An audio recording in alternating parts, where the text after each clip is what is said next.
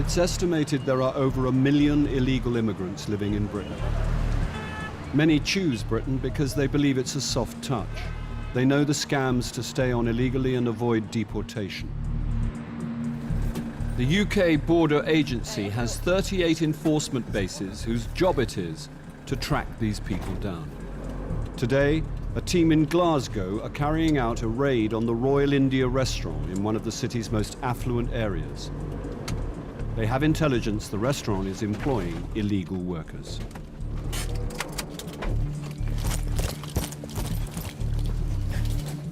Hi there, from immigration, if you just see my colleague there. Hi there, guys, from immigration, you want to put everything down for us, please? Make your way out here. Make your way out. Go there. The team find 5 workers and the owner of the restaurant.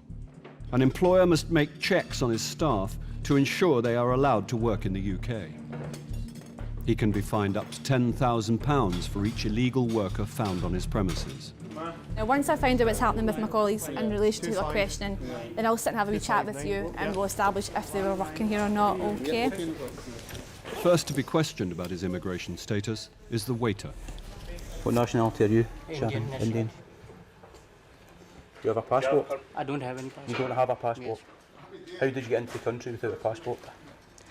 I came and I lost my passport. You came and you lost your passport. When did you come to the UK? 4 years ago. 4 years ago? On a 6-month visit visa? On a 6-month visa. So your 6-month visit visa is well expired? Has been expired, Well expired? Yes. Okay. The scam of coming into the UK as a tourist and staying on to work has given this man up to 4 years of illegal employment. If his colleague was hoping to pull off the same trick, he wasn't banking on meeting the enforcement team so soon. How long have you been in the UK? 2 weeks. 2 weeks. 2 weeks? Do you have permission to work? I don't know. How long have you been working here? Today. 1 day. For this Indian man found in the kitchen, an encounter with immigration while at work is nothing new. Do you have a passport? Why don't you have a passport? I am signature in your office, Aardvark. You're reporting to immigration at the moment. Why are you reporting to our office? Have you been spoken to by immigration before? Yes, Indian National Killamant Polo Club. This gentleman here was actually encountered by myself on a previous visit to a restaurant on the opposite side of Glasgow about 8 weeks ago. He was then arrested at that point and served papers as an illegal entrant. Those papers would have told him he's not permitted to work, so here we found him yet again working illegally. When the team arrested the worker last time, they could not find his passport and so were unable to remove him from Britain. All they could do was release him on bail. The documentation that was issued to you when you were last encountered by immigration must have told you you were not allowed to work. You're not permitted to work. I'm starting this morning. You're starting this morning. The men do not appear to be fazed by being caught working illegally. And this worker has a familiar tale to tell. I'm at a wee curry shop, Ashton. Ashton. Oh, wee curry shop? Wee curry shop. Last week? Before Tuesday. Tuesday? Okay. Okay, how long have you been in the UK? 9-10 years. 9-10 years. The man has also recently been arrested by the team and he too was released on bail and told not to work. How long have you been working here then? Today. Today? How much do you get paid? No pay. If the man is not being paid, he must be working as a volunteer. It's certainly a story the owner wants to promote. What's the point? Okay, so you don't pay him any money? No. What does it get? What does it get in return? He only came in today. I haven't paid him any money yet. Okay. No, that's fine, but would you be paying him any money if he was here tomorrow? No, I wouldn't. No. So what does he get in return for his employment? He said he's going to have food. You know that. So he gets food basically, yeah? But I wasn't paying him anyway. He wasn't employed. Okay. Okay, Harvey. As the illegal worker arrested last week is already on bail, and the team still don't have the documents they need to remove him from the UK, all they can do is release him once again. Shows how scared they are of us. Caught him last week. Yeah. We issue him a letter to the paper and say, look, you're not allowed to work, you're in the country legally. Okay. What does he do? He goes straight back out and get another job. Okay. How long were you intending to work for? Months? Years? No. Until you get caught or? Here? Uh-huh. No, 4 o'clock start today. Yeah, and that's it? You were only going to work today? Just today. Don't believe you. No more working. Okay? Yes. Time for you to go. Kilo Mike, that's Parveen Kumar off the premises. The man has now twice seen the consequence of getting caught working illegally. He knows that until the enforcement team get hold of his travel documents, it pays to exploit the system and to find another job. Okay, you need to come this way, okay? And to the frustration of the officers, the same goes for the other illegal worker already on bail. But the owner could be hit where it hurts with a potential fine so far of £20,000. Little wonder then that he claims the men were just visiting. Okay, so did you employ Gurwant? No. Okay, so again, he was encountered in your kitchen dressed in Chef White. Yes, I don't know why So, they probably wore the code, you know, because they might think I might get dirty or something like that. You know, but right, they wasn't even employed. okay, They was what's working. happened is if he's encountered on your premises and he's witnessed in your kitchen preparing food, he's working, whether that be in return of food or in return of money, okay? Okay, off you go. Don't come back here. Okay? So you're not permitted to work. Okay? Off you go. The men already on bail may be free to go, but the remaining 2 suspected illegal workers may not get off as lightly. If they are arrested and the team find their passports, they could be removed from the country within days. That's where you live? 500 miles away, the UK Border Agency and the police continue their investigation into the Sharma's fake visa business. After a dawn raid, Jatinder Sharma and his 2 wives are brought to Southall Police Station. Evidence found in their house suggests they're involved in manufacturing bogus certificates for visa applicants.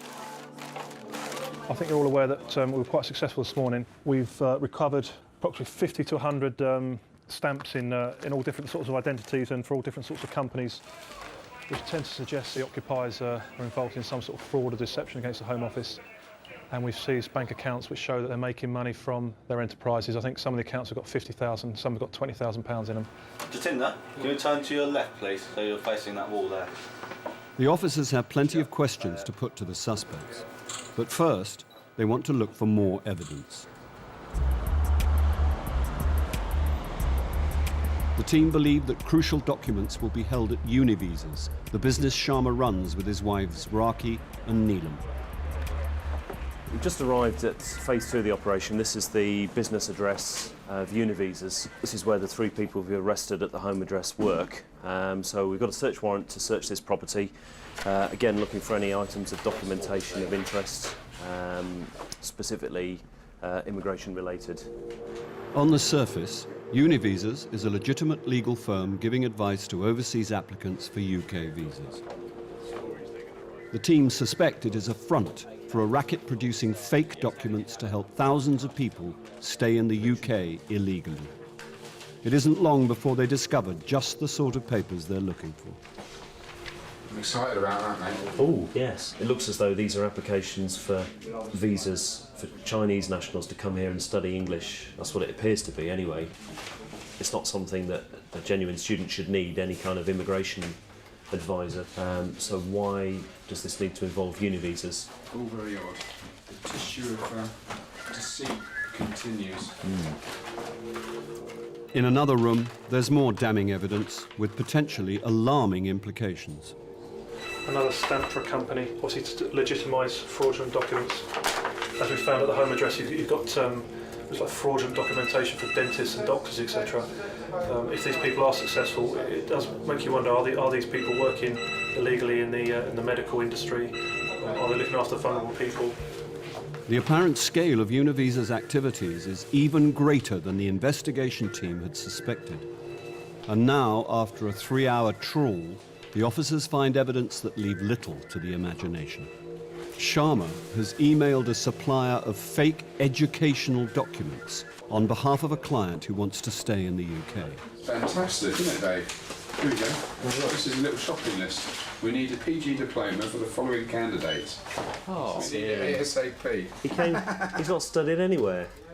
He needs international graduate students, so we have to show some course. That's fantastic. That is the killer, isn't it? He's very fussy and wants some accredited UK qualifications. Oh, fantastic. He's clearly paid a bit more money for that. That's what we've been waiting for, isn't it? Brilliant. He's not studied anywhere. He's been in the UK for 3 years, but his leave is running out, so he needs to get onto the IGS, is the International Graduate Scheme, and this is a scheme supposedly to keep quality graduates in the UK. They can switch into employment, so we have to show some course. Might be a diploma in business administration from July 05 to October 6, and then the postgraduate diploma. So clearly that's a request for a certificate so that it matches in with a fictional study history. But in the first sentence there, hasn't studied anywhere, so it's a lie to facilitate the person's permission to stay in the country. Combine that with the stamps that they've got next door and the stamps from the home address, I think he'll be serving a long time in prison, quite honestly.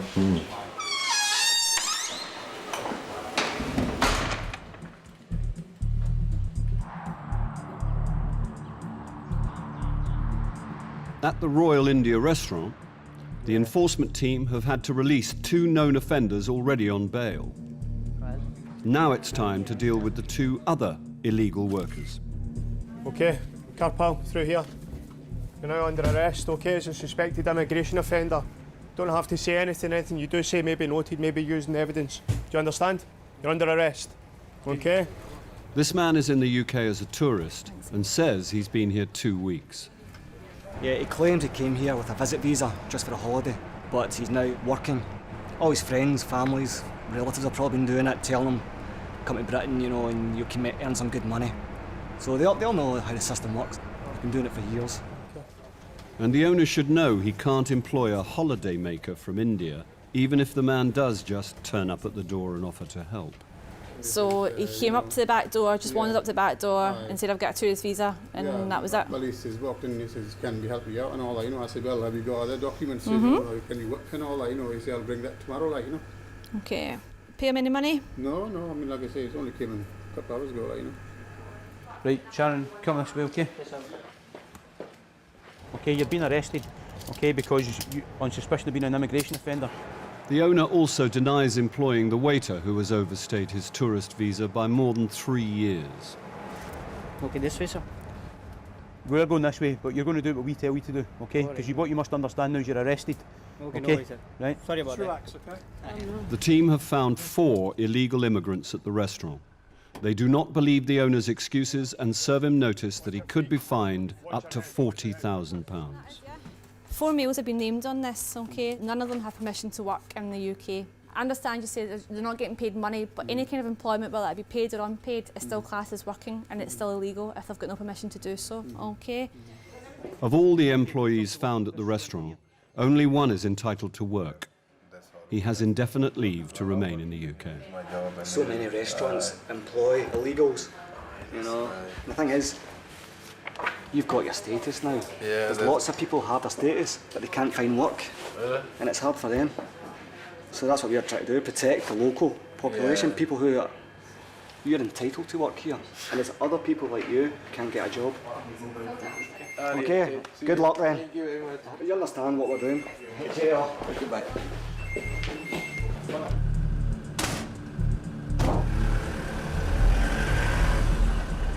The team don't want to have to release on bail the 2 men they've arrested today, but in order to detain and remove them from the country, the officers must find their passports.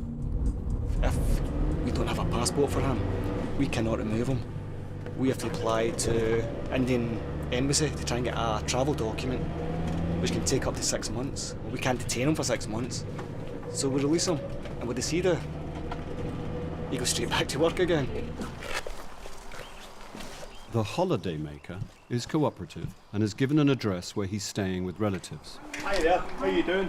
From Immigration Service. Can we come in and have a quick word with you? Yeah. Thanks, all right. Thank you.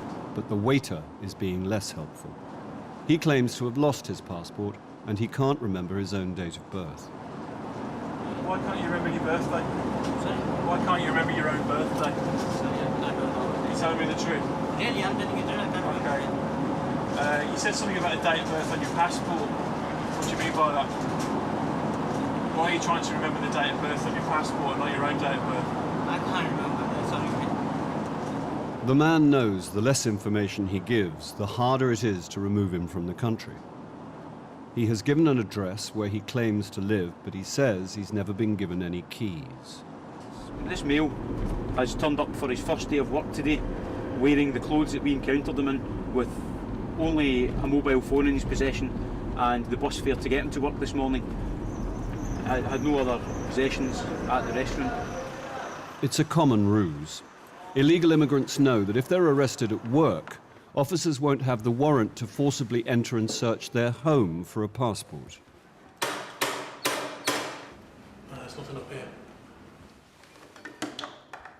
All these sort of flats are owned by the owners of the restaurants, and they'll move the staff around. I've searched houses like this before where I've seen one bloke who's been actually living in a cupboard. But the reason why it's so transient is because they move from restaurant to restaurant, usually depending on whether they've been raided by immigration. The team searching for travel documents for the holidaymaker have had more luck. We've got a passport for the subject, which makes a big difference to us. Chances are we'll be keeping a hold of him and removing him back to India. The passport reveals the man was twice refused a tourist visa to the UK. Having finally got one, he's been found working illegally after only 5 days in the country. The waiter's evasive tactics have paid off. All the team can do after questioning him is release him on bail until they have the papers needed to remove him from the country. And that's why so many want to come here, because they know in Britain, they know how the system works. And, you know, it's not a good advert to deter people who aren't British not to come here, you know. The holidaymaker is detained for 6 days before being removed back to India. For employing 4 illegal workers, the owner of the Royal India restaurant is fined £20,000. Coming up, the passenger at Heathrow with something to declare. I have to follow the rules. Yes, you have followed the rules, but the college has given me a deceit to me. And a setback for the team going after the Sharma's missing millions. 30k, yeah, remitted by Neelam to India while they were in custody. That's not good.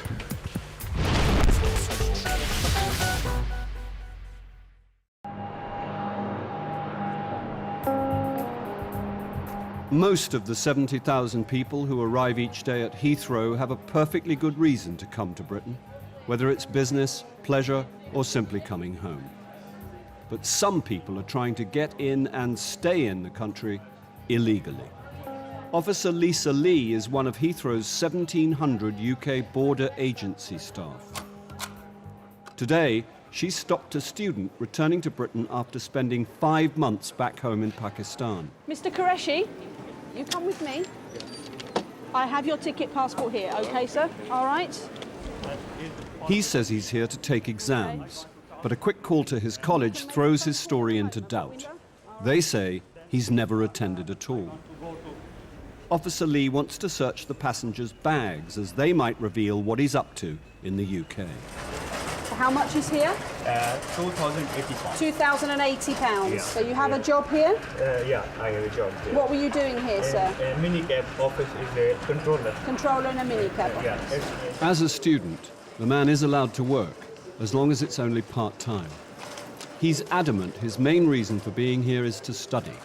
The only problem is, to be a genuine student, you need a genuine college. I go to my college in every day, but they are not studying and they are only cashing the price. Please give me a justice. It's my future. Okay, so yeah. Well, we'll talk about that in a moment. Yeah? Yeah, we'll talk about that in a moment, your future, yeah? Yeah. I'm a very hard worker student. So I know you're anxious, I know you're nervous, but you need to wait for me, all right? Please give me a justice. If you follow me? Yeah. He's very nervous. He's almost pleading with me to let him in. Give me a justice. Please give me a justice. So as I said to you, I will talk to you in a moment, okay? He said a few things about his studies. I'm going every day, but they are not teaching or something, so I need to try and work out what he means, but he's clearly very worried. He actually asked me if I was going to deport him. And I said, well, I don't know what will happen yet. Just, bear with me and answer my questions. The passenger is desperate to be heard. He wants Officer Lee to investigate his college. Please give me justice. I am a real student. I am a hard worker. Sir, justice is a big word, all right? So you have to bear in mind that I have to follow the rules. Yes, you have followed the rules, but the college has given me a deceive to me. That's kind of interesting, isn't it? He's claiming that the college is bogus in that he was attending when he was meant to attend, and they were not running classes. Now, they've said to us immediately, we rang them, he's never attended. The problem he's got is he stayed here for 6 months without doing any, appearing to do nothing, and is now saying he's coming back to find another college. So either he's not being completely honest or the college is fibbing. Officer Lee must find out who is telling the truth. It seems the college is sticking to its guns, backing up its claims in writing. What I have here is a fax from the college, which says that he enrolled on a 12-month course for an advanced diploma in business admin, which should have commenced last March 2008. They claim to have written to him concerning his poor attendance, but they never received any response, and so they've removed him from their register, which essentially means he has no place to study. So now we need to get to the bottom of his allegations as well. Mr. Qureshi? And to make sure his allegations are understood, the passenger has asked for an interpreter. How long did you attend the college for? On and off jata raha us college. For 6 months I went on and off. Mm-hmm. And they didn't teach anything there. Fees le li thi. And they took my tuition fees off me. How much did you pay them? £1,600. £1,600. Okay. We spoke to your college and they gave us this. उन्होंने ये fax भेजा था, ठीक है? मैं पढ़ के बताऊं? हाँ. तो मैं इनके कॉलेज जाता या पढ़ाई नहीं होती. He said, I'm saying to you, you investigate this college. और मैंने इनका कोई लेटर रिसीव नहीं किया. There are absolutely no classes that go on, and I haven't received any letter from them. Okay, the difficulty I have is that you were here for 6 months and you did nothing about this college. ख़त्म ही ना करा दे. They had my money. और ये मुझसे ज़्यादा पैसे और मांग रहे थे. And they were asking me for more money. I didn't have any further access to any funds, and I was afraid that they were going to report me to the Home Office and remove me. When you arrived today, you told me that you were coming back to continue your studies and that you would take exams in March. Why would you say that if you're not going to attend that college? Study करूँगा ये मुझे ना रोके. Eventually, I would have enrolled at a different college, but in the meantime, I didn't want to be stopped by immigration. So you lied? हाँ जी मैं. Yes, I did. So you sought to secure your entry to the UK by employing deception? करता और मैं क्या If I had no money, I had no other way. सारी life मेहनत पे गुजरी है. I've always worked hard. मेरे फादर किडनी के ट्रांसप्लांट पेशेंट हैं. My father's a kidney transplant patient. और my mother is old. And my mother is old. मैं उनका अकेला बेटा हूँ. I'm their only son. मेरे बाप को हार्ट अटैक हो जाएगा. He goes, in any sense, I'm not going to go back because my father will have an heart attack. क्योंकि मुझे वो बर्बाद मत करें, मेहरबानी करें. He's saying, don't ruin me, help me. If the passenger is to avoid being sent back home, he needs Officer Lee to believe his allegations Follow me. and to accept that he's here to find a new college. Jatinder Sharma and his wives, Neelam and Raki, have been in custody for the last 6 months awaiting trial. They are accused of submitting fraudulent visa applications on behalf of foreign nationals hoping to work in Britain. DC Cornwell and his team have sifted through 90,000 seized documents and have unearthed the biggest immigration scam ever seen in this country. Sharma and his wives forged papers to secure visas for more than 1,000 people through their company, Univisas. Univisas have generated income tax return forms, they've generated education forms, and they've also generated pay slips and employment records. And there's proof the rubber stamps found at the Univisa's office have been used to endorse the bogus documents. So that's the stamp, Office of the Joint Income Tax Officer, which is this stamp here. Now, our scientists have studied that impression and the stamp, and they've concluded that there is no doubt the stamp has made that impression. Univisas charged would-be foreign workers up to £4,000 a time for fake documents to back up their applications. The police believe the company may have raked in more than £3 million, most of it still unaccounted for. It's down to DC Andy Cornwell and DC Simon Prothero-Jones to track down the missing money. Today they are at court where Sharma, Raki and Neelam are due for a plea hearing. All three have already pleaded not guilty, but they have good reason to change their minds. The judge has made it clear that today is the last day that a discounted sentence is on offer, and without a doubt for all the defendants, any discount which they get from an early plea is going to be substantial. We are talking years off their sentence. As a result of that, things are getting fairly heated in there between the defence teams and the prosecutor. It is very fraught, but there's a lot at stake. Raki and Neelam stick with their pleas of not guilty, but Jatinder Sharma tries to strike a deal with the prosecution. He's willing to plead guilty on one condition. He was prepared to plead guilty, provided we excluded his house in Southall from any sort of cash confiscation. That kind of set us thinking, really. Why is he so concerned about his house? It led us to sort of muse that perhaps there's a load of cash stored somewhere in that house, which is why he doesn't want the house the subject of any confiscation. And the Aardvark, the enforcer. The only way to find out is to go back to Sharma's house to take a closer look. And it would appear that their business over the 18 months it was running has turned over probably £3 million. Now, if you look at that, and we say maybe £1 million of that has gone in expenditure over the 18 months, we've frozen assets in their bank accounts of 400,000, so that leaves us short 1.6 million. We've got a warrant to search the address, okay? The reason we're back at the home address today pretty much is that we're looking for anything which could have been missed. It could be as simple as a big pile of money underneath the floorboards. It could be bank documents relating to an account which we didn't know, accounts, shares, stocks in somebody else's name, anything which is going to lead us to the outstanding funds. I still think there's a lot more money in this house somewhere, so we're going to go back in, lift floorboards if we have to, go up into the loft, lift the insulation, just absolutely every nook and cranny. You've got to look around the house around us. It's a state. Here's a man that had hundreds of thousands of pounds in the bank. This one house, with a very limited amount of equity in, is what he's desperate to keep hold of. Why is he so desperate to keep hold of a house which is literally filthy and falling down? You know, I mean, ripping out floorboards and insulation doesn't reveal the cash the team are looking for. Oh, oxygen, fresh air. I don't know about But opening post addressed to Neelam unearths bank accounts the team didn't know about. Punjab National Bank.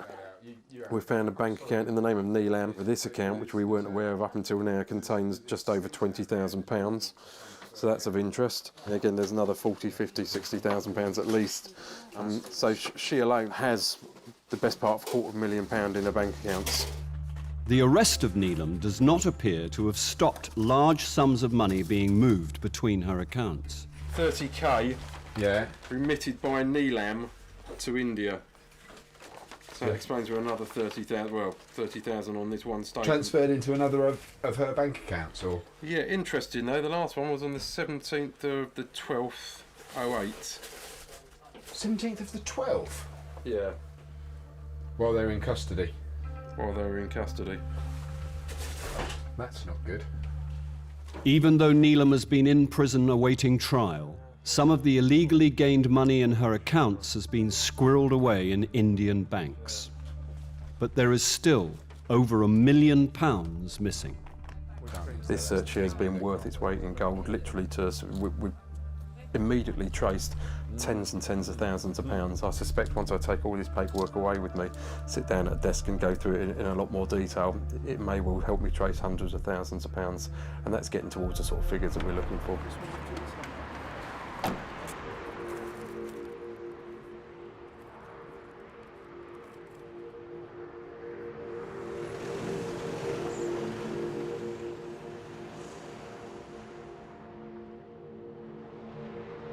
We've had a fantastic result, really. I'm pleased. Jatinder's pleaded to absolutely everything.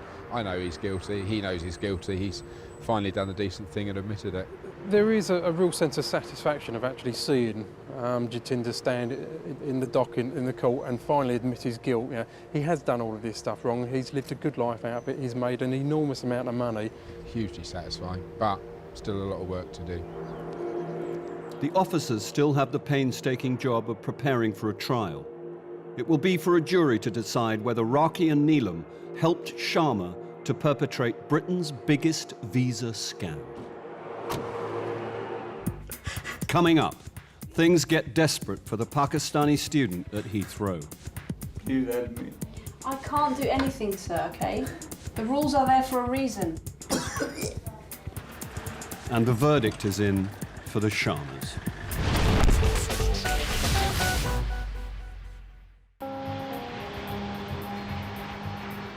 At Heathrow, the Pakistani student is waiting to hear if he can come into Britain.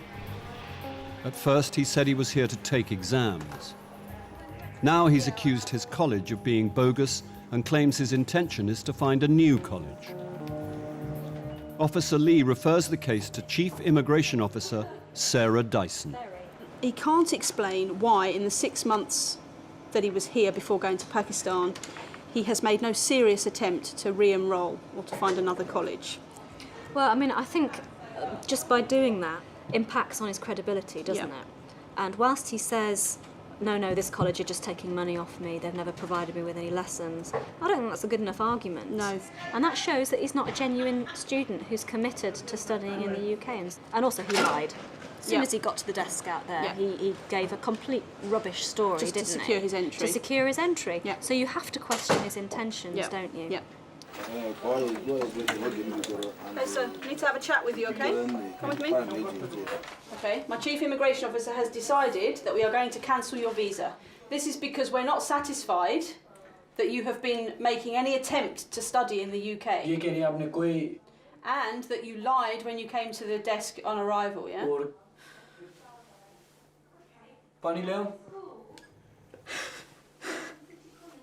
मेरे साथ पहले धोखा हुआ है. He goes, I've been deceived before. मैं घर गया हूँ इसी के लिए. That's why I went home. उधर से पैसे ले हूँ फिर घर चला गया. He goes, if there's any studying going at that college. I am going to write a report. From the information you've given me, I will make sure that is passed on to our college, the people that look at colleges, okay? So they will be looked into, I can promise you that. Yeah? Please help me. I can't do anything, sir, okay? The rules are there for a reason. I can't just permit you to come into the UK as a student because you're not a student. You never have been. You must understand the reason why we have to enforce the rules. It's hard to say whether he's been a victim or not, from the fact that he maintained throughout the interview that he'd paid money in good faith and had not received what he'd paid for, but he may well have been a victim. The minute we then contact the college concerned, it could be that they didn't want us investigating them, so they've denied all knowledge of him. Who's to say who's telling the truth and who isn't? It's just the bare facts are that he didn't study when he was given a visa to study. That's why it's been cancelled. The passenger was detained overnight and put on a flight back to Pakistan the next day. Officer Lee handed the information about the suspected bogus college over to colleagues in the investigation team.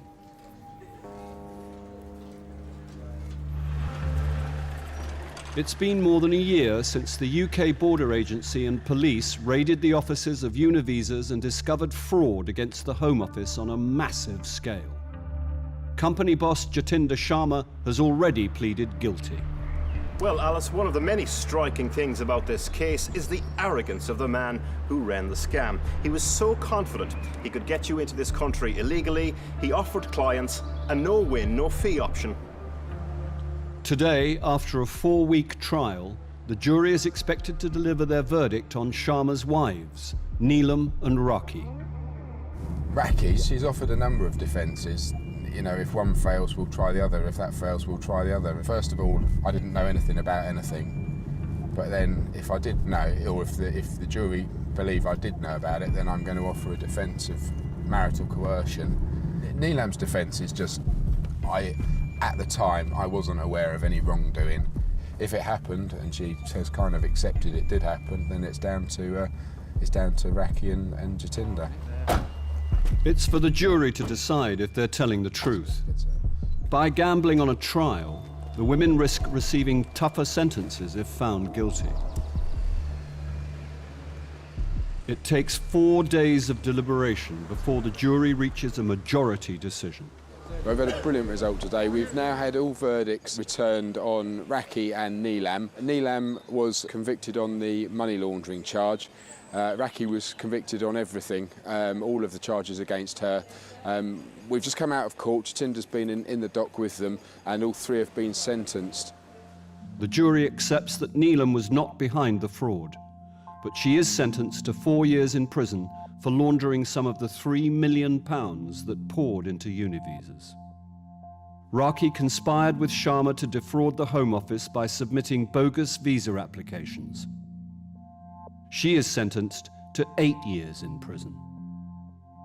Jatinder Sharma is given credit for his early plea and is sentenced to 7 years. Thanks to their criminal activity, there could be thousands of people in the UK who are not entitled to be here. Univisas is obviously an immigration consultancy. There are hundreds of those operating throughout the capital and throughout the country, and a lot of those will be running similar sort of scams. So what we've really dealt with over the last 12, 13 months is, I believe, the tip of the iceberg. It's been a long and complex investigation, but it's not over yet. There's still the missing money to track down and seize. As for Jatinder Sharma and his 2 wives, they'll be deported to India after they've served their sentences.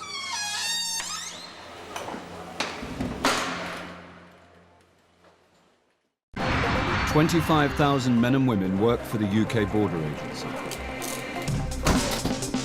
At home and abroad, their job is to seek out the lawbreakers and imposters who don't have a right to be here. They are the UK Border Force. Tonight, stowaways get boxed in at Calais. You right there, gentlemen? Where are you from? Afghanistan. Illegal workers with incredible stories. You say you arrived last night on a lorry and you walked straight in here to a job and he says he's 15. And a bad reaction to being stopped at Heathrow. I've never been violated. My clothes have never been thrown out. You're not going to calm down. I'll put it back in the holding room. Now you're talking to me. I've been here since 11 o'clock.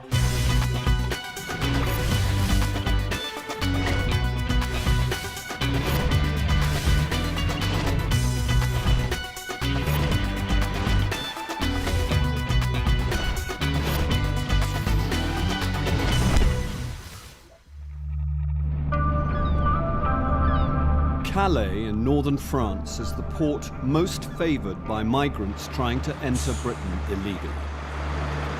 UK Border Agency officers work round the clock checking for clandestines, illegal immigrants stowing away in freight. We will have a look. They find 19,000 clandestines a year who have managed to slip past truck drivers and hide in their load. You may get a penalty for bringing clandestines into the UK control zone. Before you come here, check your vehicle yourself.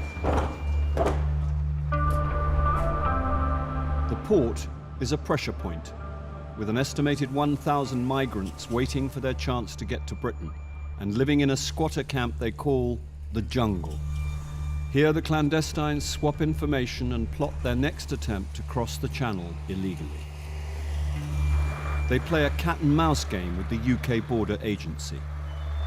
Part of a team starting the early shift are immigration officers Lee Harper and Jules Turner. Clear the rear. They know the tricks commonly used by clandestines. A big seal. They've stopped a lorry that looks like it's been tampered with and want the driver to open up. Well, what he's done is just gone to take his padlock off, and as he's taking the padlock off, he's actually noticed that it's broken. So it could be an indication that someone's cut the padlock and glued it back together, basically, and gone through the side door. But we won't actually know until we open the door and go in ourselves. Gonna open it. The truck's load is yogurts, and inside it's as cold as a fridge.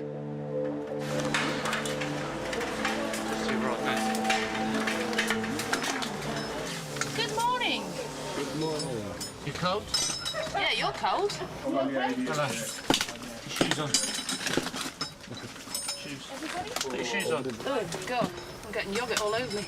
OK, how many? 1, 2, 3, 4. Sammy? Got 12. 12. All right. 12 people that we can see at the moment in the back of the lorry. But there are more hiding in the corner at the back. Tammy? Yeah. Can you make that 17? 17. OK. Where are you from?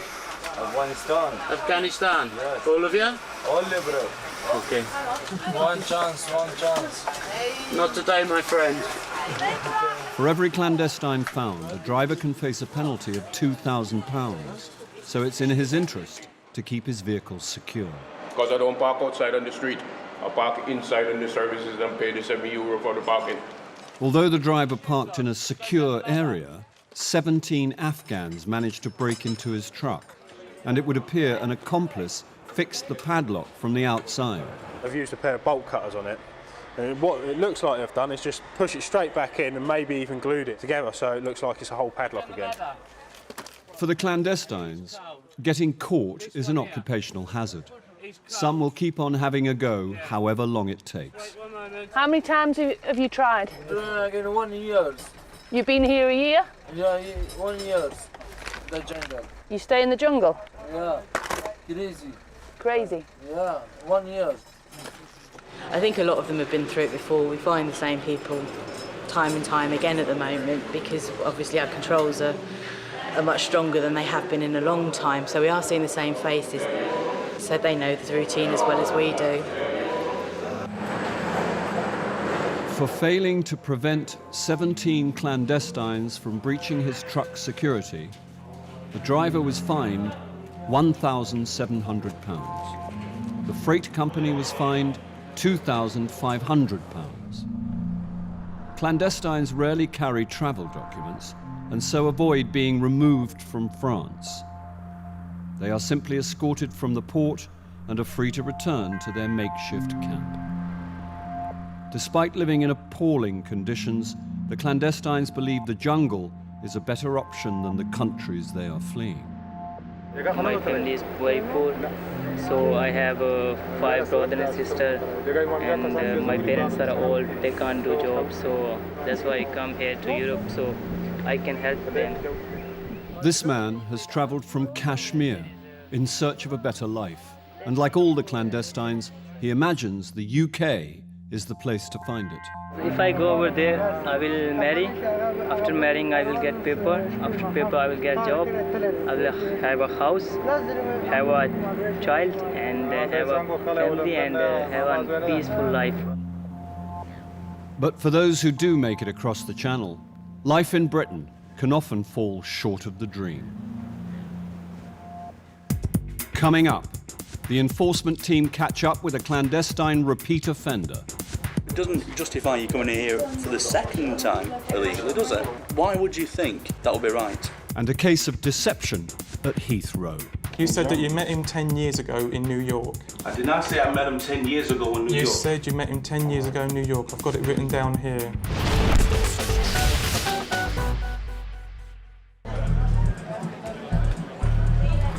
The UK Border Agency man all entry points into Britain to make sure only legitimate travellers get into the country. But some get through illegally, and many visitors stay longer than they should. It's estimated there are up to 1 million illegal immigrants living in the UK. Today in Stoke, an enforcement team led by immigration officer Phil Arthur is planning raids on car washes believed to be employing illegal workers. This morning we're going to car washes, all very local to the office here. The first of which is Bubbles Hand Car Wash. When we enter, straight in, and it's going to be very dynamic, guys. We want to get right out of the vehicles and straight into them. Okay, thanks ladies and gentlemen, see you out there. Enforcement teams around Britain have their work cut out keeping tabs on car washes. They are start-up businesses that can appear overnight and offer low-paid casual work, appealing to workers who are not entitled to be here. Most city centres nowadays have quite a lot of these establishments. The problem is that at the end of the day, these people are either illegally in the UK and or illegally working in the UK. It's usually Afghans, Iraqis, that's the sort of person we get working illegally. So we don't expect these people to be paid the minimum wage, don't expect any working time directives to be met by the employer. It's just a case of exploitation once again. It's trying to shut these places down.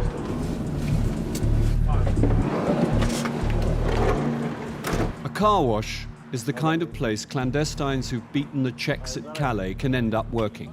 It can be a far cry from the life they hoped for in Britain. Watch your feet, Carl, and they're slipping, mate. Hello there, sir. How are you? We're from immigration. OK, we've got a warrant issued by the courts to be here this morning. You just need to establish your identity, nationality and status in the UK, all right? There are 3 employees. If they have the right to work in the UK, they should be known to the Home Office. Yeah. OK, you come this way then. When were you born? Yeah. Pakistan. Are you illegal or illegal in the UK? Legal. You have a visa? Yeah. I am stay here in this country. Yeah? Yeah. Checks against the database confirm this man has a British wife and is allowed to work, and that his Pakistani colleague has indefinite leave to remain in the UK. But the records relating to the 3rd worker are less straightforward. He has a checkered history with the border force. The last time you entered the UK, when was that? Yeah, he's OK. Yeah. About 1 month ago. The man was caught living illegally in Britain 2 years ago. He opted for AVR, Assisted Voluntary Return, a European scheme that gave him a free flight home and £500 cash. The AVR a month later got married in Iraq to a British lady. Okay. He says he's come in a month ago again after voluntarily returning. After the man was returned to Iran, he travelled to Iraq and married a British woman. He then came back to the UK, hidden in the back of a lorry. How did he come in? Did he say Illegally. Yeah, he came in illegally, even though he's married and he's... Yeah, he apparently he's applied to come in legally and not been allowed. Right. So he's come in illegally. So he's coming in illegally and he's living with his wife at He's this moment living in time. with his wife in Silverdale. Officer Sean Flaherty wants to know why the man took AVR only to come back again as an illegal entrant. We have laws for a reason. You apply for a visa, yeah, you're refused a visa, and then you completely decide to disregard UK law and enter the country illegally. Why would you think that would be right at all? Nothing else I could do. Well, stay in your country. I would stay in my country. Just how about if my wife, if she didn't stay with me? If she doesn't like it, like the culture, she didn't like it, the religion, she didn't like it, then nothing, you know. If your wife's got difficulties living there for whatever reasons, then that's between you and your wife. But it doesn't justify you coming here for the 2nd time illegally, does it? If you refused a visa, it means you're not being allowed to come into the United Kingdom.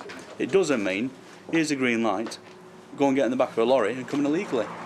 That's not the way it works. I'm arresting you now as an illegal entrant to the UK. You do not have to say anything, but it may harm your defence if you do not mention, when questioned, something you later rely on in court. Just like to stand up for me, this gentleman's just going to give you a quick search. Okay. He did return to Iran originally under the voluntary assisted removal programme. A majority of voluntary removals under that programme do get a financial assistance to reintegrate back in their own country. So he's had that, possibly. And then he comes back in illegally. Not going to get a refund, are we? Hi. You the owner I spoke to on the phone? Yes. I'm Carl. I'm an immigration officer, OK? Right. If the owner of the car wash can't prove he's made the required checks on the man, he could be fined up to £10,000 for employing him. If you want, he's married with the English woman, right? Yes. She comes every day here to pick him up. I fully understand that, sir, and I don't have a problem. That's exactly what he's told us. Yeah.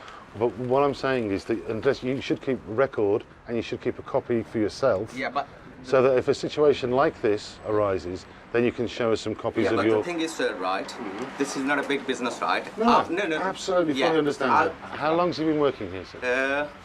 About 5-6 months. So 5-6 months is a long time not to have a record, no, isn't it? I wasn't here. Yeah, but Okay. the thing is, right? Don't get me wrong. I've been brought up in this country like if I've got a national insurance number, right? Sure. It's It actually says on the card now, so do be aware of that. It's not proof of identity. Okay? Yeah. Okay, sir. Thank you very much for your time this morning. The owner of the car wash was fined £5,000 for employing an illegal worker. And even though the man admitted to coming twice into the UK illegally, he was later released. He remains on reporting conditions while the Home Office consider his case. But the day is young, and the team have another car wash in their sights.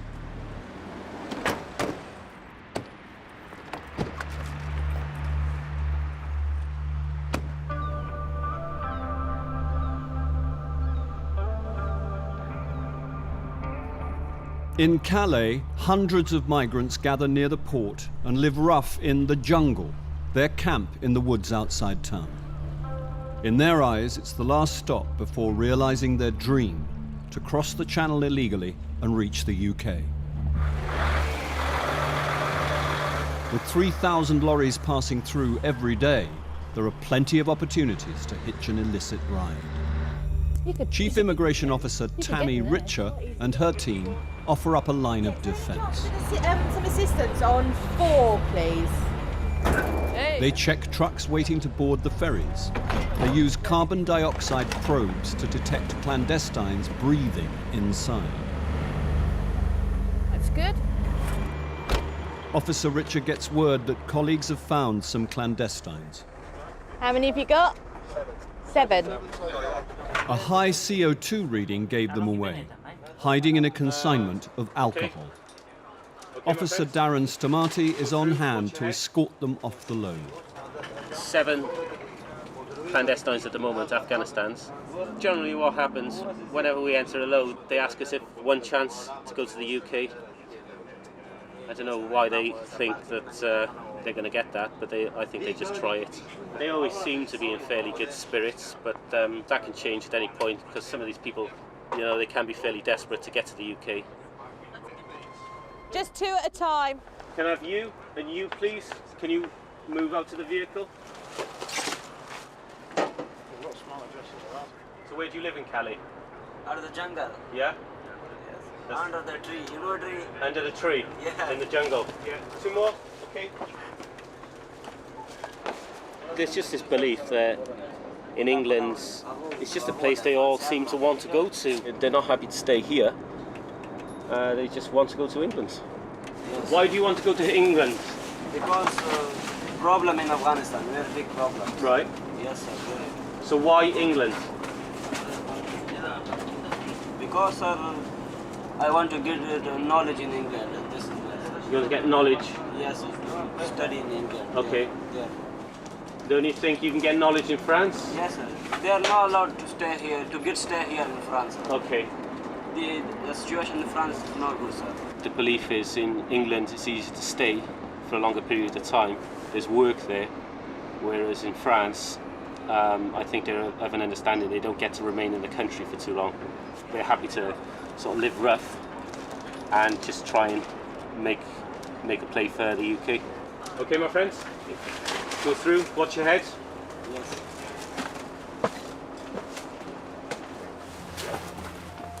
Because 7 clandestines were found hiding in their load, the freight company was fined £2,800 and the driver £1,400. An average of 50 clandestines a day are stopped trying to cross the channel illegally at Calais. For as long as it remains difficult to deport them, the clandestines will keep returning to the jungle until their next attempt to get past the UK border agency. More than 10 million passengers a year arrive at Heathrow's Terminal 3. Most have a legitimate reason to come into the country. There you go. Thank you. Thank you. A few simple questions at passport control are usually enough to tell if a passenger's trying to hide something. 2 of you? Officer Neil Newbury has been doing the job for 4 years and knows an unlikely story when he hears one. Today, he stopped an American visitor who has flown in from New York via Toronto The man says he's here for a 6-month holiday and to spend time with a friend. We need to look into your reasons for coming to the UK in a little bit more detail. Okay, that's why you've been stopped today. All right? We're sitting up here on... He has no job in the US and little money, so Officer Newbury suspects the real reason for his visit is to work. Do you want to pop a couple of your bags up on the bench for the moment, please? Our passenger. He's 26 years old and he's only got about $450 on him. And he decided to look like he's found all his clothes into 4 or 5 suitcases and come to the UK for a really long holiday with just a few $100s on him. An American tourist is not allowed to work in Britain. Officer Newbury wants to know how the passenger will support himself for 6 months. He calls the passenger's sponsor, the friend he says he's here to stay with. I need to understand, why are you offering to do all this for Jason? Okay, thanks for that, bye. He's known Jason only for a couple of years. He met in Germany while our sponsor was in the military over there. And Jason apparently was over there visiting friends. They met over there. They've stayed in touch for the last couple of years. The sponsor, he said he's quite happy to pay for everything, which isn't a problem, but I find it so strange that he's prepared to pay for everything for someone that he's known for just a couple of years. Just news on that guy. Jason? Officer Newbury suspects he's not being told the whole truth. Now he wants to question the passenger about his financial dependence on the sponsor. Are you happy for me to interview you? No. What's the problem? I feel like I've been violated. I never felt violated? Like this in my life. Yes. What have we done to violate you? What? What have we done to violate you? First of all my clothes and stuff was taken out. Like you never had your bag searched in a foreign country? Not like that. My wallet, everybody's been going through my wallet. On this occasion, you're asking to spend a lot of time in this country, okay? And you don't have much money with you. I wasn't. How do you know how much money I have in my account? I don't know. That's what I'm going to start asking you now. So, are you happy for me to interview you? No. But I'll answer the questions. I'm telling you that I'm not happy. But I understand you're not happy, but are you prepared to be interviewed by me? Yes, I'm prepared. Okay, can you just tell me why you've come to the UK today? You know, a lot of things been going on at home. I just lost my grandfather. I don't come from a good upbringing in my neighborhood. My friend's been killed and all of that. So I just want to take a vacation. Where will you stay while you're in the UK? With Will. He's a long-time friend of my family. How long have you known Will? So I've known him over 10 years. Do you remember where you met him? I met him in New York. That's where I'm from. He's told us he's going to be supporting you for up to 6 months while you're in the UK. Yeah. Why does he have to support you? I mean, whatever he's going to pay for, that's on him. But I got my own money. Will also told me that he's only known you for about 2 years, not 10 years. And he met you in Germany in 2007. Now you've told me that you've known him for 10 years and you met in New York. So I'm a bit confused there as to... I've known him for a while. I've known Will for a while. 10 years? Maybe not 10 years, okay? Maybe not 10 years. Where did you meet him? In Germany. You said you met him in New York. I've met him in New York. He's been in New York before. Yeah, that's not what I asked you. I asked you, where did you first meet him? You said in New York. He was in New York, I was in New York. You're confusing me with the questions. You're asking me where did we meet. I'm telling you, I've met him in New York. I've also met him You said that you met him 10 years ago in New York. I did not say I met him 10 years ago in New York. You said you met him 10 years ago in New York. I've got it written down here. That's one of the issues that we've got here. I'm trying to work out what these discrepancies are between yourself and this gentleman who's prepared to support you financially for the next 6 months. I've been to Germany, I've been to Stockholm, I've been to different places, and I've never been violated. My clothes have never been thrown out. You put all my stuff out, then you told me to put all my stuff there. I'm waiting around. No one offered me anything until I got up in the room over there. No one's talking to me, no one's telling me nothing. I'm talking to you now. Now you're talking to me. I've been here since 11 o'clock. You're not going to calm down. I'll put you back in the holding room. I need to confirm the discrepancies between yourself and Will, okay? That's the issue, one of the issues here. All right, I don't know Will for 10 years. I've only known him for a short period of time, for a couple of years, that's it. You say you met in Germany? Yes. He's lying to me, you know, and when I caught him out, you know, that's when he started kicking off a little bit.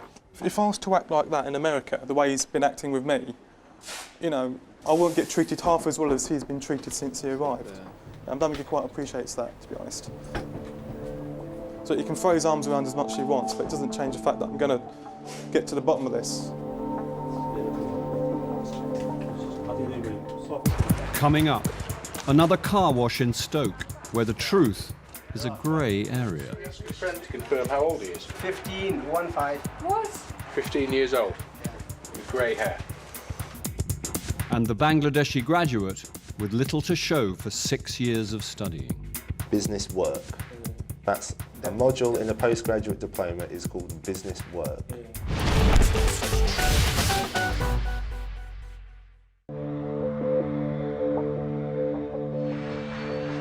At Heathrow, the American who's arrived for a 6-month holiday is waiting to hear if he'll be allowed into the UK.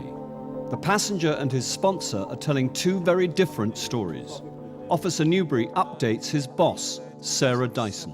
Now, there's big discrepancies about how long these two have known each other, where they met, okay? He believes Will is still in the military, but the sponsor hasn't been in the military for over a year. They hardly know anything about They don't know each him. other. He's estimated £3,500 to support our passenger for the next 6 months. Don't believe a word. No, I think he's telling me what he thinks I want to hear to land this passenger. What I really am more interested in is his current domestic and financial circs in USA.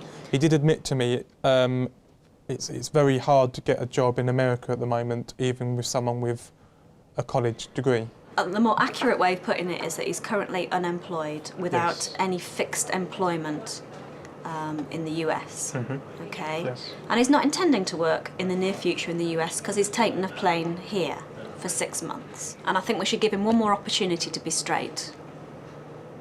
I want you to ask him for a straightforward explanation as to why they two of them cannot agree on how long they've known each other and where they met. Mm-hmm.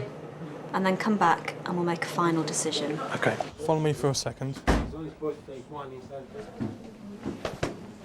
Just sit in the corner for me, okay?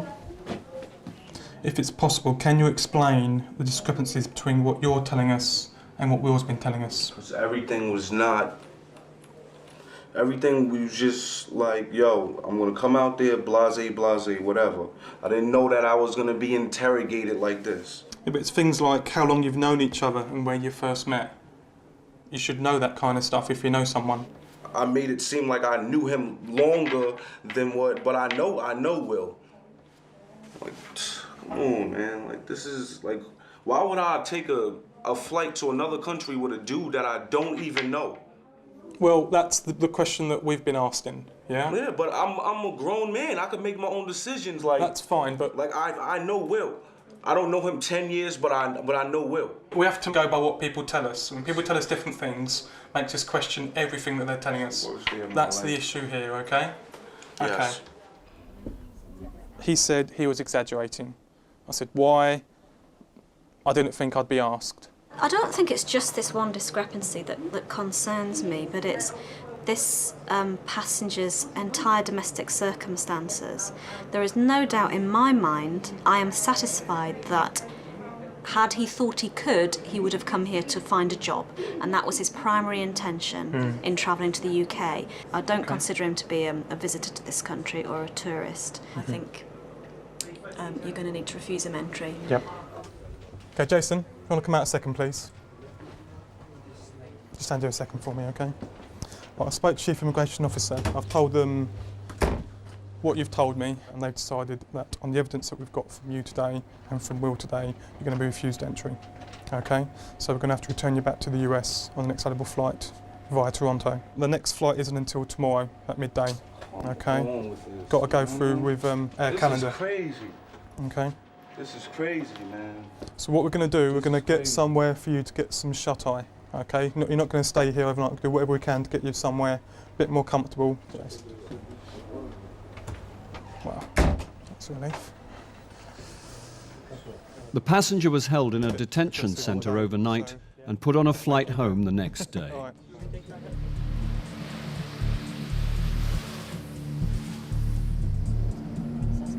In Stoke, the enforcement team are going after illegal workers. 30 seconds and we'll be there. They've already made one arrest. Now they're about to surprise the employees of a second car wash. No worries. Morning. All right, with immigration and police, we've got a warrant to search these premises. Just need to get everybody's identity, nationality, and see where we go from there. All right, mate? Okay, guys, come this way. The team round up the workers and use 2 rooms in the office to question them about their immigration status. Okay, who have we got here then? Morning, speak English, lads? No? Any English at all? Pushtu. Okay. One employee can speak English and he's happy to interpret his colleagues' incredible claims. What's your date of birth? He says, I don't know the day, but he says I'm 15 or 17, 15, 16, something like that. 50? No, 50, 15. 50? 15, 1-5. What? He says that.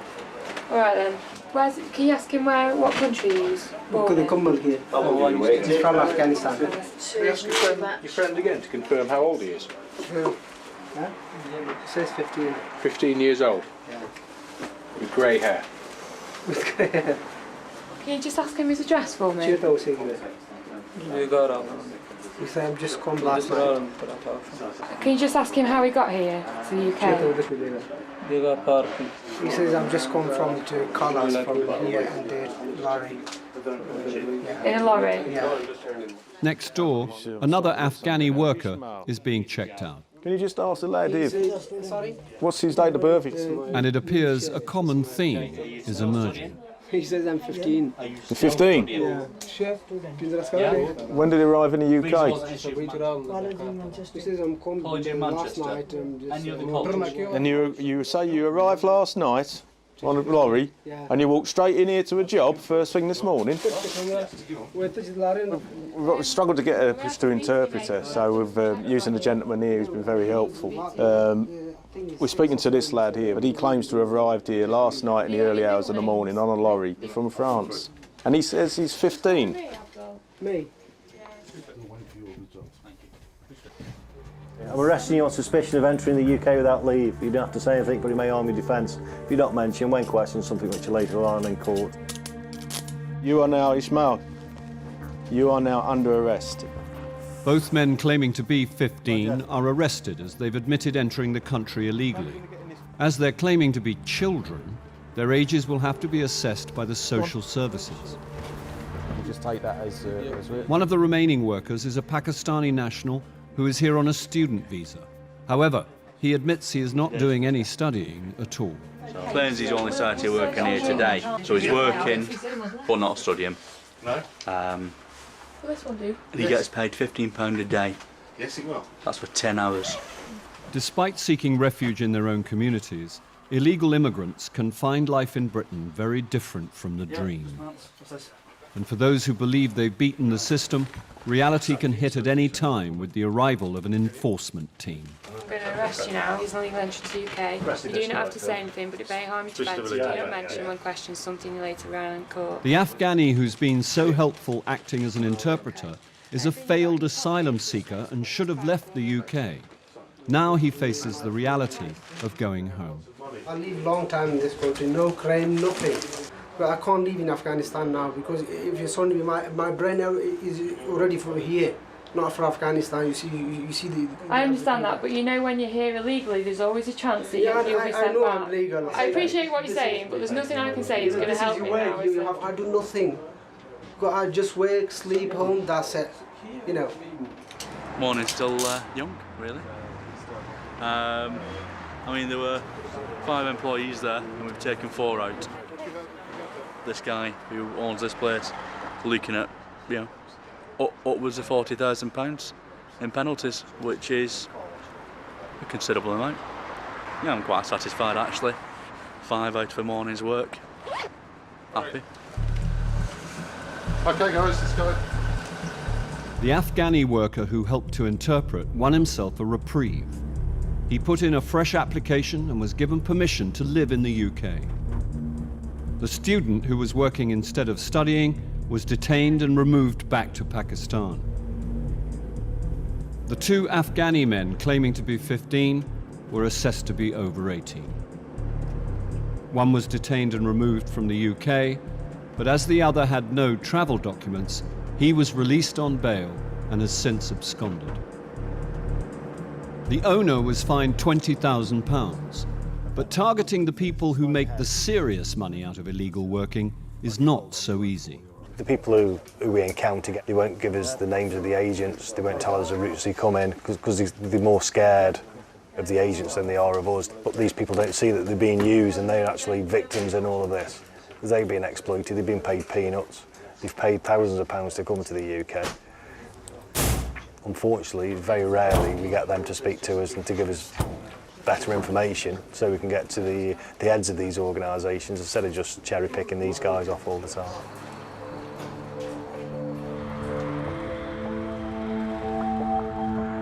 At Heathrow, a Bangladeshi man has been stopped at passport control after flying in with his new wife. If you can just break down your colleges for me.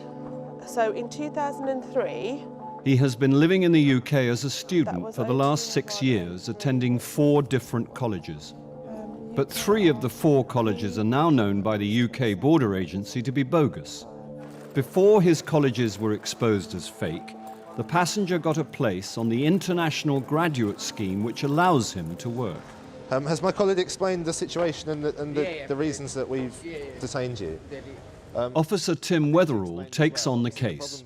He wants to find out if the man's qualifications are genuine.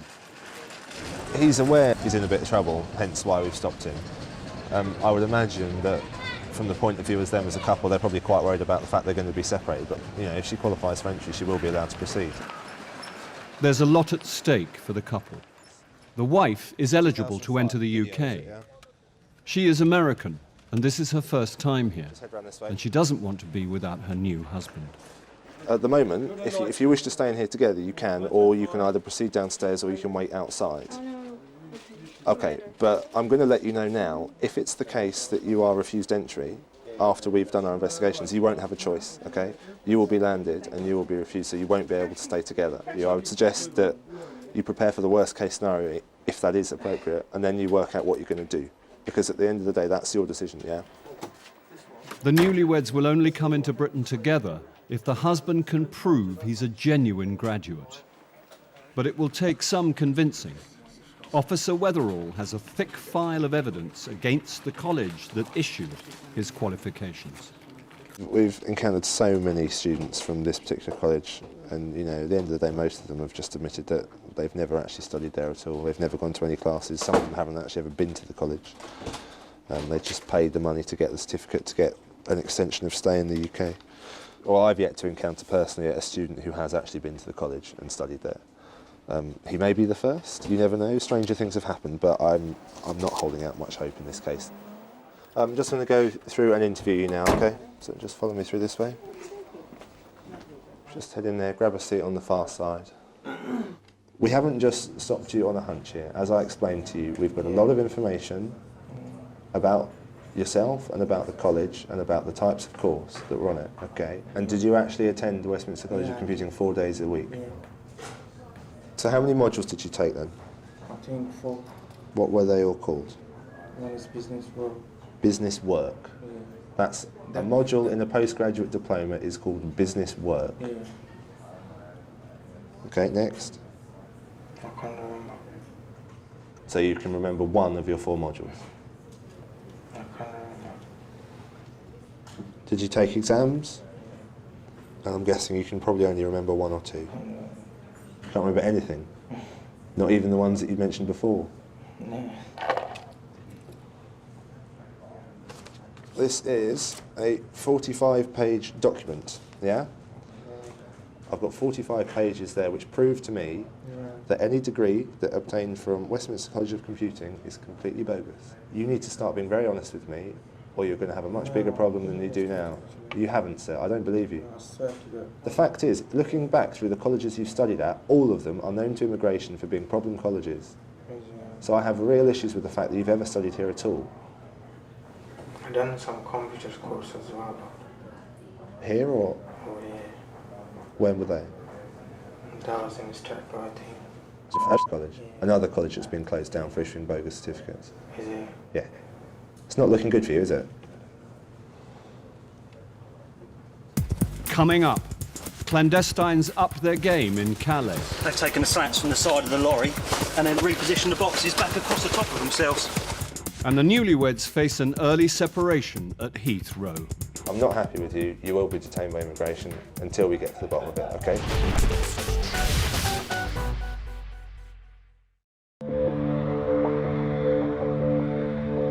At Terminal 3, it's not looking good for the newlyweds who hope to enter Britain together. The husband, a serial student of bogus colleges, has said nothing in interview to convince Officer Weatherall he's a genuine graduate. We're happy with your wife. She's going to be allowed through. She's not going to be allowed to stay with you. I'm not happy with you. You will be detained by immigration until we get to the bottom of it, okay? So you need to decide where she's going to go. That's your problem, not mine, okay? Before deciding the passenger's fate, Officer Weatherall must refer the case to his Chief Immigration Officer, Mo Ghaffar. Basically, I don't believe a word he's saying. Yeah, I mean, bottom line, I think he's lying through his teeth. I don't believe a word he's told me. I think we've got substantial information in relation to the fact that he studied at an institution that has closed down. We'll land his wife, and then we'll go from there. All right, Timothy, thanks, thank you. Okay, right, I spoke to my Chief Immigration Officer. Your wife, we're happy to allow to proceed. She's going to be landed, she's been granted leave to enter. With regards to yourself, the decision's been taken by myself and the Chief Immigration Officer to refuse you entry into the UK today, okay, and to cancel your UK residence permit. You have the right to appeal in country, or you have the right to appeal from Bangladesh. That choice is up to you. The husband chooses to appeal from the UK. This usually means being held in a detention centre while the appeal is considered, but there are exceptions. Considering that he has his wife with him, it seems only reasonable to give him temporary admission. I don't consider him to be an absconder at this stage, and if he wishes to fight his case, then let him take his chances in court. She probably doesn't even know what the husband's been up to in the United Kingdom. She didn't expect to be stopped at immigration control and then be asked questions by an immigration officer as to why she was coming to the UK. If I was the wife of this particular passenger, I'd be pretty upset. I'd be asking my husband, what have you been doing? The husband is granted temporary admission, but he loses his appeal and is put on a flight back to Bangladesh.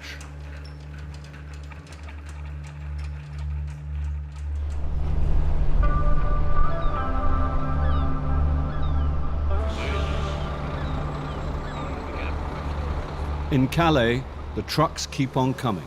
They bring 20 million tons of freight through the port every year. Rich pickings for migrants intent on getting into the UK illegally. Not every truck can be searched, and no one knows how many clandestines make it across the channel. But 19,000 a year get caught at the Calais checkpoints. With so many failing, they look for ever more ingenious methods of concealment. And the search teams have to get wise to them. We've come in the lorry, and as you can see, there's a flat load in here, but obviously there's a distinct smell of clandestines. So we just had a quick look on further inspection. Underneath the boxes here, you'll just see that we've got a purpose-built hide. Probably the illegals have made themselves. They've taken the slats from the side of the lorry and then obviously repositioned the boxes back across the top of themselves. All right there, gentlemen. Where are you from? Afghanistan, Iraq, Iran? Afghanistan. Speak English? No, speak English. You speak a little bit, don't you? Yeah, which one of you speaks English? Gentlemen, hello? Take your hoods down. Okay, what we've actually got in there is officers went in, the load is flat, but there's a strong smell that we tend to get with the clandestines. As soon as we undid the back door, you get the smell of the illegals. It's an unwashed bonfire smell. These people have been living rough for months, so you know you generally get that nasty odour. But yeah, it's always the giveaway. Someone's smoking. Put it out. Put that out. Wherever you're smoking, put that out. Wait, put it out. Whoever that is, put that out. Come on, first one. You stay here. Hey, come on, mate. Come on, out. There are 6 clandestines, all from Afghanistan. It looks like some of them are trying to get to Britain on a regular, perhaps even daily basis. I think he was one of our 17 yesterday, Tam. Tam, the next one coming out?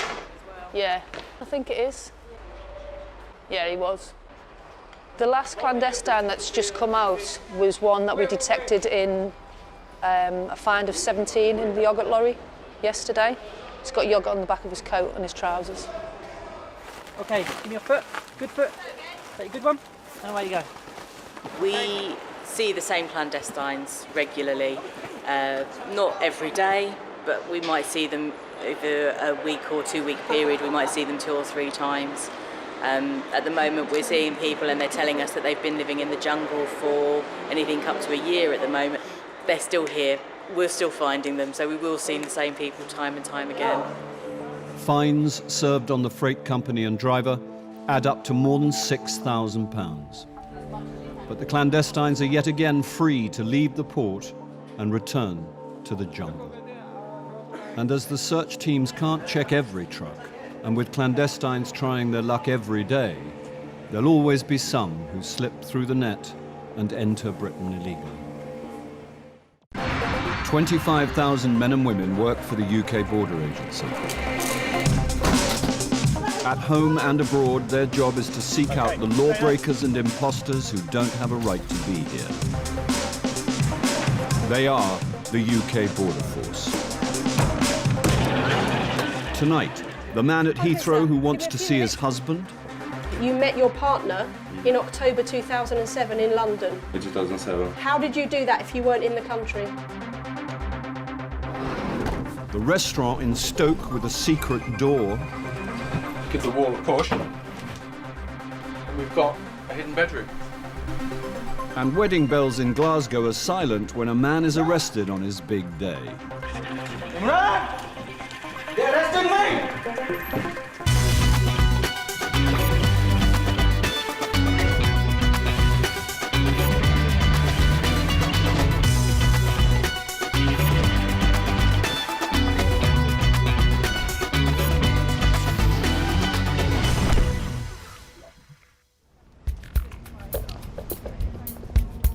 The UK attracts a constant stream of overseas visitors.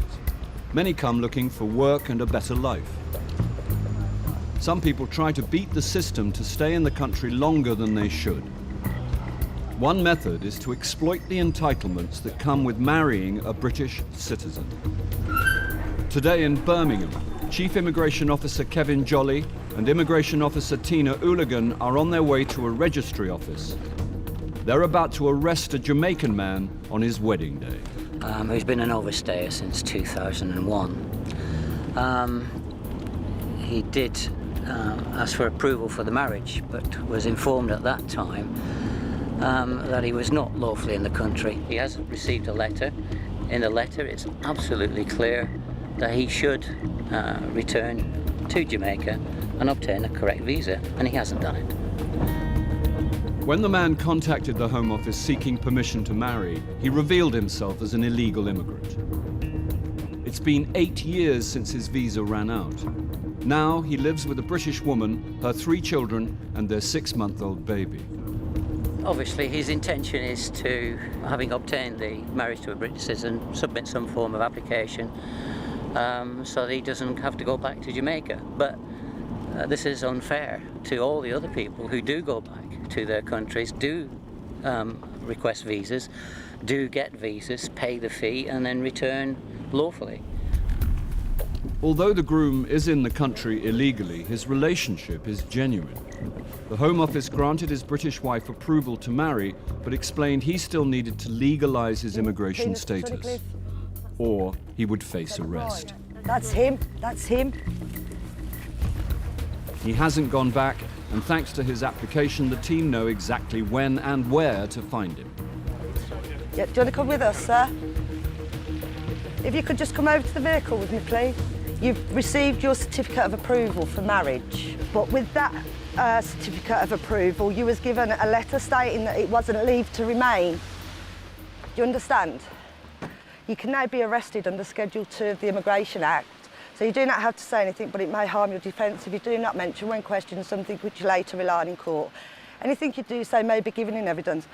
If you come with us now, we'll explain everything, OK? I understand it's your wedding day, but we need to have a chat. So if you could get in the back for me, please, watch your head. Officer Jolly has to break the news to the guests that there'll be no wedding day. All right. I'm very sorry to have caused this problem, but unfortunately, the gentleman needs to be spoken to about his immigration status. To the immigration office at Solihull. Documents to say everything is in order? No, he hasn't. No. She was obviously stunned. Here she is turning up expecting her friend to be married, a particularly joyous occasion, and it's all gone wrong.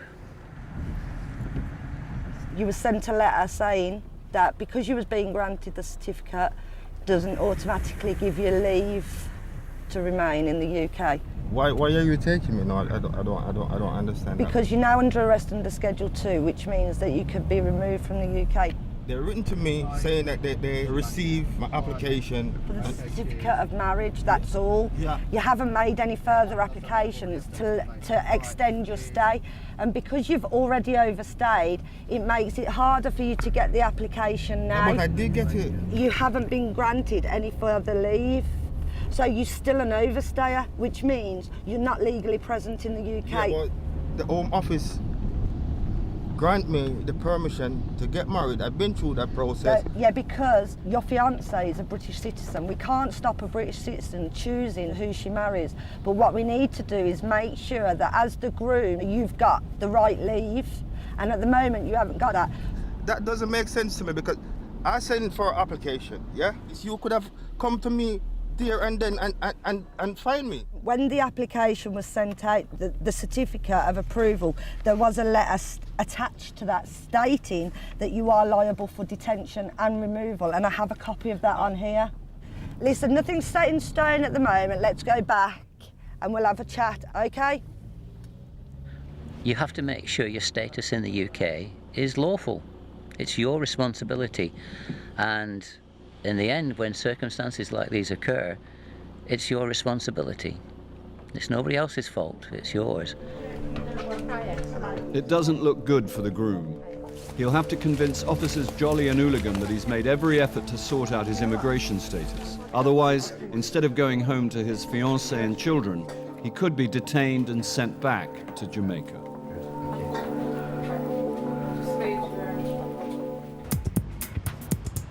Coming up, the enforcement team tests a student on his 5 years of studies. What qualifications have you got? Just her. And wedding day blues in Glasgow. Just one word with my brother, I will leave. Yeah, what I did wrong, you tell me first.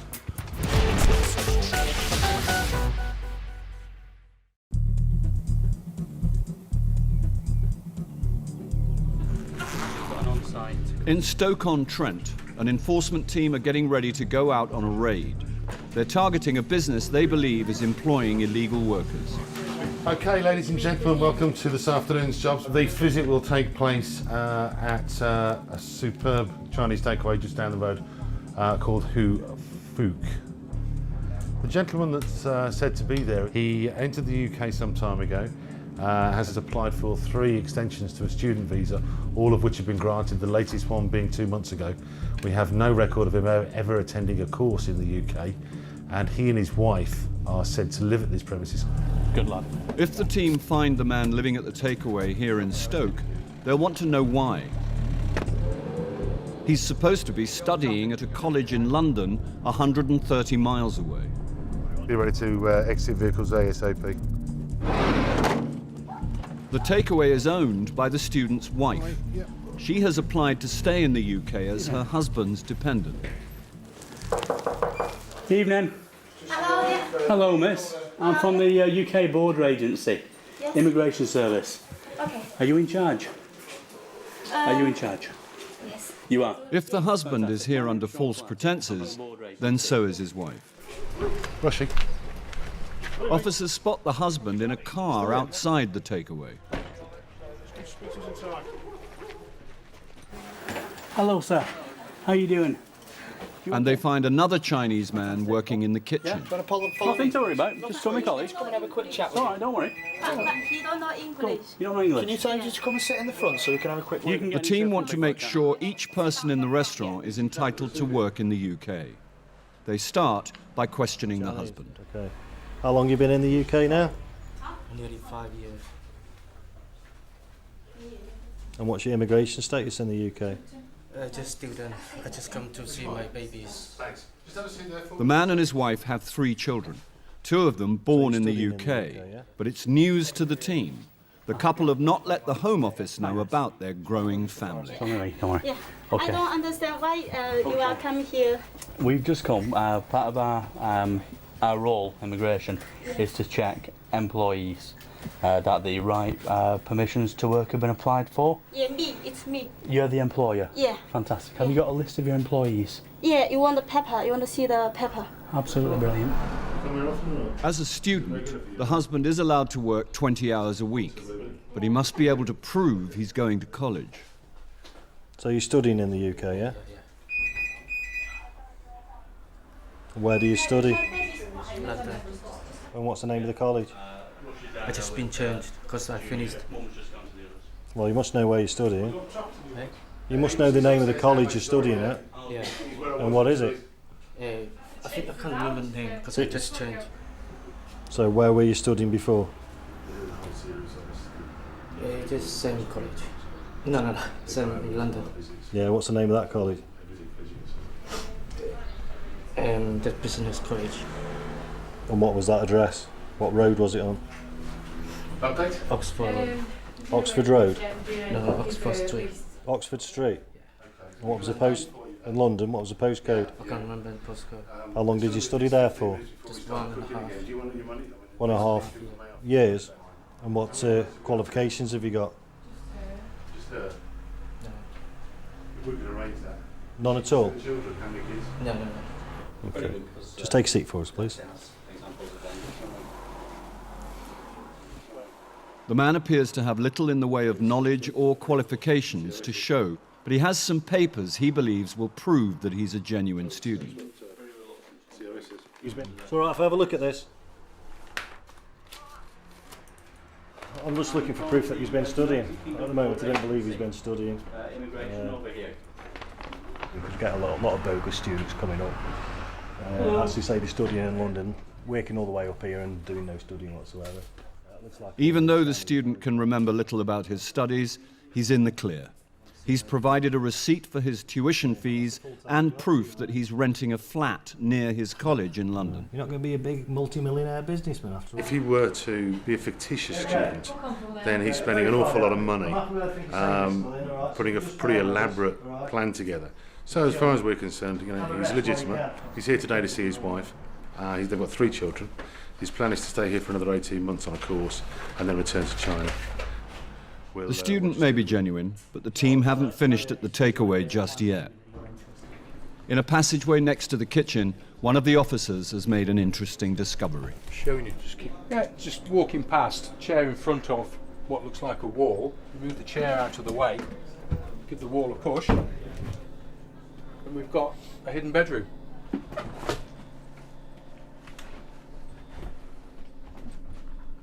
Obviously somebody's sleeping, well, living in here. Telly, bed, clothing, etc. Quite well hidden. You could quite easily walk past it and not see that there's a room here. Makes you think that obviously the person that's in here wants to remain hidden from anybody visiting the premises. Next, the spotlight will be on the man found working in the kitchen. He'll have to prove he has the right to be in Britain.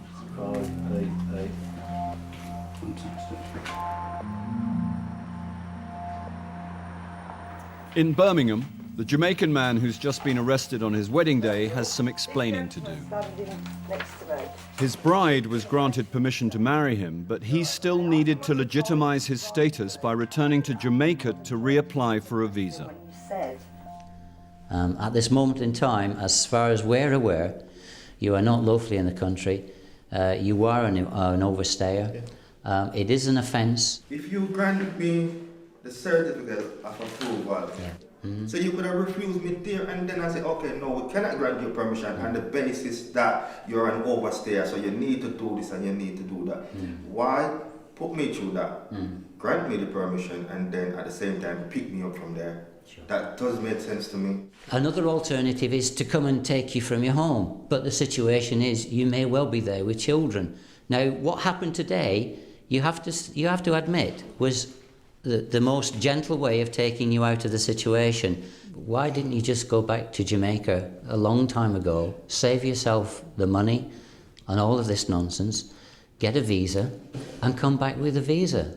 But it's not really just one thing to say, okay, this was the reason, definitely reason. But things just get dragged and dragged and dragged. And I say, okay, there's that you need to do something about yourself now. And I started to do it. Sure. And I did it. And luckily, it was granted to me. And I said, well, God, I must be lucky. Yeah. But you don't feel so lucky. Yeah, no problem. All right, nice to have met you. I'm sorry it was under these circumstances, okay? And all the best in the future. He's very compliant, truly hurt by the way the situation's gone. But it's something that's going to have to be done, so it's better to do it now rather than later. After 2 weeks in detention, the man is taken to Gatwick Airport to be put on a flight back to Jamaica. It's a far cry from the dreams he had on the day of his wedding. We make all the plans. Can you imagine that? Just imagine that. So we got food, we got the art, we got music. Everything was being prepared. And everything just fell flat. So it's just a waste in every aspect that you look at it. And it never has to be like that. I didn't want to go back like this. I don't mind going back. I know going back would have been a part of the process, but not like this. Not all attempts to use marriage as a way of staying in the UK are based on genuine relationships.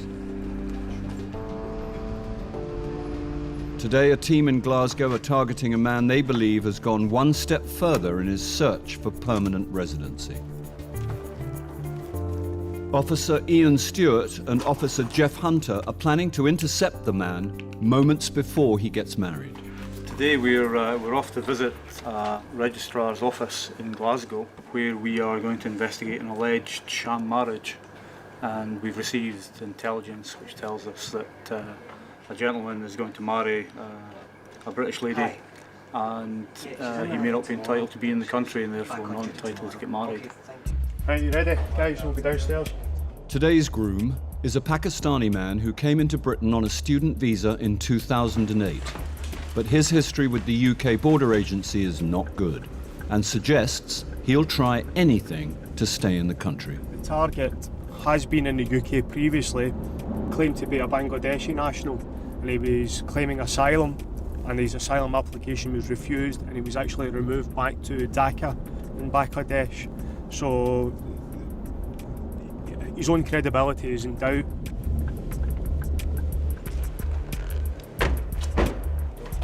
The couple have no idea about the extra guests planning to surprise them on their big day. The officers must keep their presence a secret in case the groom gets cold feet and runs. The plan is no one can actually see where we are situated. Mr. Khan, his wife and the witnesses will be brought in. We'll be here. This is where we will make our arrest and make further inquiries. The wedding party has arrived, expecting to go straight into the marriage ceremony. But the team have arranged for just the groom to be brought into the room where they're ready and waiting.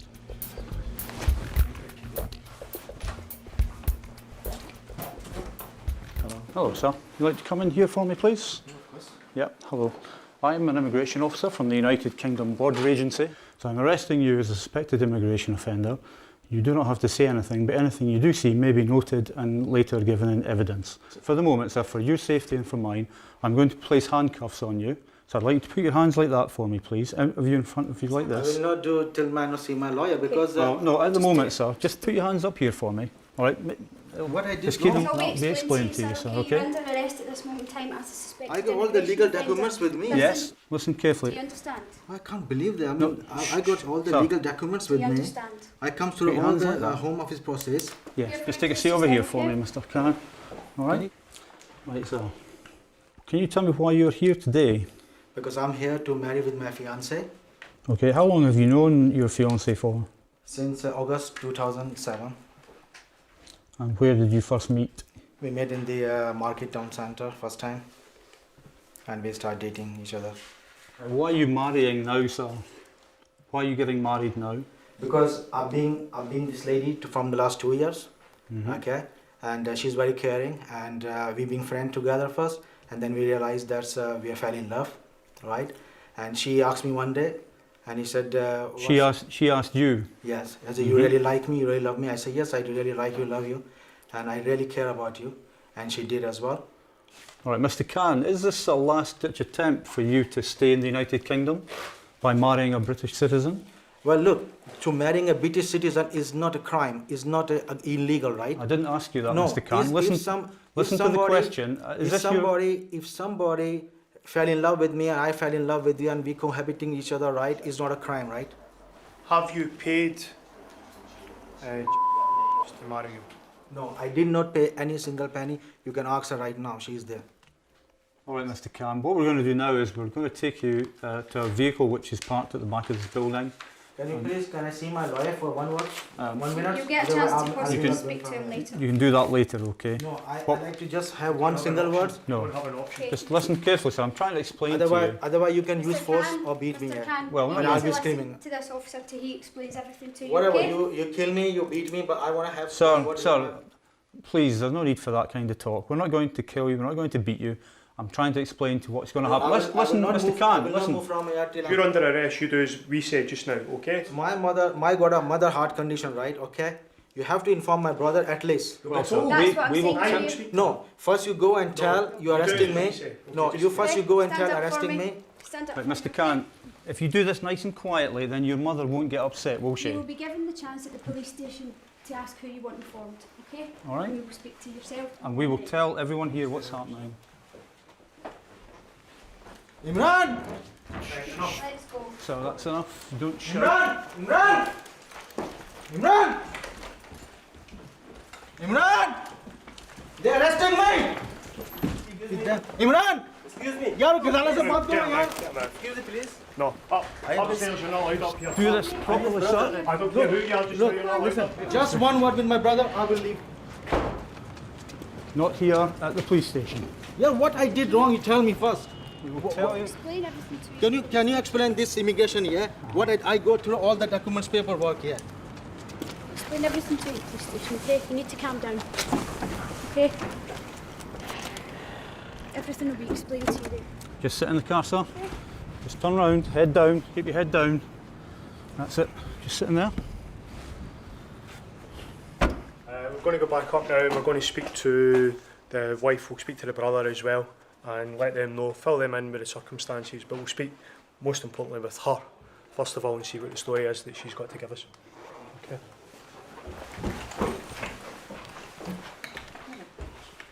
We're now going to interview the lady, so we'll see what happens here. Well, thanks, you tell the truth. Take a seat here, man. Okay.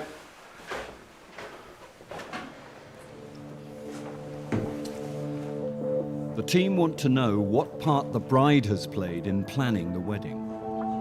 Will she back up the man's claims that they've been in a loving relationship for 2 years and that the proposed marriage is genuine? That's secret. Coming up, uncovering a secret life in the Stoke takeaway. Narnia. And tall tales revealed at Heathrow. You've either lied to the Home Office so you can get your certificate, or you're lying to me now. They can't both be true. You can't have been in Brazil and met him.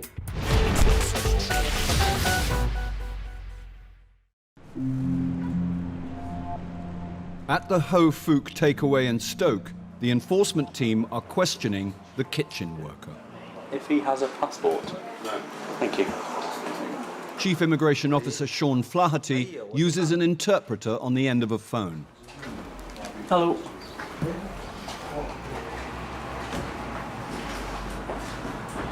Claimed asylum. Okay. The man, who says he's an asylum seeker, claims he's just here as a guest of his friends and helping out a little in return. Okay. Yeah, absolutely. He has a letter from the Home Office about his asylum claim, which he keeps in his room. What's this? Secret. The hidden cubbyhole next to the kitchen. Like Narnia. Fantastic, thank you. He claims the letter confirms he has permission to work. These are yours. Officer Flaherty spots a second letter the man is less keen to hand over. This one here, yeah, which you've quite rightly said, they will say there's no restrictions on you taking employment back in 1998. Yeah. But then, back in March 2008, you are not allowed to work.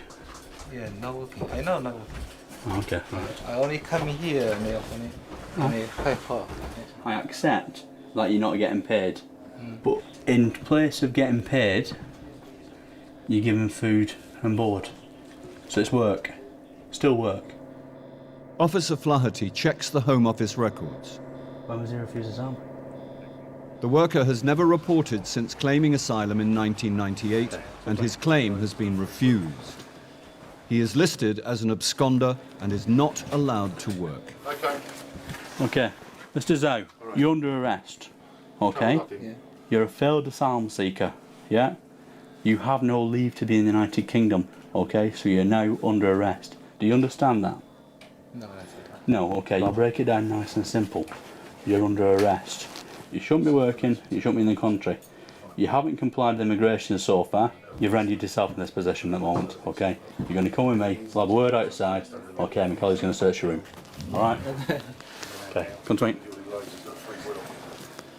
You've shown a continuing, blatant disregard for the immigration laws.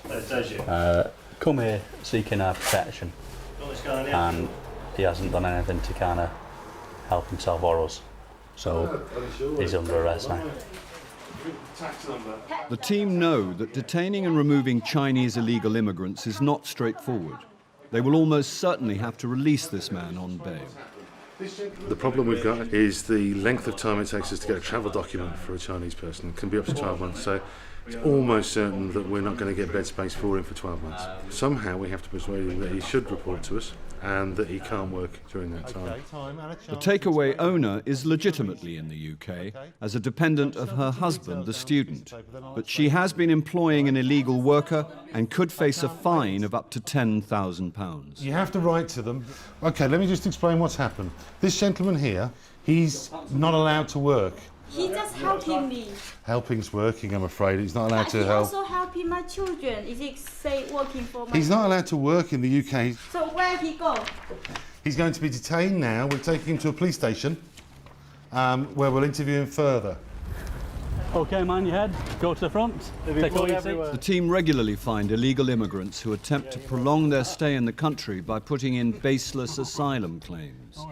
In 2008, the UK border agency sent 13,000 failed asylum seekers back home. Asylum's there for a reason. Asylum's there to offer protection to people who genuinely need it.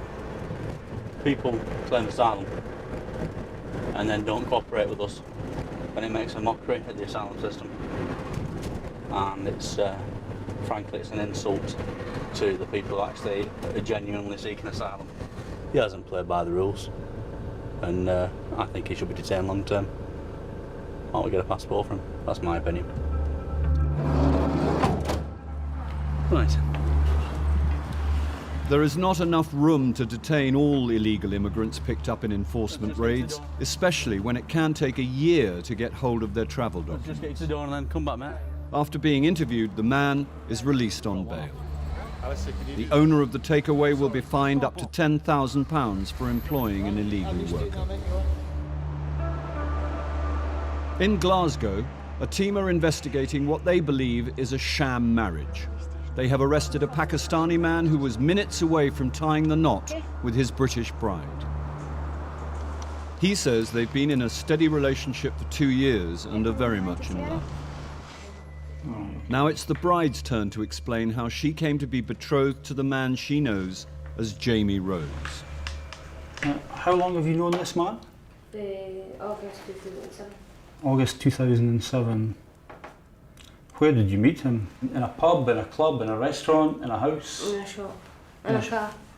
It's one of my friend's pals, so I met him through a friend, and his friend brought him through to meet me in his car. In a car. So that was the first time you met, was in a car? First when we met him.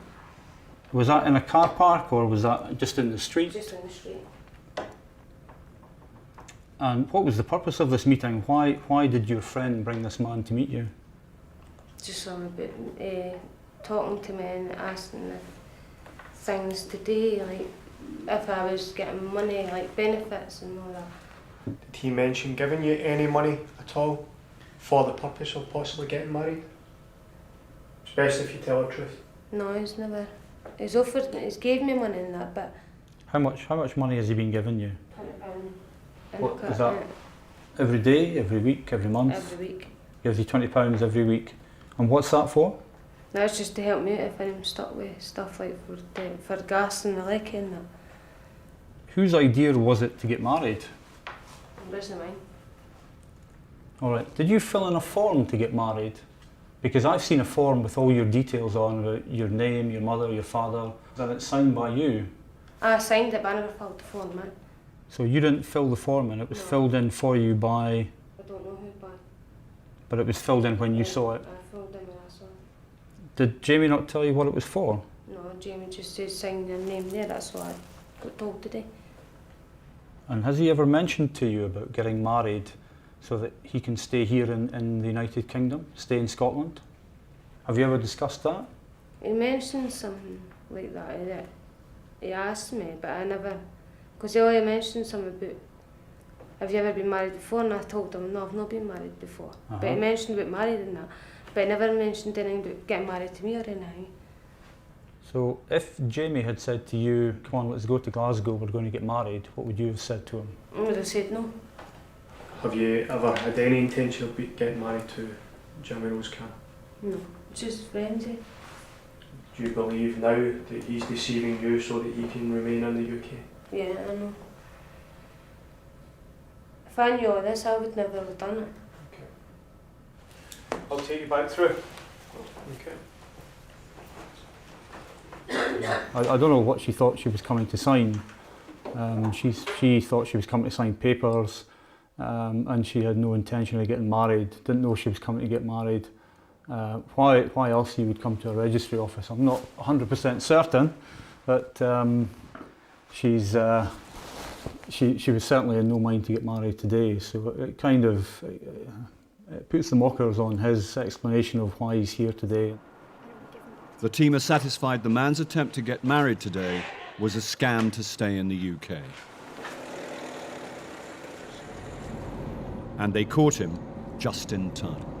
If he did get married today, then ultimately he would have been in a far stronger position with the Home Office to submit any applications to remain in the UK, because he would have obviously been saying that he was in a marriage that was subsisting, and it would be harder for us with any applications that he put in to reject that. The man is held in detention, awaiting his removal back to Pakistan. The team accept that the bride was an innocent victim of his scam.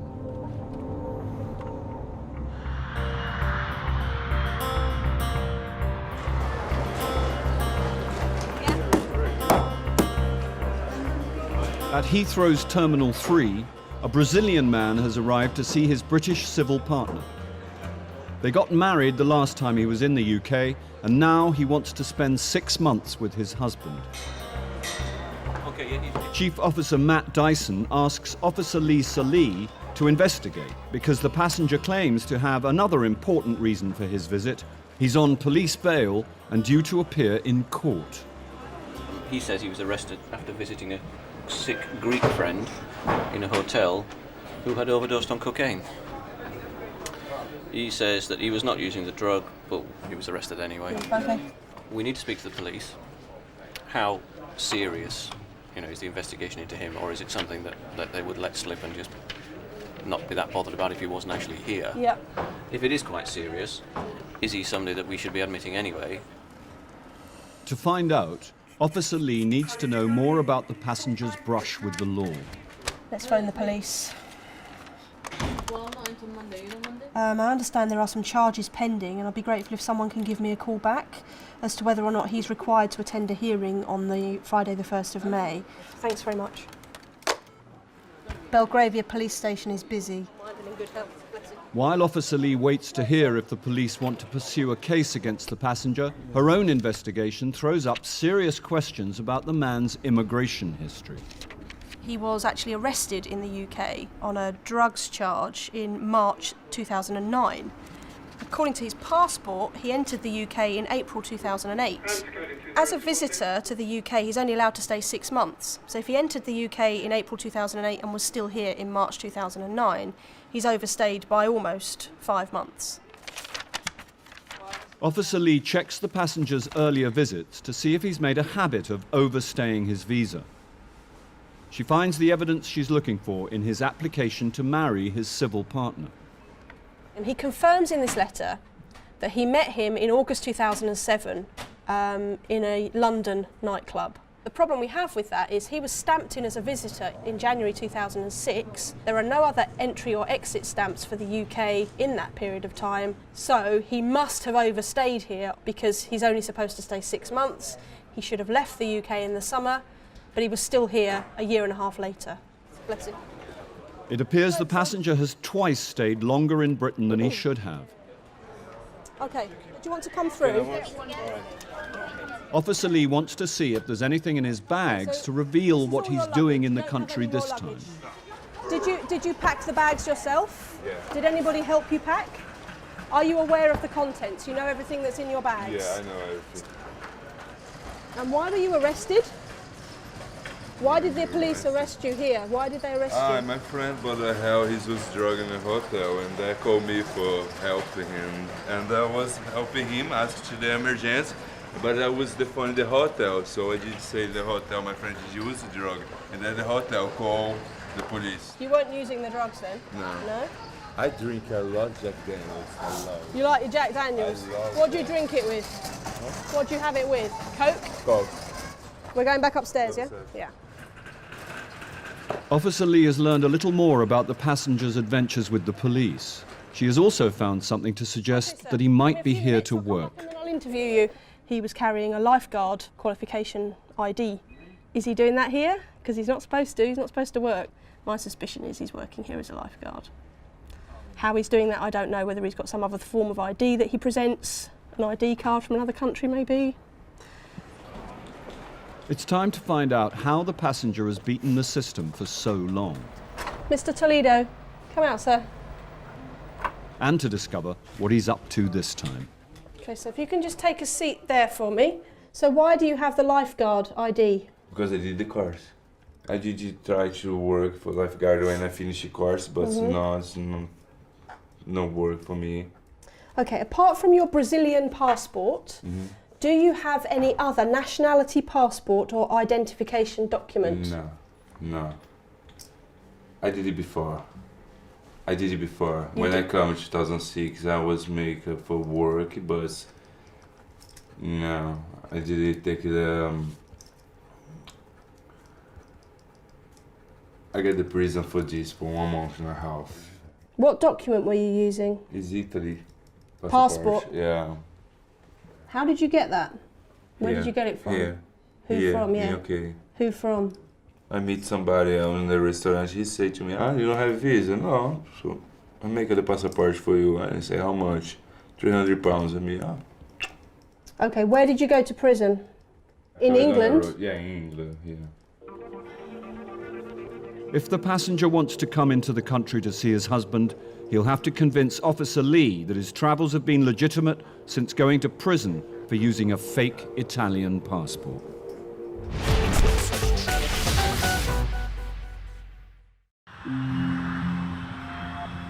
At Heathrow, the story given by the passenger from Brazil is not adding up. Both his arrest for possessing drugs and meeting his husband happened during periods he should not have been in the country. Officer Lee suspects he's been using a fake Italian passport to get in and out of Britain. I'm going to start from the beginning of your first time here, okay? How long did you say you would stay? About 6 months, and I did stay 6 months. So when did you leave the UK that year? When did you leave? When did you leave the UK? Yeah, you July, came in July, yeah. When was the next time that you entered the UK? It's 2008. That's a lie. You claim in your letter that you wrote to the Home Office that you met your partner in October 2007 in London. In 2007. How did you do that if you weren't in the country? Which day? But which day did you apply for How could you have met him if you weren't in the country? I didn't meet him in 2008. I didn't meet him in 2007. Well, that's what you told the Home Office. You're wrong. I'm not liable about that. You've either lied to the Home Office so you can get your certificate, or you're lying to me now. All right? One of those things, they can't both be true. You can't have been in Brazil and met him. You say in that letter you were together from October 2007. In 2007. Yes. Were you in the UK in 2007? Yes or no? Yes, in 2007. But I did go to Brazil and I come back, but I don't know which month I'm coming back, you know, because I come to Italy. I really don't lie. So try to me, serious. I try to remember things. That's a situation Right, my next me, question, you know, my next question is then, how did you enter the UK? What passport? Brazilian. Where's the entry stamp? Yeah, exactly. I don't have it. Why not? How can you, as a Brazilian national, travel from Italy to the UK without getting a stamp in your passport? How would they not stamp your passport? Because it's normal boat. It's not like... Even I go on the boat to France, they check my passport. Depends Why which don't... boat you use, lady. Which port did it leave? It's not port. Well, the boats don't sail from Italy to the UK unless you went on a cruise ship. So where did you sail from? Seriously, I can't remember. It's 2007. You need to start giving me some explanations, sir, all right? Because at the moment, your immigration history with the UK is not very good, is it? Yeah, no, I see that. Quite a lot's come out of the interview in the sense that I had a suspicion that he may well have been using another document of some kind. And he's admitted to me straight away that he did use an Italian passport to try and get a national insurance number. He won't admit to having used it to travel on, but my suspicion is he has, because the fact he doesn't have stamps in his passports for his claimed visits to and from the continent would lead me to believe he's used it. He's obviously admitted he's been here for 4 years on and off, pretty much constantly, living here. I think he's been working. He won't admit to it, but, you know, he's been working here. He's not a genuine visitor. He wants to live here. He's not a genuine visitor. Even though Officer Lee is in no doubt about the passenger's status, she must refer the case to Chief Officer Dyson. Okay. And my opening gambit was, have you ever been in possession, or are you entitled to, any other nationality document or ID? Oh, well, there was the Italian passport that I went to prison for a month for. Ka-ching. So he's either overstayed or he's been in and out using a fraudulent document. Either way, it doesn't sit He went to prison for a month. He used it to try and get an NI number, and it was deemed forged, because it was. Has he used it to travel, though? He says not, but I don't believe that. Well, but then he's damned by his own words. He's either used the document to travel, which again is illegal, or he's overstayed. He can't have it both ways. And he acknowledges that. Right. Well, we'll just have him as an overstay then. Okay. No worries. Yep. I'll do it. Thanks. He's a serial abuser of UK law and the immigration system. He's overstayed twice. He's apparently, by his own admission, done a short period of time for using a false Italian passport, and he's currently under investigation for drugs charges. I don't consider that that's the sort of person I want to be letting in. Mr. Toledo. Hello. I'm afraid I've got some bad news. Which kind of bad news? Bad news is that you're going to be refused entry to the UK. We're not allowing you in.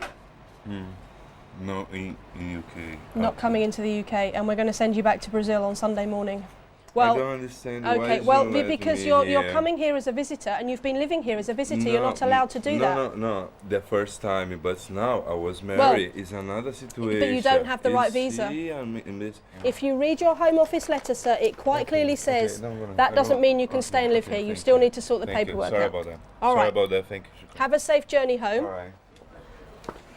He's shown a blatant disregard, really, for immigration rules. He may not understand it. He may claim not to understand it. But the fact of the matter remains, that stamp in his passport tells him he can't work and he can only stay for 6 months. He's broken at least two occasions he's stayed longer than he should, so them's the rubs, I guess. The police do not pursue the drugs charge, deciding instead it's better the passenger is kept out of Britain. He's put on a flight back to Brazil, where he'll have to hatch another plan if he wants to see his husband. Britain's borders are protected by 25,000 men and women. At home and abroad, their job is to seek out the lawbreakers and imposters who don't have a right to be here. They are the UK Border Force. Tonight, the couple who didn't exist. I've lied all the time and I don't want to, to carry this burden of lying all the time. An illegal worker is caught on camera. Red t-shirt, gentleman working with red t-shirt, that's you, serving a customer. And a student is given a lecture at Heathrow. You've got documents by deception. How you got them, I don't know. All right, so stop messing about, because this is ridiculous.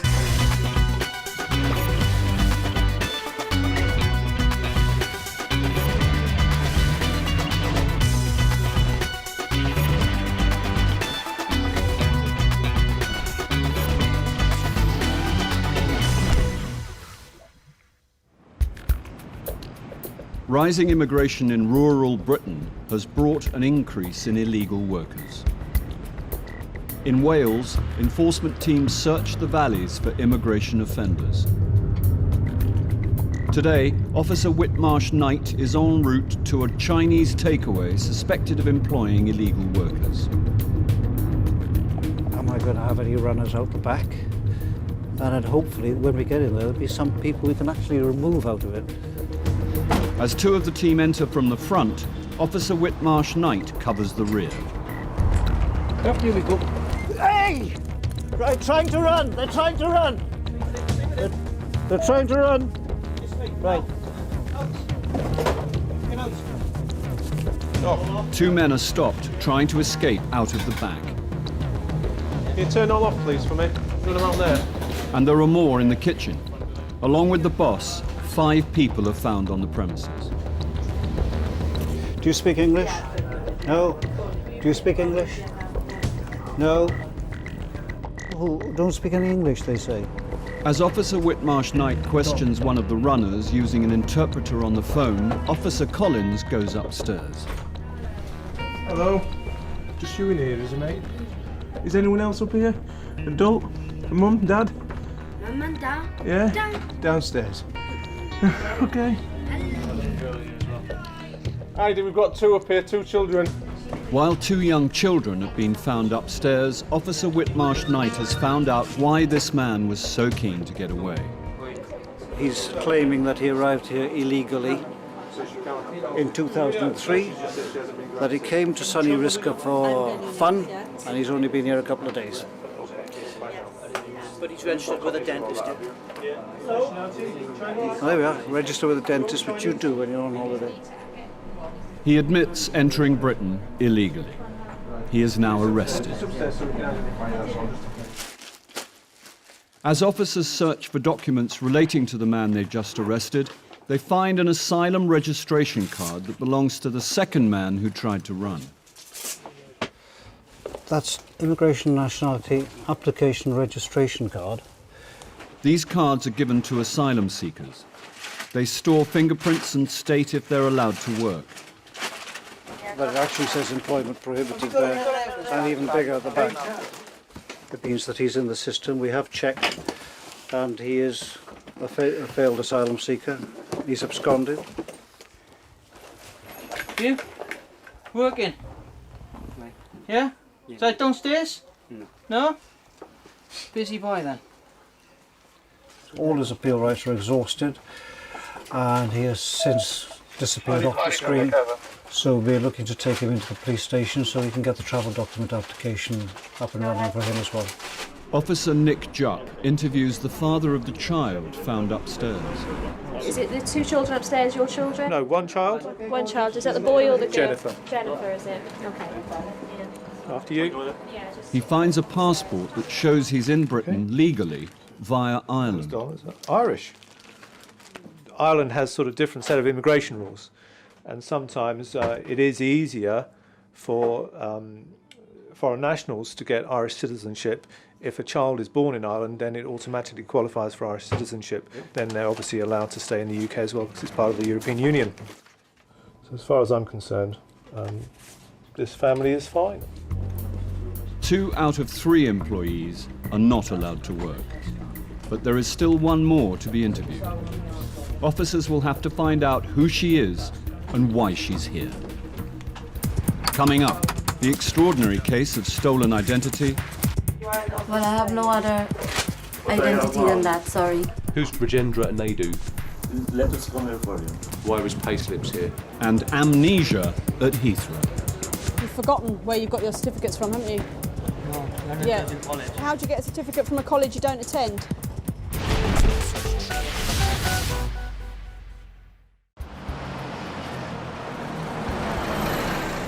The criminal investigations team at Croydon deal with serious immigration crime.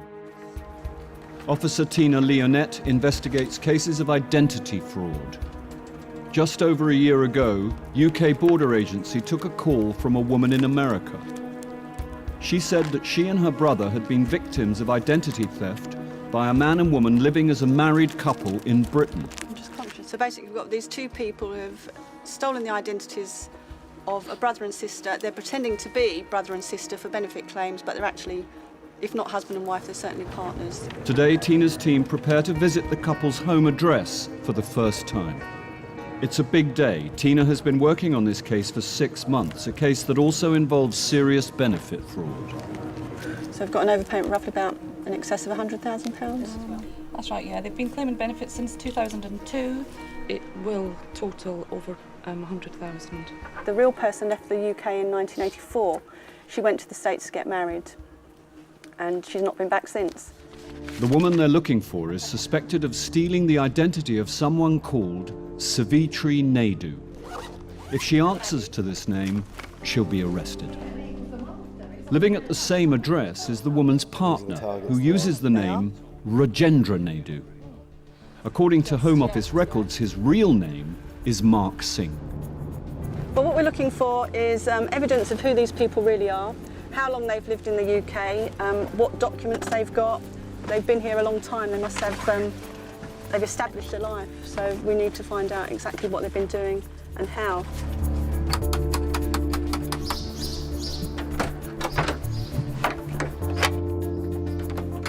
Hi, man. Hello, sir. UK Border Agency. Can you come in and speak to you? Is that all right? Yeah. Can you come in, please? Thank you. What's your name, sir? Mr. Singh. Mr. Singh. You've got a living room we can come and speak to you in, sir. What's your first name, Mr. Singh? Mark Anthony. Mark Anthony. Do you want to have a seat, please? The man has identified himself as the target, Mark Singh. What's your name, madam, please? Naidu. Naidu. Okay. Savitri. Viren Naidu. And the woman says she is Savitri Naidu, but the team believes this name belongs to someone else. And what nationality are you? Well, Guyanese were British as well. Okay, the reason why we're here is that we have information that you have possibly assumed the identity of somebody else, and that Savitri Naidu isn't your real identity. Okay? I'm therefore arresting you on suspicion of illegal entry, obtaining a pecuniary advantage by deception, and obtaining property by deception. Do you understand why you're under arrest? I'm not sure. Okay, well, just explain that we think you've taken the identity of somebody else. Well, I have no other identity than that, sorry. Okay, right, well, we need to talk to you about it at the police station, and you can therefore explain your version of events, all right? The woman is sticking to her story. Officers must now search for evidence to prove her real identity. It's a money order. She's obviously sent home. It's got this address with a different name on. It's got the name Kamali. Which is similar to the name that we thought she really was. That's possibly who she really is. So that's quite good evidence already. As the woman's story begins to unravel, Officer Burkham finds some pay slips that may relate to her partner. There's a pay slip here addressed to Mr. R.V. Naidu, so clearly he's been working at the hospital using that identity. You know, the sort of document you'd expect to find lying around the house of somebody who's using an identity. Is it Mr. Singh? Yeah. Who's Rajendra Naidu? He lives at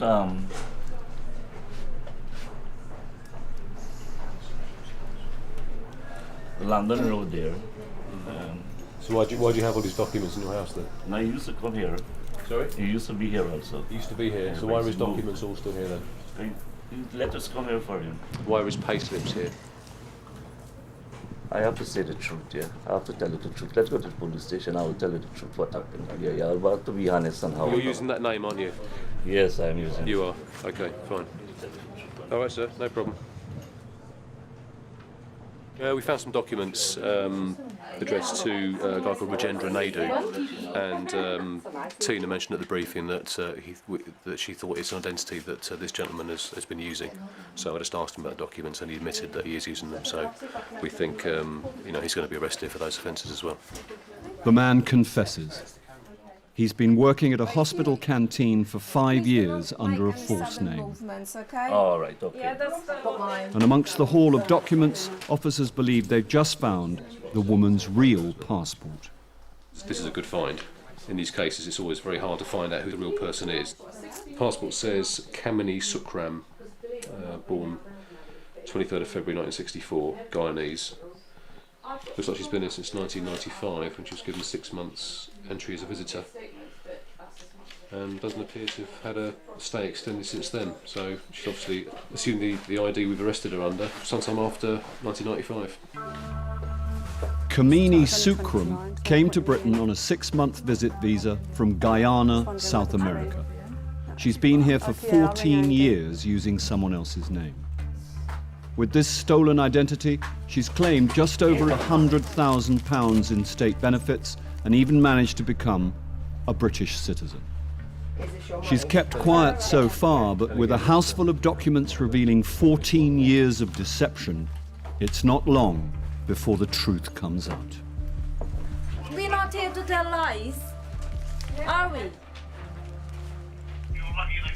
It's just, you know, you tell the truth and that's it, finish with.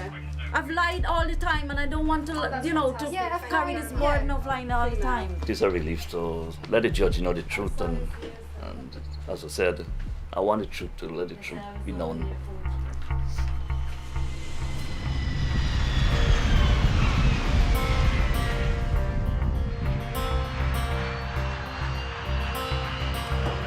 Each year, Britain welcomes 200,000 foreign students who come here to study.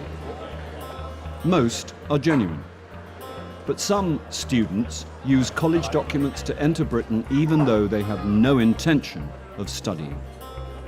Today, Officer Lisa Lee has stopped a student who tells her he's coming back to Britain to continue his studies at a college in London.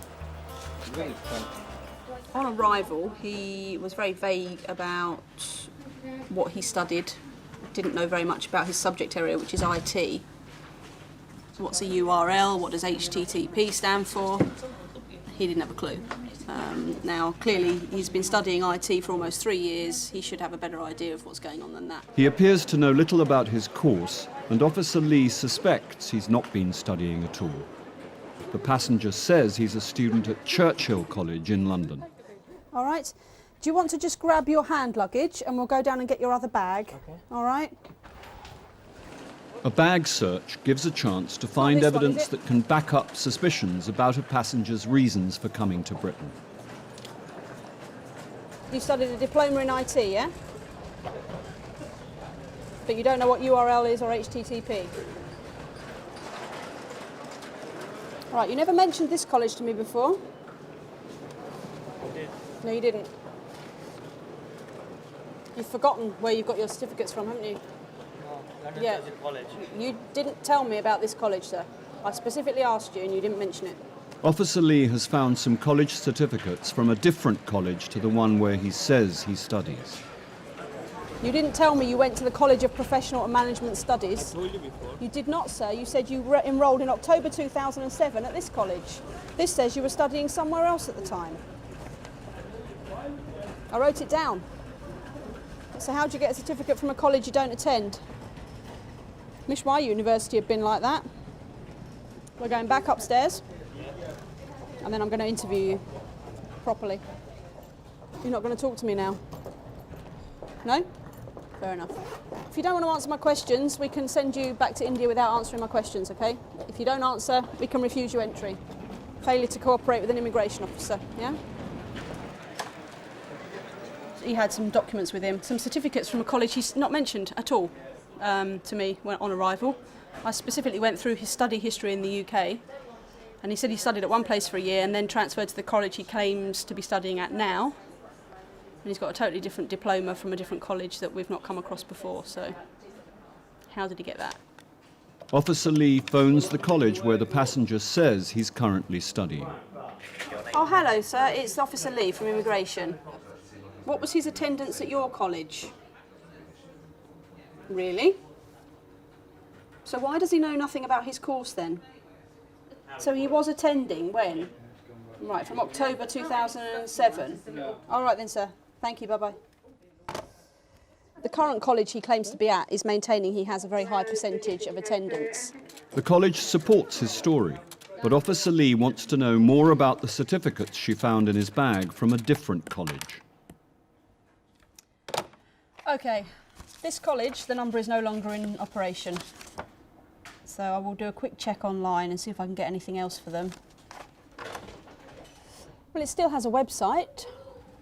Okay, I've just checked the Department for Innovation, University and Skills Register, which colleges have to be on if students are to be given their visas or extensions of stay. The college that he got this letter from is no longer on it, if indeed it ever was. So the phone number's not working, the college isn't on the register, but they do still have a website. But their latest news is actually from May 2007, so chances are it's closed down. So he's attending 2 colleges virtually the whole time to do the same course. He can't have been in 2 places at once. The passenger appears to have been studying at 2 colleges at the same time. Someone's not telling the truth. Officer Lee wants to find out what he's been up to since he was given a student visa 3 years ago. He's not a student here, I can just feel it. I just know from experience that he's not studying here, but we have to have concrete evidence that we can use to overturn his visa. That's what I'm going to go and get.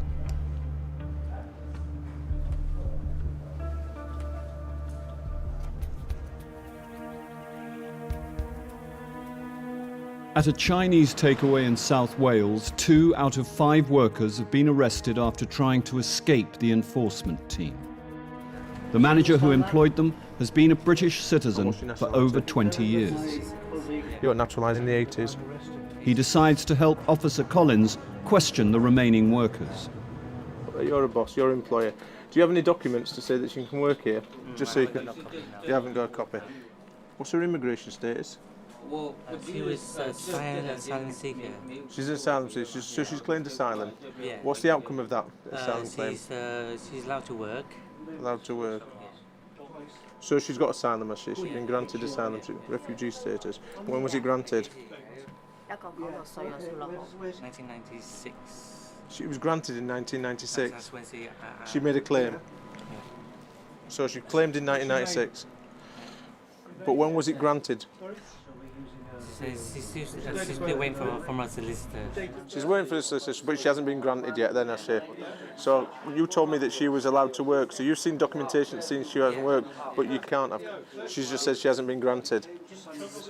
Although she's told her manager she's an asylum seeker, he still believes he's seen paperwork that proves she can work. Some asylum seekers are given permission to work by UK border agency. He'll need to find the documents to prove this, or could face a £10,000 fine.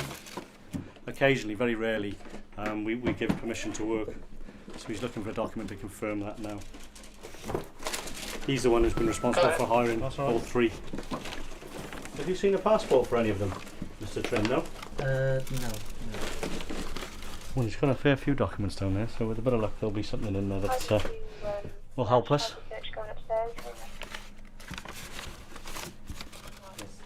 So it's not there? Not there, no. I thought I had it. Okay. It's not there. He can't find the documents he needs. And next door, all that turns up is a driving licence.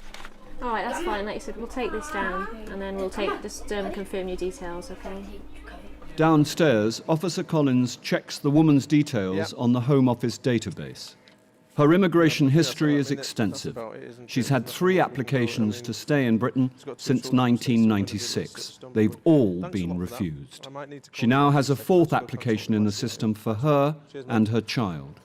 Until she gets a decision, she's not supposed to work and must report to the local police station every month. Driving license upstairs. So you can't work then? No. We can't find anything to say that she can work. She's got a report. She's got to check in with this immigration and let us know where she is at all times, okay? So what I'm going to do is set her up a report. I'm not going to arrest her, put her in custody. There's a child upstairs and everything else, okay? It's imperative she does that, okay? That way she can start getting some money, because obviously she can't work here again at this point. Because obviously 1996, she's been here quite a long time, and if we can get this sorted for her, better for her, okay? And obviously the child. The manager of the takeaway is fined £20,000 for employing 3 illegal workers. Seems that apparently what I'm doing is illegal, it's not right, so I have to wait now. The 2 kitchen workers who tried to escape are taken to a local police station.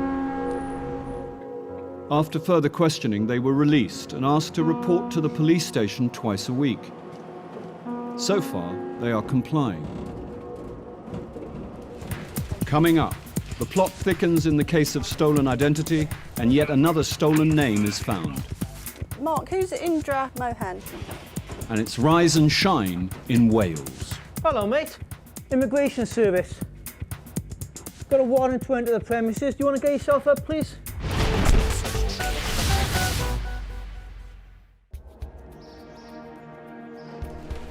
In South London, the criminal investigations team have arrested a couple from Guyana, South America.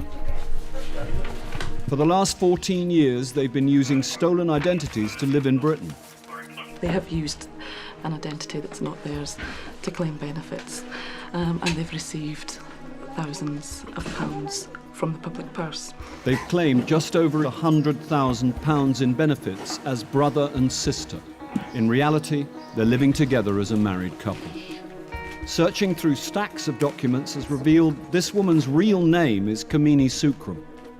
Now the team want evidence to prove the identity of her partner. He was living here using a stolen name, Rajendra Naidu, whilst he was registered with the Home Office as Mark Singh. And just now, they found a bank statement with yet another name, Indra Mohan. So who's Indra Kumar Mohan then? Who is he to you then? Because the account's in that name and your name. It's a joint account. Indra Kumar Mohan or Kamini Sukram, which is your real name. So who is this guy? He was like a friend. Was he an ex-boyfriend or something, or what? Hey? Was he an ex-boyfriend? Yeah. He's an ex-boyfriend. Everything. We just found a Guyanese bank statement which had her real name on it and the name of somebody else, Indra Mohan. I suspected that might have been Mark Singh's other real identity, but she said it was some ex-boyfriend in Guyana. Mark, who's Indra Mohan? It's her partner. Okay. The couple both claim that Indra Mohan is the woman's partner. Officers have found an identity card which could clear up the confusion. Do you know Mr. Mohan? No. You don't know Mr. Mohan? That's strange. That's a picture of Mr. Mohan. That was a Guyana identity card in the name of Indra Mohan, which had Mr. Singh's photograph on it. With his true identity revealed, A relieved Indra Mohan now wants to come clean. We were like in prison in here. We cannot go anywhere. I can't go for a holiday nowhere. I can't see my mom who just heart bypassing in New York. I can't even go to see her, and so I'm happy. If I'm going home, I'm happy. I'm just sad enough. I fed up. I was expecting this to come more far more earlier, but at this time. The confessions continue. Now it's the turn of his partner. What started all this was, as soon as I landed here, then I got pregnant. I wish this thing would happen when you were 3-4 years old. That's what, So you could have grew up in, where the lie started. After 14 years in hiding, this couple has finally been caught out. Sit in the front, I've got to say that on from here. But it's a familiar story for the investigations team. Identity hijacking is not uncommon. It's rife, really, particularly for people that are desperate to stay in the UK. They'll do anything. Identity fraud of one sort or the other costs the taxpayer £1.2 billion every year.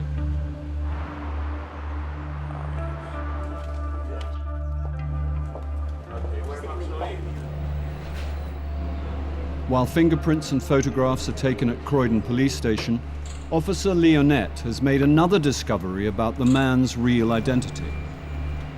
When we were at the address today, we found an identity in the name of Indra Mohan. We made checks with the Home Office, and it appears that this person arrived in the UK in 1990. There's allegations of domestic violence, and he was either deported or removed in 1991. He wouldn't therefore be allowed to come back in that identity. Hence, that's why he's acquired another identity of Mark Singh. He left Britain as Indra Mohan and came back illegally as Mark Singh. He then applied to stay in the UK indefinitely using this name. They've lied to everybody. They knew this was coming, so they'll just have to take the consequences. The couple from Guyana were remanded in custody. They later pleaded guilty to deception and benefit fraud. They were each sentenced to 8 months in prison.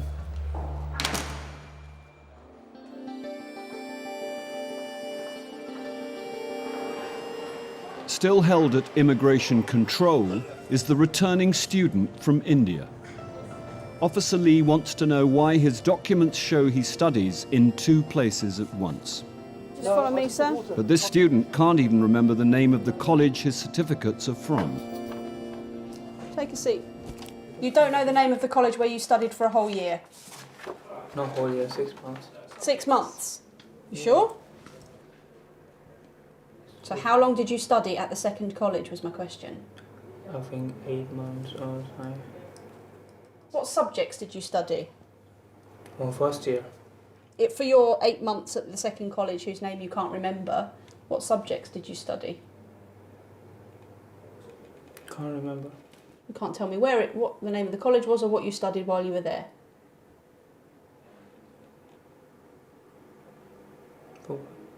You've forgotten? I've got all my documents, you can check that. Well, I'm asking you, sir, because the only way I can be sure that you've studied here is if you tell me, and you can't tell me anything. Yeah, because I told you my memory is not so sharp.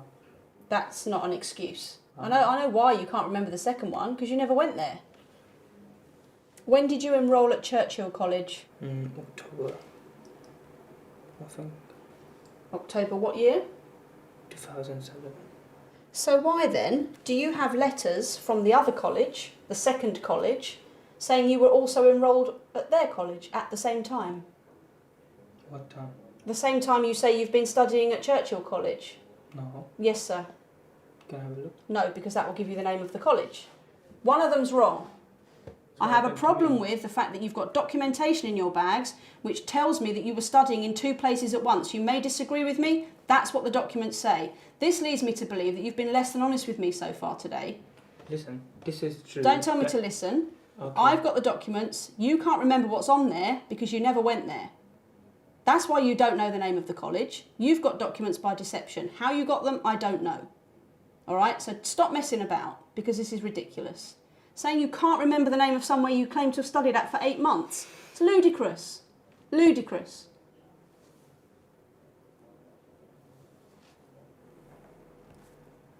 Need some time to think. I can sit here and wait, it's fine.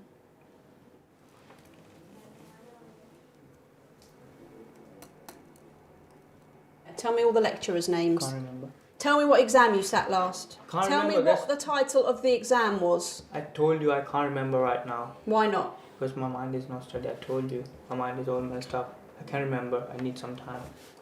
Rubbish. It's not rubbish. You've been found out. You don't know the answers because you're not studying anything. It's quite frustrating because I know that anyone with any credibility as a student would remember the answers to my questions. You know, where did you study? He can't remember a whole year of his life. It's quite obvious he's got something to hide. Quite clearly he's trying to conceal something about his past here.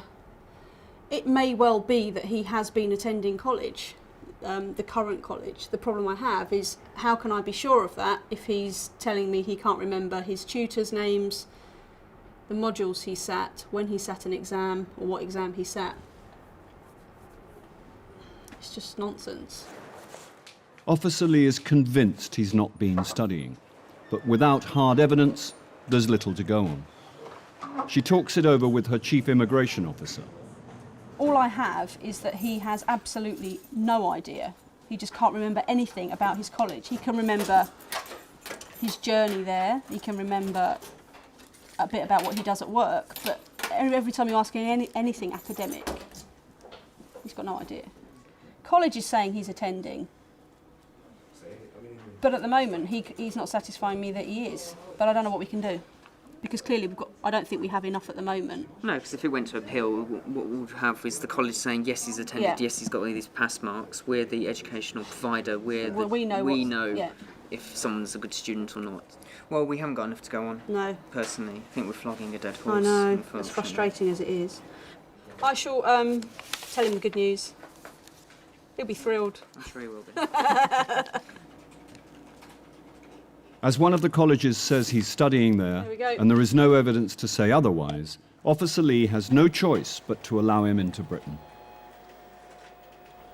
Right, it's your lucky day. All right? You awake? You understand what I'm saying, yeah? My chief immigration officer and I have spoken about you at length, all right? Now, whilst I'm not satisfied that you're studying here, at the moment I don't have enough to cancel your visa. So you're being allowed to enter today, all right? However, when your visa comes up for renewal in November, you'd better hope that you can remember by then what you've been studying. Otherwise, you're going to have a problem, all right? So I think it was a bit stress, but end of the day it was quite good to a happy ending, would you say? I'll try and remember next time. Unless I have an admission from him or from the college or from his employer that he has done something in breach of his visa conditions, I have no choice but to grant him entry. No work, only sleep, eat. Maybe some studying? Yeah, of course.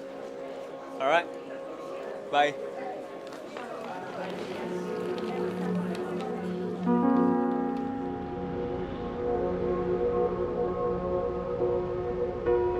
It's 11 p.m. in South Wales and the enforcement team is looking for illegal workers. Specific intelligence was that illegal workers would be there after 10 o'clock, so that's why we're there at this time of night. This team raids 150 takeaways every year in the search for immigration offenders. Tonight they're visiting a kebab shop. Good evening, fellas. Immigration. We've got a warrant to come in. Okay, thank you. Stay, what are you doing? Hello? Officers search the premises for employees, even if it means waking them up. Hello, mate. Immigration Service. Got a warrant to enter the premises. Do you want to get yourself up, please? Downstairs, Officer Collins begins to question a man he found in the kitchen. Nationality, where are you from? I am from Turkey. Turkey. Where are you living? Upstairs. Abi, diyor burada mı Is he sleeping upstairs? Is he living upstairs in the flat? Are you here on a work permit? Work permit? You got, in your passport, what have you got? Okay, wait there. Can I take? Yeah, 1 second. He's got a passport upstairs there as well. As officers search for the Turkish man's passport, the man who's just woken up faces a grilling from immigration. So you've applied to stay here, have you? You're Albanian? Albania, yes. Have you claimed asylum? Yes. Right, you've claimed asylum. And this chap, yeah, he's claimed asylum. Application outstanding at the moment. Technically it was out of time, but there's a bit of grace period and it's accepted that it was within time, even though he was out of time. Final one. So technically... So we're still waiting for that. This Albanian man came to Britain in 2001, aged 15. Right. Where's your passport? He was given permission to stay until he became an adult. He's since applied for asylum and is waiting for a decision. Upstairs, officers have found the passport they've been looking for. Looks like you. Basically, he's presented us with a Turkish passport. He's got a visit visa in there, visit student, but the visa clearly states no work or recourse to public funds.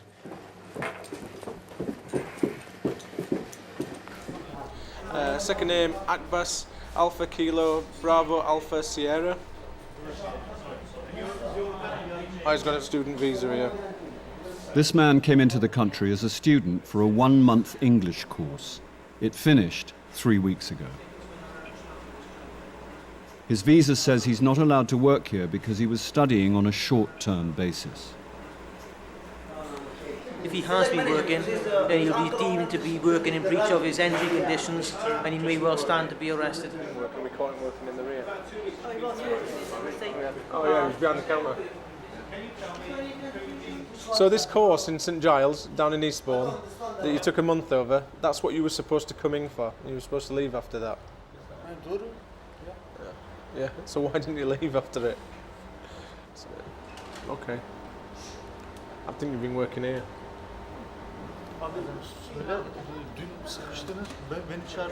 He's trying to improve his English, that's what he's been doing, I know he has. That's what he's been doing. This student won't admit he's been working, but officers spot the kebab shop has CCTV. Maybe the truth will be on there. That's one, yeah. It was him, yeah. Just see this gentleman here serving a customer. He's saying he's not working here. Obviously, the evidence there is that he is. Red T-shirt, gentleman working with red T-shirt. That's you, serving a customer. So, and if we play this tape back over a longer period, it's going to be on there, isn't it? A lot more. So you might as well come to a clean and just tell us because we're going to play it back. We've got documentary evidence there that he's actually working. So he's working in breach of his conditions of his stay. I am now going to arrest him for working in breach, okay?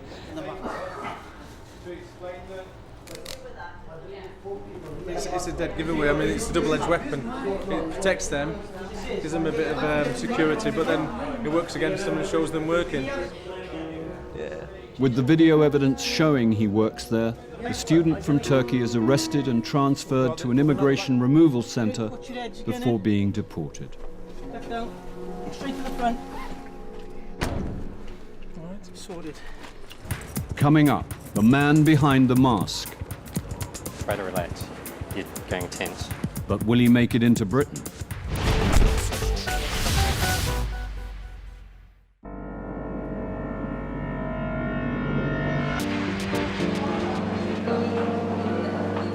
At Terminal 3, an Australian man has been stopped at passport control.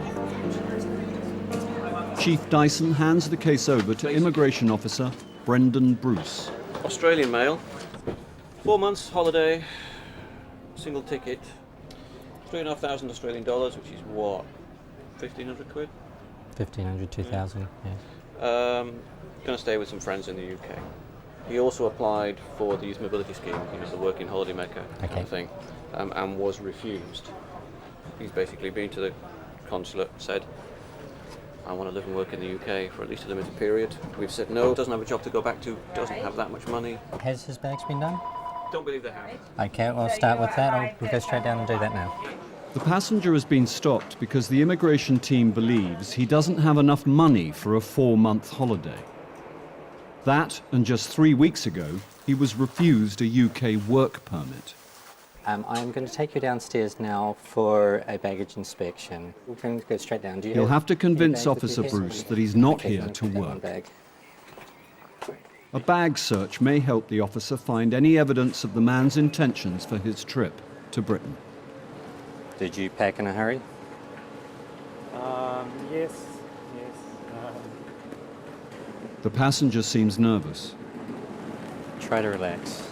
Try to relax. You're going tense.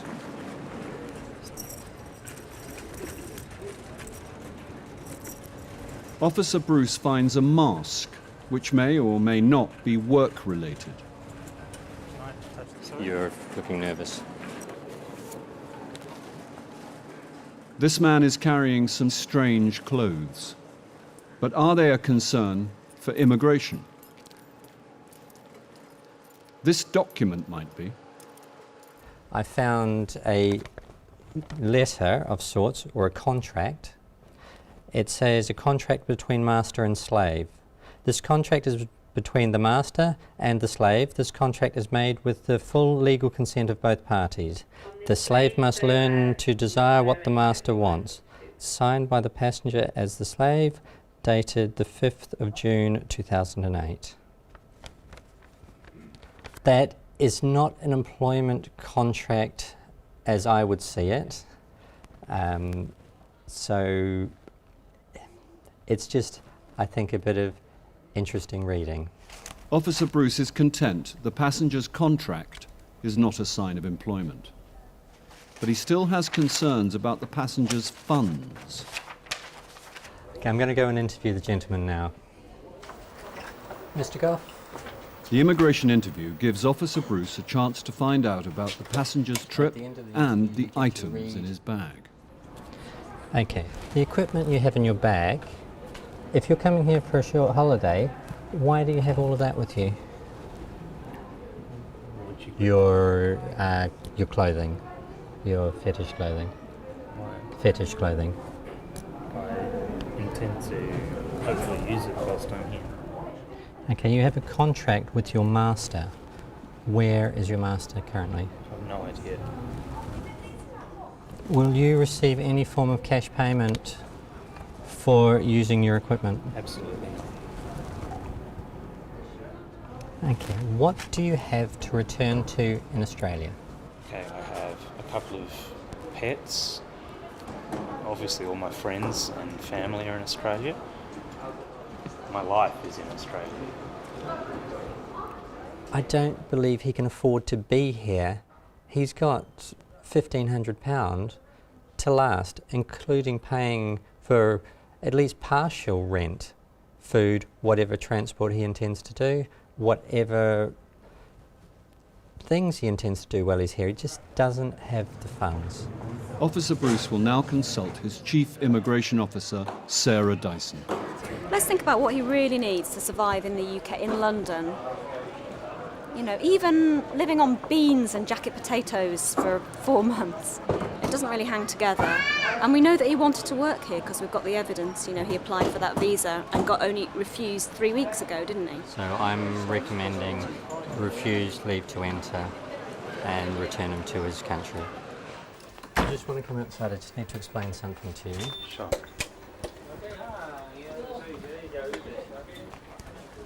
Okay.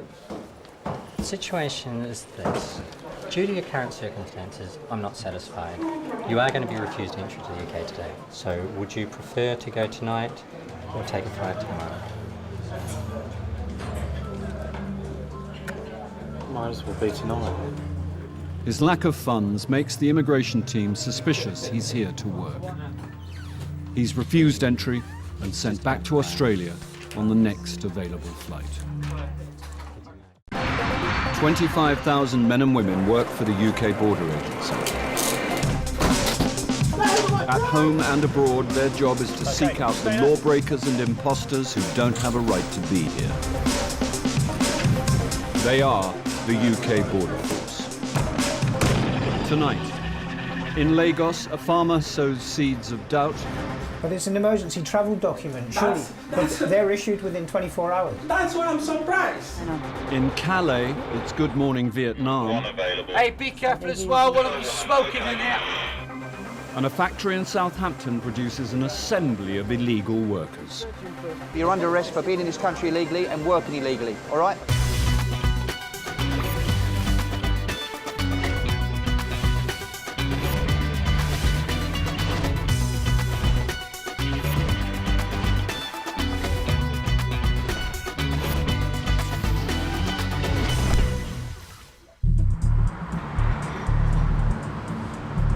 .5 a.m. Portsmouth.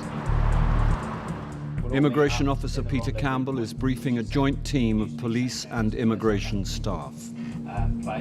Their target is a plastics factory in Southampton where they believe foreign nationals are being employed as illegal workers. So, very simple, when we get in the premises, we've got 6 interviewing officers. They will be conducting the interviews. Everybody else is there in a cover role. So if the interview officers could just remain here and the rest of you go and find your vehicles. 30 officers are on this operation, sourced from different enforcement teams across southern England. It's a big factory. The immigration team don't want to take any risks. The premises has never been visited, but it's been on the cards for the last about year and a half. As the intel's very good for it, but it's logistics-wise, it's a big job, so it's getting the staff for it, really. I think there's going to be quite a lot of people to deal with. So we've got about 6 officers who are going to be interviewing. Then everybody else is going to be in a cover role today, so that'll be my role, just to be where I'm needed, really. Right there. Stop here, stop here, stop. The first stage of the mission is to seal off the escape routes.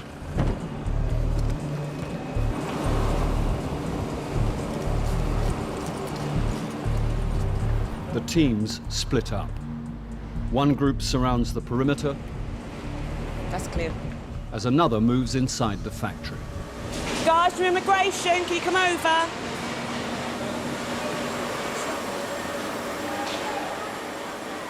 Everyone is a suspect, so all the workers are quickly rounded up.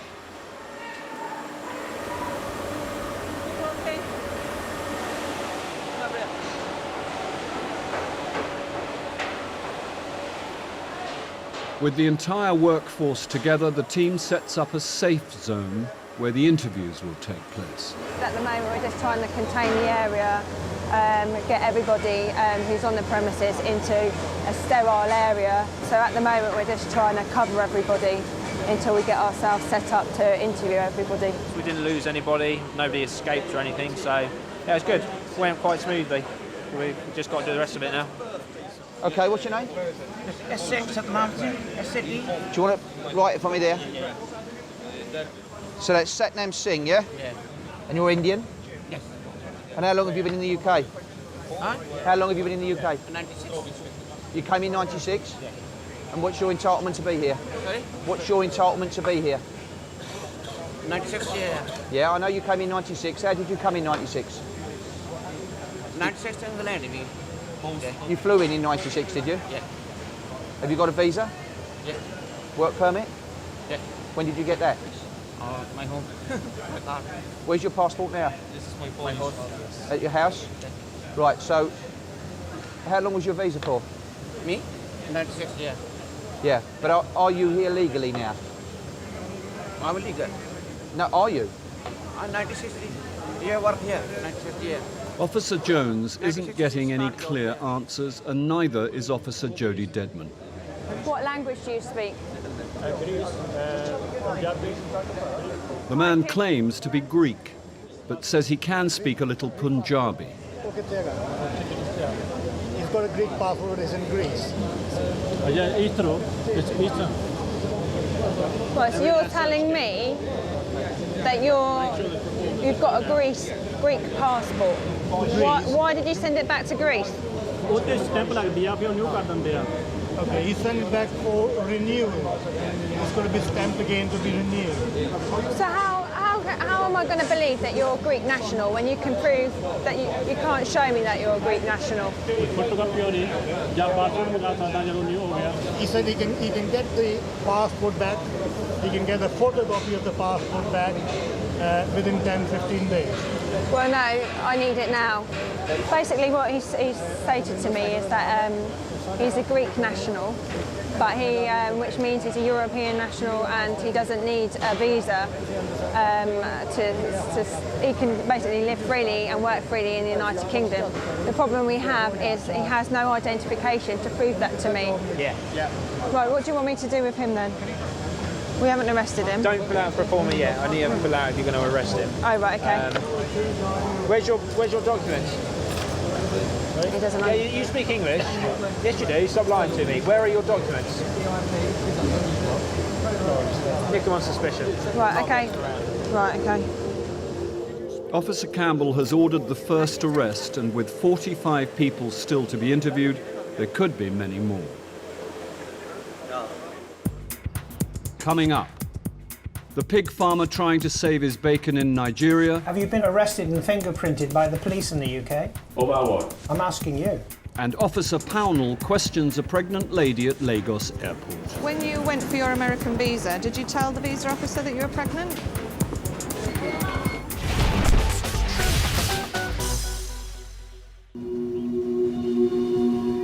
The slums in Lagos, Nigeria, plagued by violence, power cuts and poverty. The product of a city in the middle of the largest population boom of the 21st century.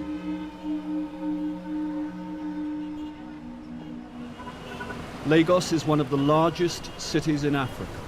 Ties to the UK are close, and for many in search of a better life, Britain is their #1 destination. Here at the British Deputy High Commission, 110,000 visa applications are assessed each year, and the decisions on who to let into the UK made by 34 UK border agency officers.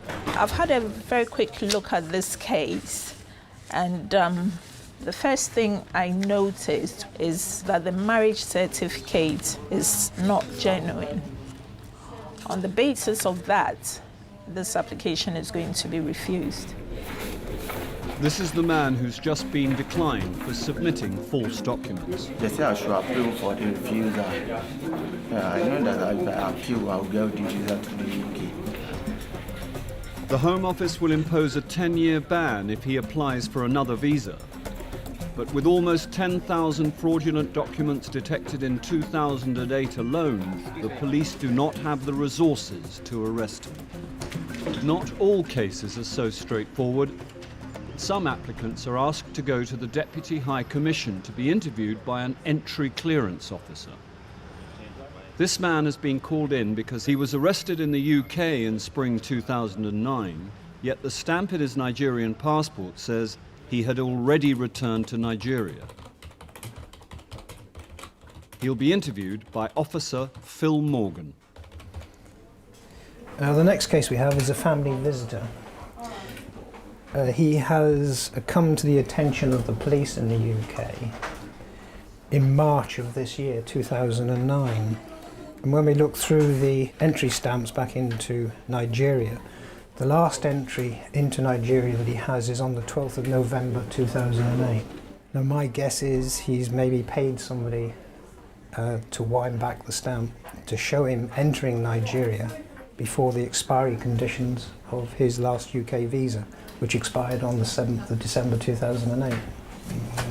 If the man wants a visa, he'll have to explain how he got his passport stamped when he was clearly still in the UK.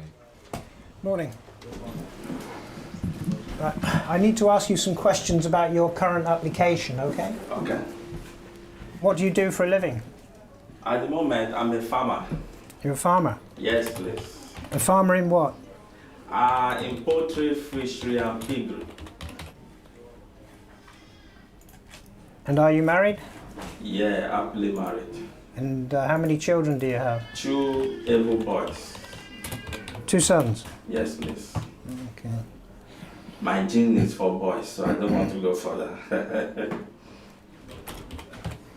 I noticed from your passport that you last entered the UK on the 28th of October. October, yeah.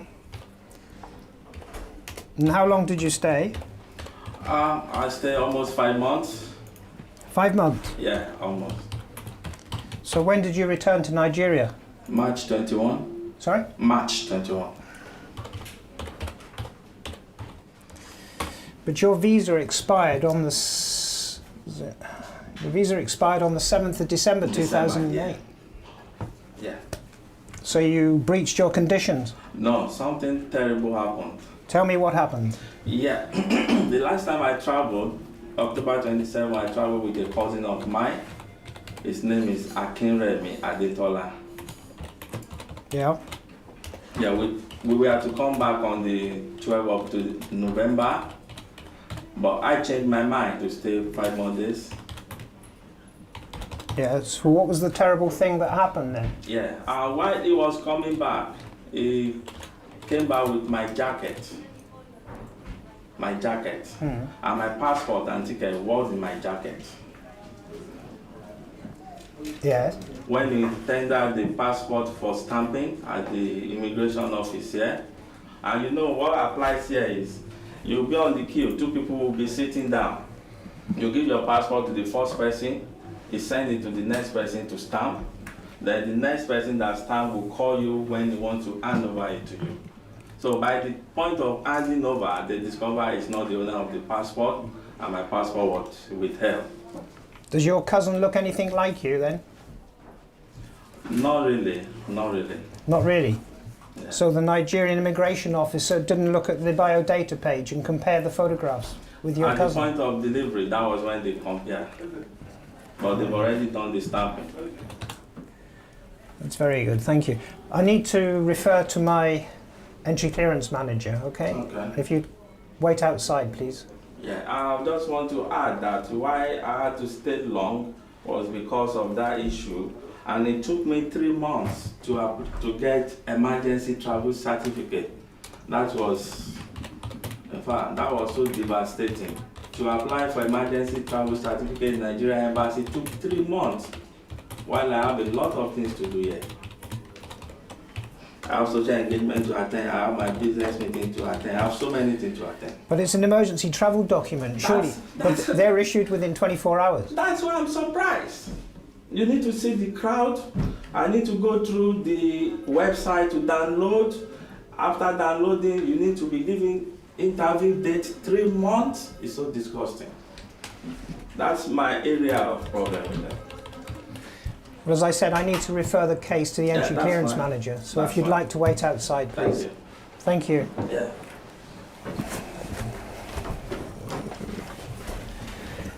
Well, he's attempted to explain why the re-entry stamp shows the 21st of November.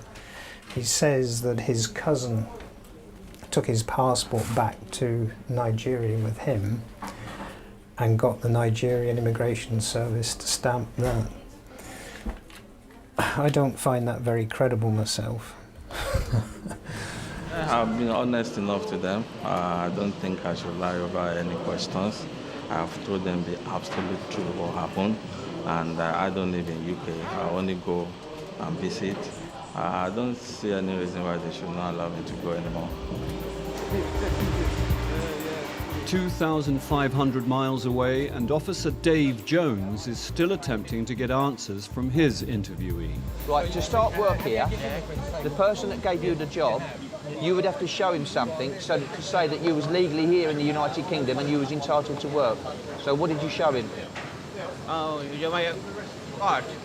You've got a national insurance card? Yeah. Where's that? Okay, show me. Yeah. Where did you get this from? Yeah, my solicitor. Your solicitor? Yeah. Your solicitor gave you this? Can you speak name check? Why are you entitled to be here and work? Who gave you permission to be here and work? Yeah, I've long job here, I'm tax pay, everything. Officer Jones will now check his immigration status on the Home Office database. Okay. So he came when, sorry, Trace? December. Is he Faz? Yeah. Lovely, cheers. Now listen, you're in the United Kingdom illegally, and you're not entitled to work. Oh, right, okay, mate, sorry. Okay? You know that though, don't you? Huh? You know that, don't you? You know you're not entitled to work, and you know you're here illegally, don't you? Okay, not illegally, okay. This chap actually arrived in the United Kingdom in December '98, and he was arrested and served as an illegal entrant at document abuse. He then absconded, and he's been an absconder ever since. He did claim asylum. It's failed, but he's been an absconder since '98, so he'll be going down the station and he'll be processed from there. I've already cautioned you, but you're under arrest for being in this country illegally and working illegally, all right? I'll let you know what's going to happen to you in a minute. Yeah. Such illegal entry. It's been a busy morning for the team. 46 people have been interviewed and many arrests have been made. We've made 12 arrests, of which two were, one was a failed asylum seeker, one was an overstayer, and the other 10 were arrested on suspicion of illegal entry.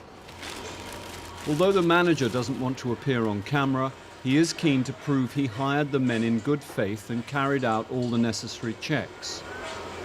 This is the employer's file where he's keeping all the details of his workforce. And it looks like one of my colleagues has actually seized it, so we'll be taking this back to the office to run the checks for the people that we've arrested. An employer must check and keep copies of a worker's documents before hiring them. This helps to show they've done everything possible to follow the rules if later found to be employing an illegal worker. If, however, they are knowingly employing illegal workers or can't show that they took these necessary steps, they could be fined up to £10,000 per employee.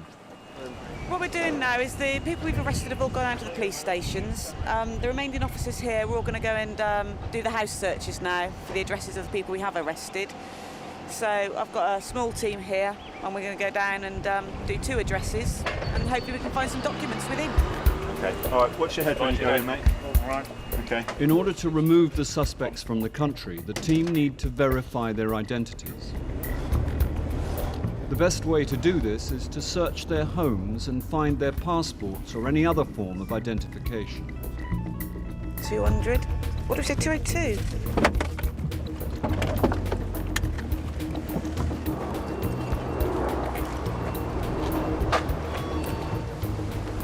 They didn't have keys for us, so it's a case of just knocking and see if anybody answers today.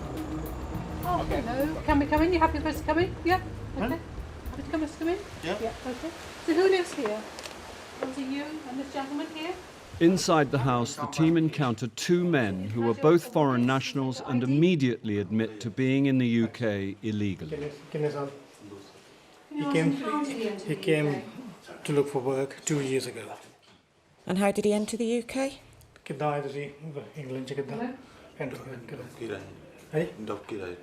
Lorry. Yeah, via lorry. I asked him when did he enter and why him?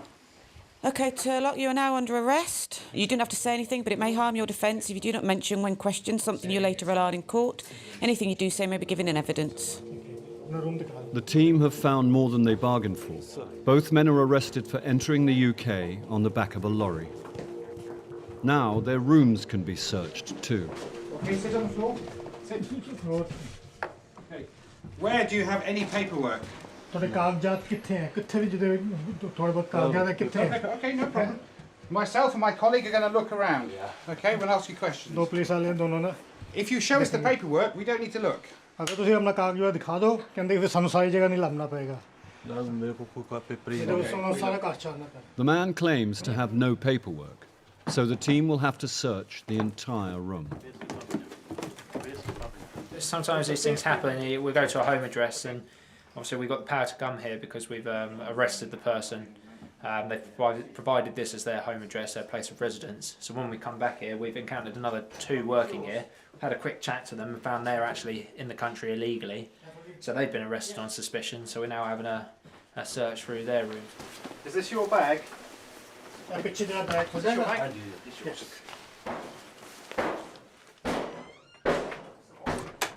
Next door, the officers have forced entry to one of the bedrooms. So we've gained entry to this room. This is the room for the guy who was arrested down at the factory. I found all his pay slips, so we know we're in the right room. So hopefully we'll find a passport for him. Have you done all these, Paul? I haven't gone through the details. Oh, right, okay. In the third bedroom, Officer Viv has found an asylum registration card, which appears to give the owner the right to work in the UK. I mean, this particular one, it's got employment permitted, and from my phone call that my colleague made to the Home Office earlier on, there was no trace of this gentleman on Home Office records. So this card would appear to not been issued by the Home Office. We've just found a counterfeit art card. Usually the art cards have got employment prohibited on them. You'll see on this one it's got employment permitted. So that always makes you have a second look anyway if it's got permitted on it, because very few of them do. But that is a particularly bad one. And that's not all. Officer Viv's also found a fake passport. Well, the gentleman first of all said he's an Indian national. It seems that it's falling apart, and as you can see, there appears to be something else underneath. It seems as though one page has been stuck on to another. Next door, the deception continues. Another national insurance card. Is it false or? I would say it's very moody, yeah. He's saying it's moody, he's saying it was supplied by a previous occupant. Oh, excellent. Well, in that as case, a false one. Sees that and sees the paperwork. Fake passports and forged documents are flooding the UK from factories in Eastern Europe. Jim, do you want all of the paste? The officers have found plenty of fakes, but not the genuine passport they were looking for. Although the trail took an unexpected twist, the team have gathered enough evidence of deception to remove the men. Hold your arm for now, okay, don't worry. These 2 arrests take the total to 15. The 2 men are both currently in detention. This man is also in detention and is awaiting removal from the UK back to India. This man claimed to be from Greece. He wasn't. He is also waiting to be removed back to India. Coming up, more tales from the Nigerian pig farmer. What is your date of birth? 1904, 1960. Why did 1964, sorry.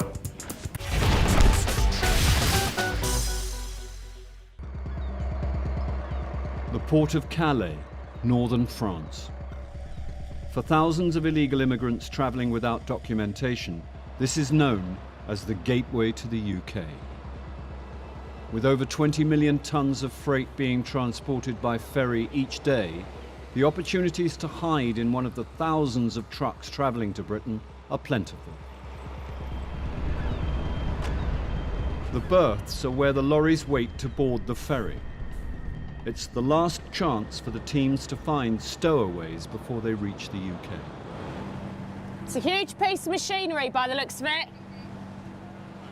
Today, the team are searching a lorry of sports cars and have had a high reading on the CO2 monitors, the device used to detect human breath. Yeah, they are rich. All right, no problem. Yeah. Rubber tyres also emit CO2, which could explain the high reading. Therefore, such loads as these are a popular choice for people seeking a lorry to hide in. We've got people here. We have Charlie Deltas, Claire.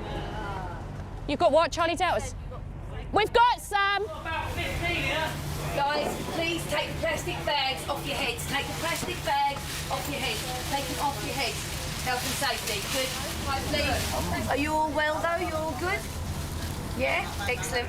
How many have we got? We've got 1, 2, 3, 4, 5, 6, 7, 8, 9, 10. We have 10 Vietnamese nationals in plastic bags, mix of male and female. The CO2 probes are proved right, and 10 Vietnamese people have been found beneath the cars. Yeah, okay. Right, you just stand here for me. Just stand there. All right. They've attempted to avoid detection by putting plastic bags over their heads. We don't know how long they've been in there, and they all was covered in black bags, covering their heads, as you could see from the footage you got. And we just wanted them to get them some air. Out here, they're nice people, they're good, they're no trouble to us. They're going to be fine here. we'll just keep them here till we get the escort team down. They all put bags over their heads to stop the CO2 coming out. But the moment they take them off, all that CO2 is released into the trailer. Say 10 people do that at the same time, that's a lot of CO2 that all comes together. And you'll get this massive reading on your CO2. You need to stay, you need to write. Some areas of Vietnam are considered to have an unsatisfactory human rights record by the Home Office. Vietnamese nationals are being detected in increasing numbers in Calais. Many have paid agents up to £20,000 hoping to achieve illegal entry to Great Britain. Ah, but you understand a little English? No. I need everybody's name. This time they haven't made it across the channel, although they were just 5 minutes away from boarding the ferry. The group were later released by the French authorities and were free to try again. The lorry company was fined £4,000.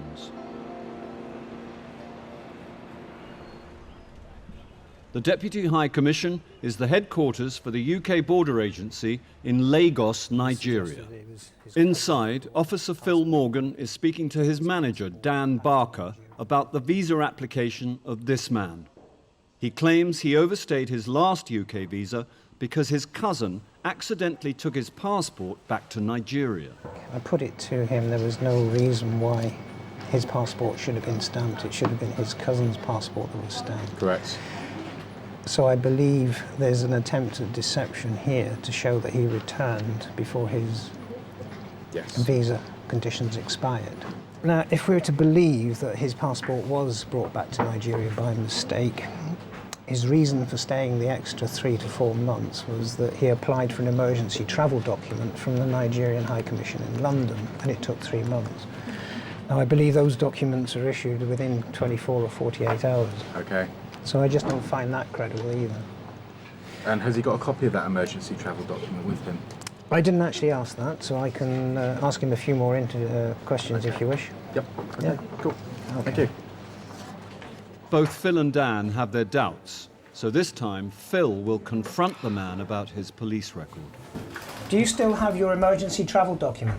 No, they collected it at the immigration office, and I had to stay five hours because I need to collect my passport back, and that was the only evidence to show I'm the owner of the passport. What did you do for the 3 months while you were waiting for this emergency travel document to be issued? You can see I've grown belly now. I was feeding. What, you ate for 24 hours a day? Sleeping, going around, they're monitoring my business here. Okay. Have you been arrested and fingerprinted by the police in the UK? Myself? Over what? I'm asking you. Not that I can remember. Yeah, except for driving with my international license, yeah. So you have been? Yes. When was this? I can't remember, it's been a long time. I can't remember, it should be four years. When you were arrested by the police, what name did you give them? My name, Adebayo. Well, I have evidence that you gave a different name. Can I know the name they told me, they said I gave? Yes? Yes, please. It's Adiwele. Adebayo. No, Adiwele. They misquoted then. No. I have the police record, and that's the name you gave them. And also, what is your date of birth? 1904, 1960. 1960? Yes, please. Why did 1964, sorry. Well, again, I have evidence that you gave the police in the UK your date of birth as the 25th of September 1975. No, that's not me. That's not me. Well, they're your fingerprints that the police took, and that's the name you gave them. No, I'm sure I gave them my name, Adebayo, my correct date of birth. But it has never changed. Okay. And why did the police arrest you? What happened was I used the extra small tire. Oh, the emergency tire, yeah? The emergency tire. And I was arrested because of that. That's fine, thank you very much. If you'd just like to wait outside again, please. Thank you. It's the end of the interview, and the man has failed to explain his deception. So, plans are obviously to refuse for use of deception from obviously obtaining a stamp by deception, which appears genuine. I believe it is genuine. And we'll obviously refuse him and refer him to the police. Indeed.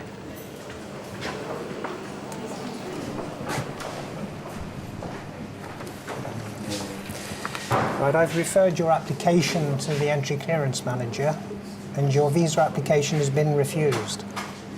The reason it's been refused is that at the time you were arrested by the police, you gave a different name and date of birth from that in your passport.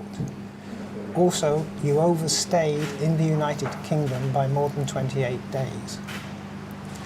Yeah, but that wasn't intentional. I explained No, but you should have attempted to regulise your position, your status in the UK, having realised that your visa had expired and that you were in the UK illegally. Anyway, that's a copy for you with your appeal papers, okay? The gentleman over there will give you back the documents and your passport, okay?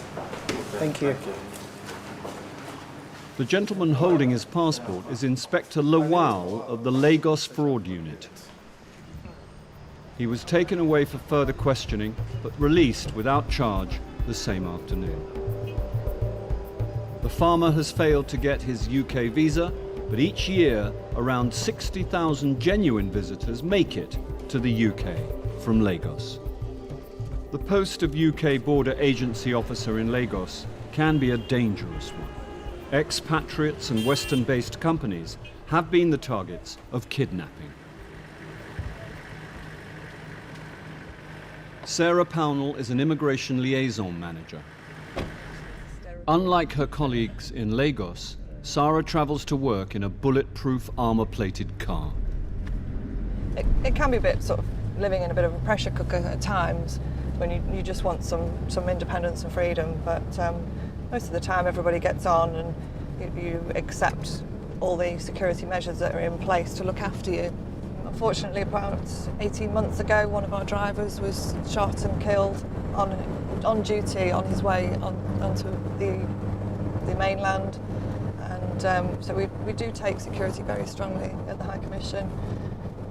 Sarah is based at the Deputy High Commission, but spends most of her week travelling to and from Murtala Mohammed Airport. Morning. Hey, Joe, how are you? I'm fine. Good. No wahala. No wahala today? No wahala. Okay. Sarah doesn't have any legal powers at the airport. It's her job to advise airline staff on how to spot people trying to enter the UK illegally.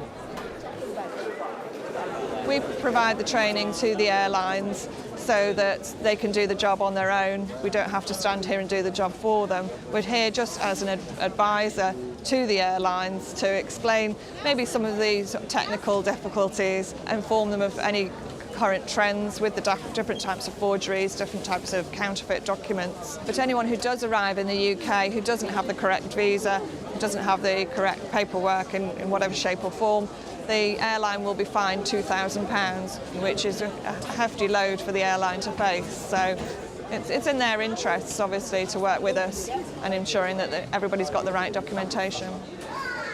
Over 5 million people travel through Murtala Mohammed Airport every year. Let's see who we've got then. Okay. At the boarding gate, the passengers are given a final check. This is the last chance to spot imposters before they reach the UK. All these bits and pieces. Just show your boarding pass at the guys here. We're not taking Arsenal supporters today, I'm afraid. This is a Liverpool zone, okay? So no Arsenal supporter. No Arsenal Sarah has been supporters. asked by the airline staff to look at a woman's visa. The woman does not want to be identified. Morning, madam. How are you? What's your final destination today? No, today. Today? Today in London. Okay. But I'm going to the US tomorrow. You're going to the US tomorrow, okay? Have you been to the US before? Yes, a long time. Okay, approximately when? 1975, okay. When you went for your American visa, did you tell the visa officer that you were pregnant? You didn't? No, okay. Is there any reason why you didn't tell the visa officer that you were pregnant? It didn't come up. It didn't come up. Okay, what I'm going to do is... The woman is only 7 weeks away from giving birth. yet has decided to visit her sister in America, claiming she will return 3 weeks before her due It says date. that you're fit to travel. Babies born in the UK don't automatically qualify for a British passport, but babies born in the US do automatically qualify for an American passport. So it's quite common for pregnant ladies to travel overseas so that they can have the baby in whichever country to automatically get that passport. Sarah is suspicious of the woman's motive for travelling to the US via the UK, but she could also be in breach of airline regulations for travelling whilst pregnant. When is she due? 5th of June, When is her return? 16th of May. So she's got 3 weeks between her return date and her due date, which makes her 37 weeks pregnant, which is over every airline's limit. The whole policy on how advanced you can be for travel is different on each airline. I was going to say that. I was going to say I can't remember what yours is for your airline. I think it's about 33 or 34. 32. Well, her letter says 33, so she's already over that. Yeah, because so when she's coming back again on your airline, she will be 37 weeks. Exactly. The woman is in breach of the airline's policy, but as she has a valid US visa, Sarah must now contact the US Embassy. Hi, it's Sarah. I'm at the airport at the moment. I just wondered if you could give a call to the American Embassy so that they can check an American visa for me. She's at the airport today and she's in an advanced state of pregnancy. So if you can just give them a call and find out if they're happy with that, and if so, then we can let her travel. Sarah now has to wait for a reply from the US Embassy, but the flight leaves in 10 minutes. The decision to question the woman in the first place came from the airline, but Sarah's presence has become the focus of the woman's frustration. Because my own point, I don't understand why you are doing Explain your point. It's the immigration people that will either tell you Yes, it's okay or not. they will So tell why you. are you the one stopping me at this point? Because your flight here is going directly to the UK. You didn't choose Delta to go directly to the States. And this is why I'm on duty here, to see the people who are travelling through the UK.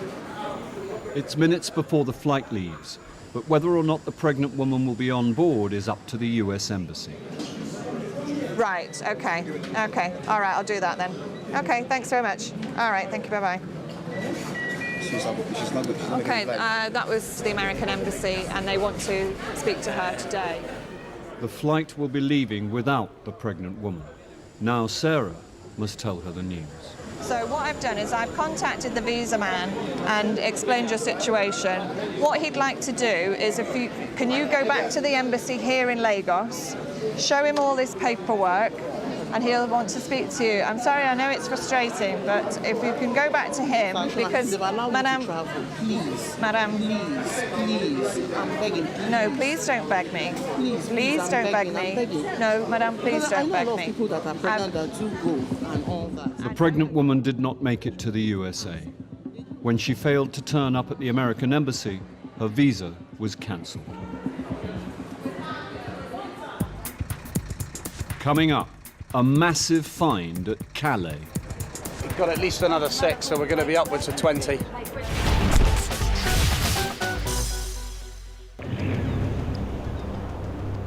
Back in Calais, Bridget and the response team have received a call from a crew on the other side of the port requiring urgent assistance. Yankee 1, this is Charlie 3. Just to let you know that we're en route to lane 173 to join you. Richard and Bridget work alongside the newly formed Calais response team. What we're going to is lane 173 down at the berth area, where one of our teams has radioed up to say that they have a lorry down here that is full of illegals.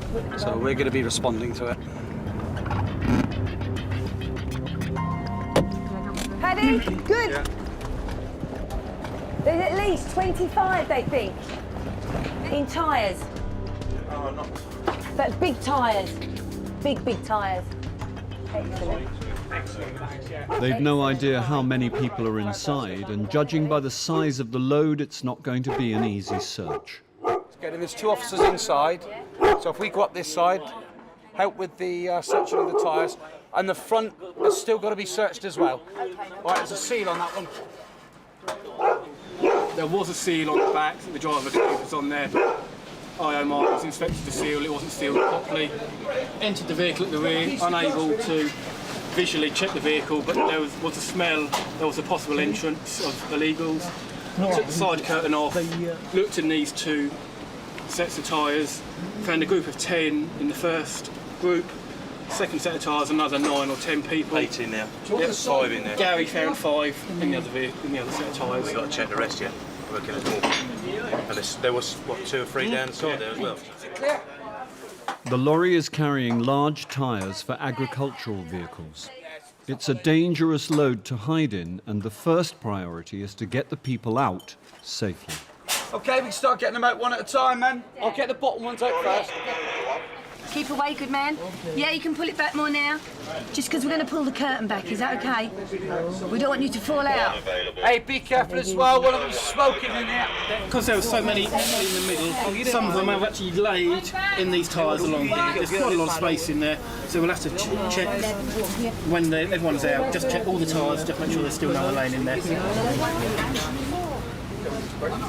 1 minute, we just got to wait for someone to come and get you. Go this way for me. That way. You got your stuff? Excellent. Oh, watch it to the side. Get back in. They're going to fall. That's it. Stay there. Are they all Vietnamese? All Vietnamese. Yeah. You need to find method of entry. Yeah, back door. Oh, there was no security at all? The seal was in. Oh, but it wasn't. There, but the seal wasn't locked. Right. Okay. The stowaways are all Vietnamese.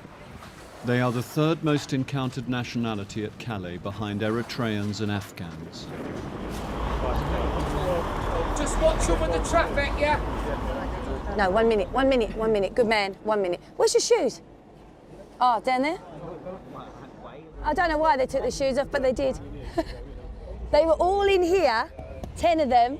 They might have been on top of each other's head, so that may be why they took the shoes off. It's only a guess. Sorry? Him there, yeah. Is that the last one of the 8, isn't it? So that's 16, yeah? So far.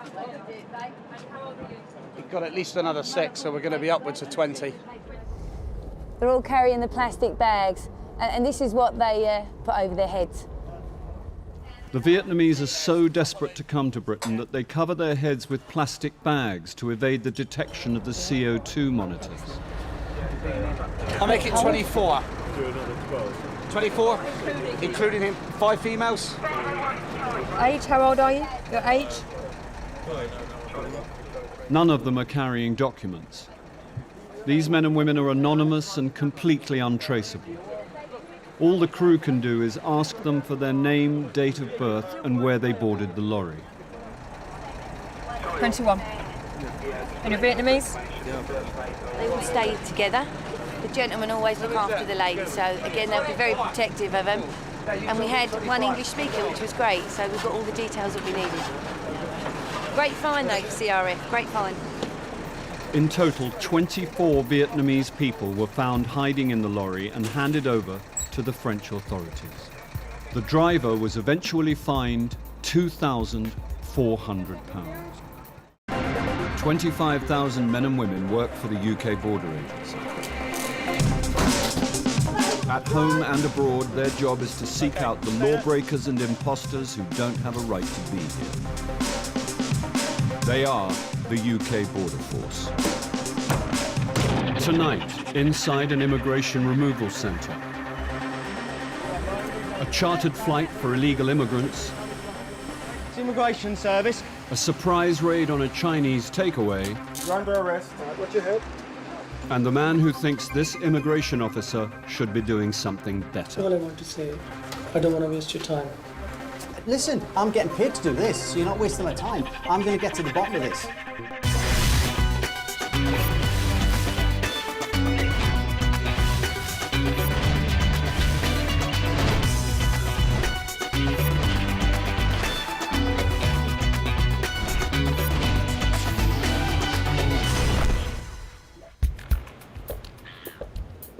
Calais. In 2008, UK border agency teams found 20,000 people hiding in trucks headed for Britain.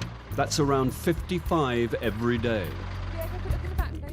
It's estimated there are 1,500 immigrants living rough in Calais, many of whom are children. They make frequent attempts to creep aboard the freight trucks. Most live in the jungle, a forested area a few miles from the port. Others camp right outside the perimeter fence, waiting for the right moment to sneak onto a lorry. Today, Officer Maggie Woodard rushes to the berths, the place where lorries wait just before boarding the ferry.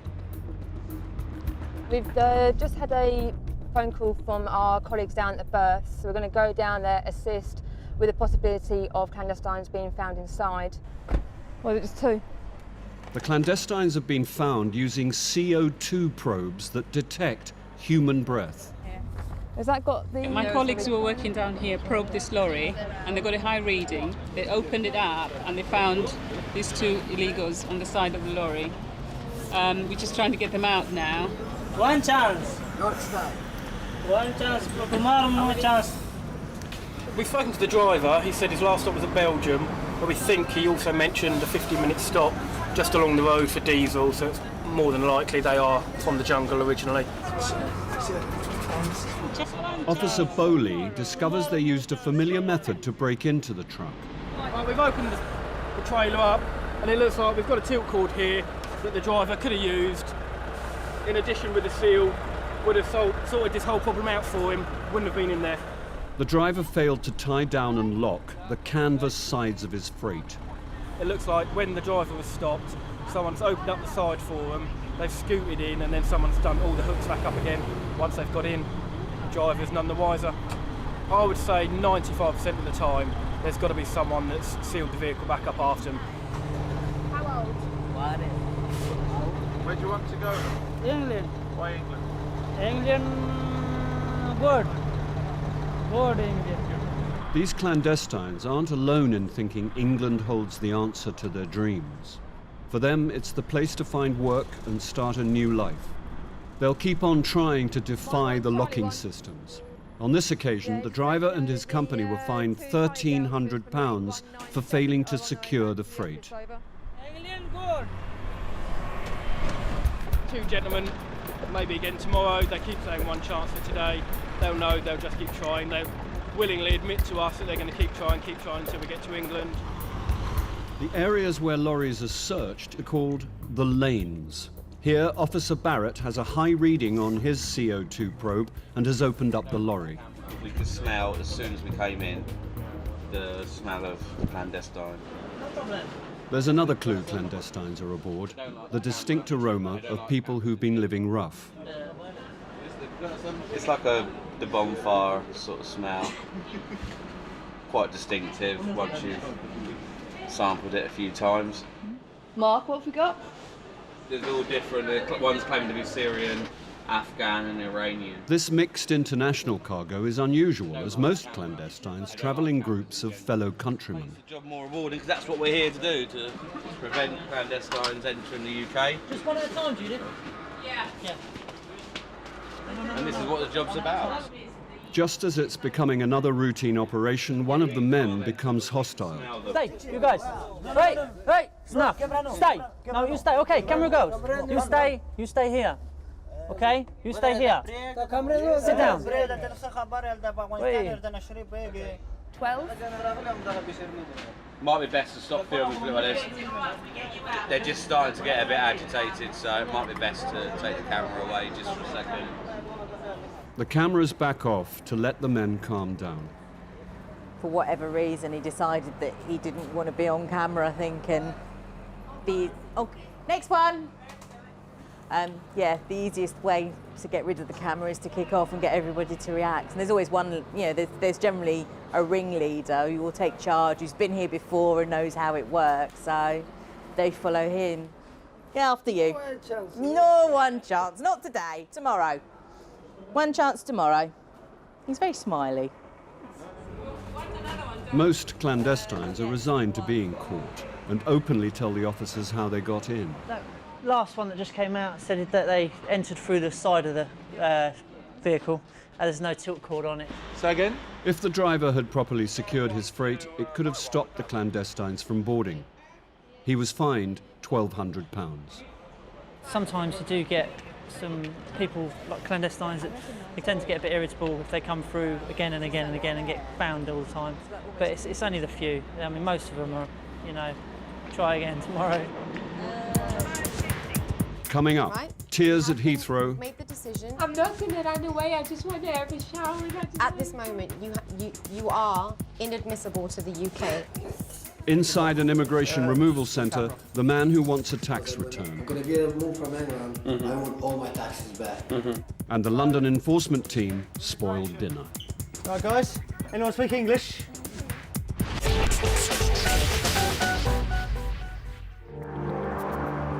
At the outskirts of Heathrow is Colnbrook Immigration Removal Centre. It has the same security as a Category B prison. It holds 400 men in 2 sections. One section is long-term. Many in here are foreign nationals who have already served a prison sentence. Once their sentence is over, they are brought here to wait for their paperwork to be completed so they can be sent home. This can be complicated, and some have been here for years. Governments in some countries are reluctant to have people back with serious criminal records. There is also a short-term section. This holds illegal immigrants for up to a week. Many here have been caught by enforcement teams and are from countries that are easier to negotiate with for their return. Colnbrook's UK Border Agency office is where the removal papers are processed. Officer Raza is about to meet an Algerian man who has just completed a prison sentence. Are you Farid? You all right? Okay, he was convicted of a crime in the UK. He was sentenced to 16 months for robbery and attempted robbery. So he's now obviously under immigration, being detained under immigration powers. I'm just going to give you your deportation order. You will be required to leave, and you're prohibited from entering the UK again as long as this order is enforced. Okay? That's all for you? Okay? I've seen Farid before, so I mean, I know what he's like. He tends to cooperate fairly well with immigration because he wants to go back to Algeria as soon as possible anyway. Hello lads, if you just take a seat on the far side, thank you. Officer Chima is about to see an illegal immigrant from Kosovo. The man was sent here after being arrested in a late-night brawl. The police discovered he was here illegally and handed him to immigration. All right, Mr. Lulad, my name is Mr. Chima. I work here for the Home Office. Do you understand why you're being detained here? Well, somehow, yes. Okay. Just to keep it brief, as you know, you were detained as someone who's to be removed from the UK. You have a flight back to Kosovo, Albania, on the 14th of May, which is next Thursday. Oh, yeah. That's your flight itinerary there. That is your factual summary, giving you a history of your case and also who's in charge of your case. So if you let your solicitor know what's happened, you can do so. I don't have a solicitor, I have nothing. Okay. There is a list of duty solicitors available here for you. You can speak to the officers. I just want to go back. Okay, that's fine. The street fighter won't have long to wait. He'll be sent home next week on a specially chartered flight. Thank you very much. Thank you.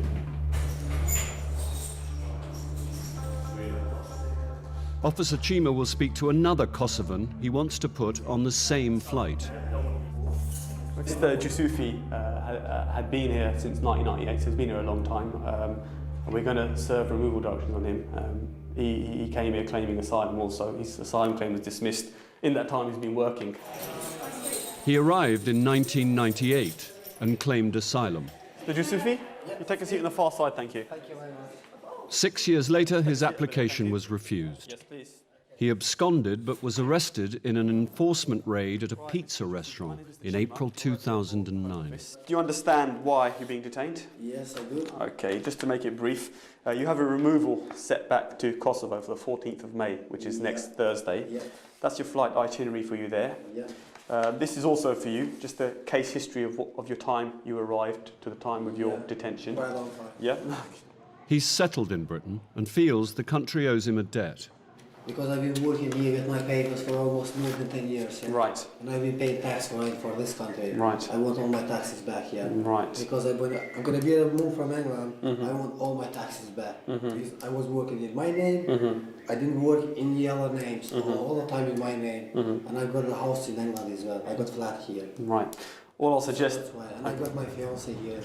I didn't get anything from government, any income. So I appreciate what you're saying, Mr. Jusufi. However, it isn't going to change that you will be removed at this point. So all I can say is you should speak to your legal representative and he'll be able to advise you on that. When the guy was talking about tax, we've had a few of those questions before. It's something that we don't get involved in. We'll tell them to take legal advice on it. But technically speaking, they've been here illegally, so they can't get their tax backdated in any way. The 2 Kosovan prisoners will join 24 other Kosovans and Albanians on the flight chartered by UK Border Agency. This is a regular thing that the UK Border Agency do. These charter flights have been planned and they happen on a fortnightly or on a monthly basis to specifically remove Kosovan and Albanian nationals back to that part of Europe. It's one of 70 flights a year used for removing illegal immigrants. In 2008, over 1,500 were sent home this way. Many of those in Colnbrook were picked up by enforcement teams like this one. Officer Shane Healy is planning a raid on a Chinese takeaway. We're going to the... Intelligence suggests that possible immigration offenders are working from this address, and previous visits to this kind of establishment have led to the arrests of failed asylum seekers and immigration offenders. So we'll go straight away. In 2008, enforcement teams carried out 13,000 raids, resulting in over 10,000 arrests. The target today is a takeaway serving the locals of the well-heeled area of West Hampstead. We're here. Right, let's go.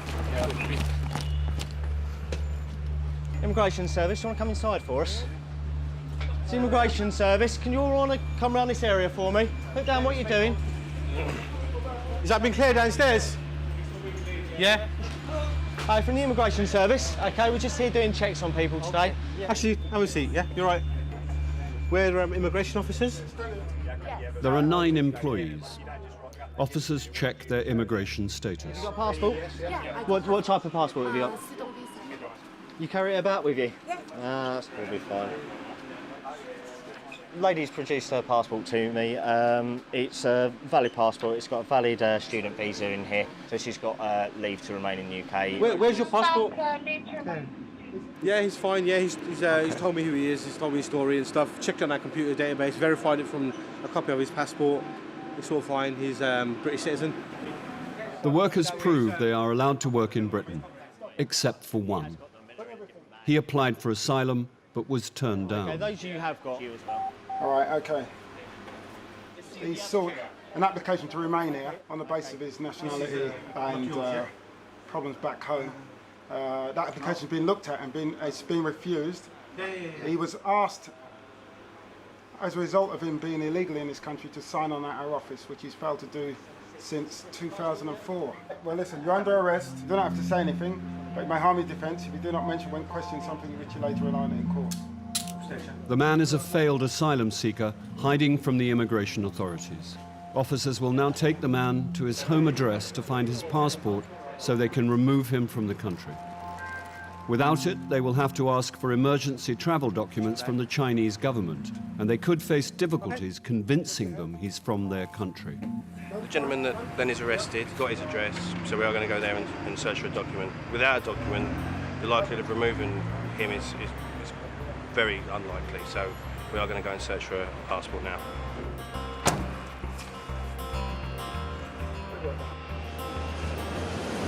Heathrow, Terminal 3. It carries over 30,000 passengers every day. That's over 10 million a year. Today at passport control is immigration officer Sheetal Patel. Hi there. Travelling alone? Yeah. She's about to check a woman who's just arrived from South Africa. I'm just going to ask you a few questions about your stay here, yeah? How long are you going to be here? 3 months. 3 months. So immediately today, where will you be going? After working picking me up from the airport, so I will be staying with him, or I will be staying with my other friends or from South Africa as well. Okay. So your friend that's picking you up, is he just a friend? Yeah. Okay. Okay, Miss Thomas, I have got some inquiries to make, okay? So I just need to take this. Take a seat for me. You'll be here with us until I finish conducting those inquiries, okay? Matt? Got a referral for you. Okay, we've got a South African female. She's just coming in. She says she wants to come in for 3 months, but she's just finished a 2-year working holiday. And she's only been away from the country for a month. She says she'll be going to Scotland, Ireland, visit other South African friends that she has here. So in 2 years here, she just didn't get around to seeing Scotland and Wales. And Ireland and Wales, yeah. Doesn't hang together. And the idea of a working holiday is that you have a holiday and you do a bit of incidental work. Exactly. And that in 2 years you should, You pretty should have much seen be able to what see you what you wanted need to to see, see. yeah. So then to come back for another holiday on top of that makes me think that there's something here that's more important than back there. A 2-year working holiday visa allows 1 year of work and 1 year of holiday. Right, just come with me this way. The South African woman has already had one of these visas, and now she's back just 1 month later. Yeah? Officer Patel wants to find out if the friend waiting to pick up the passenger is just a friend. But it seems being stopped by immigration is all too much for her. I know you're upset, but it's just, I just have to... I feel alone now, and I just want to speak to my mom. Do you want to give her a call? Do you want me to give... She's at work now. I Okay. just want to go home. I don't even want to be here anymore. Just grab your bags. Although the passenger appears to have given up the fight, Officer Patel investigates further to assess her status. First, she calls the passenger's friend waiting in arrivals. Hi, Tom. My name is Sheetal. I'm an immigration officer at Heathrow Airport. Hi there. Are you meeting anyone today? Okay, just to let you know, she's currently being held with immigration. We do have some further inquiries that we need to conduct. Is it all right if I have a quick chat with you? How is it that you know her? You just know through friends. Are you just friends or are you in a relationship? You're in a relationship, thank you. Okay then, thank you. Bye-bye. So it turns out that the gentleman downstairs, Tom, is the passenger's boyfriend. And when I asked the passenger if it's a boyfriend or a friend, she stated that he is just a friend. To have a boyfriend in the UK creates a stronger tie than just to have friends in the UK. So it gives her that extra thing to want to come back for. So not sure why she would have said on the desk that it's not a boyfriend, but that's what we need to find out. The passenger has lied about who was picking her up. With a boyfriend here, Officer Patel suspects a short visit might turn into something more permanent. As soon as the deception starts, that's when our alarm bells start ringing. And, it's just that, have you got more to hide? Is there more to this than you're letting on? Previous payslip from when she was here on her working holiday. Officer Patel and her boss, Matt Dyson, look for other clues to find out why she wants to come to the UK. They discover a payslip. £500 fortnightly, that's not bad. That's sure she's worked full-time for that whole year, Okay, so that's not good. so we just need to find out if she worked full-time for the other year as well. Where is it? Her working holiday visa would have allowed her to work 12 months of her 2-year stay. In this case, what we've got so far is there's a payslip there which appears to indicate, unless she was earning an enormous amount for a little bit of work, that she probably worked the whole of the last tax year, the one that we've just completed. Now, that means she's done all her work basically in that period. Now, do we really believe that in the first year she was here she did nothing at all? Well, that's unlikely, because let's be honest, if you're a working holidaymaker on a 2-year working holiday, you're not going to sit around and not work for a whole year and then just do it at the end, because your financial constraints are the same at the beginning as they are at the end, pretty much. Good morning, my name is Sheetal. I'm an immigration officer at Heathrow Airport. Officer Patel calls the restaurant where the passenger has been working. So she started 25th of June 2007 and departed 26th of Feb, did you say? 2009. Okay. The manager says the woman worked over 20 months at the restaurant, 8 more than her visa allowed. It just goes to show that she had a disregard for the restrictions that was put on her. When you do get your working holiday, you are told it's 1 year's holiday, 1 year's work, and she's abused that. Once you abuse something once, you can't be trusted that you're not going to do it again. That's the thing. I've just made a phone call, And they tell me that you were employed from the 25th of June 2007 to the 26th of Feb 2009. Okay. Yeah? So that's 20 months. Okay. Yeah? Do you understand what that means? No. Right.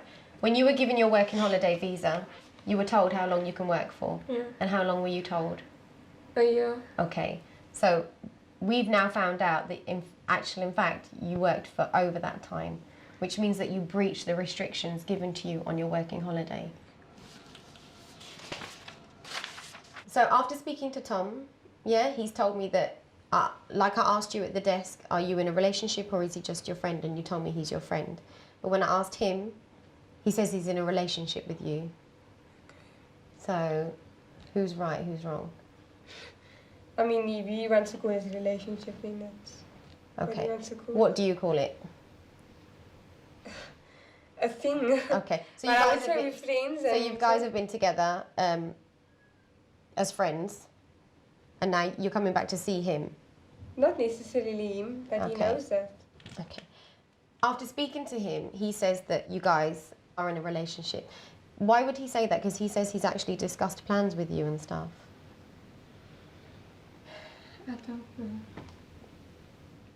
I don't know. The passenger is trying to make light of her relationship. For the chief, it doesn't wash. You can have a certain amount of sympathy when someone's dreams are not going to go or come to fruition this week. But, you know, she has told lies. Yeah. You know. And, you know, she's done it once, we don't know if she's going to do it again. Exactly. Yeah. You know, she can go home first available flight, please. Come on, then. I'll tell you what's happening, right? We've made the decision and you've been refused entry today. Just let me stay 1 week and then just let me... After 1 week, I swear on my mother's life, I will go. Your removal flight is this evening, okay? Your removal flight is tonight at 8:30. At this moment, you are inadmissible to the UK. Therefore, we can't let you go anywhere. So, unfortunately, you have to stay with us in detention until your flight.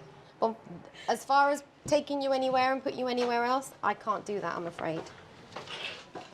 It doesn't stop you from coming back. You can still come back. You just need to... I would never want to come back here. That's fine. Never. That's for you. The passenger was put on a flight to South Africa later that evening. Coming up, the passenger who doesn't want to go home.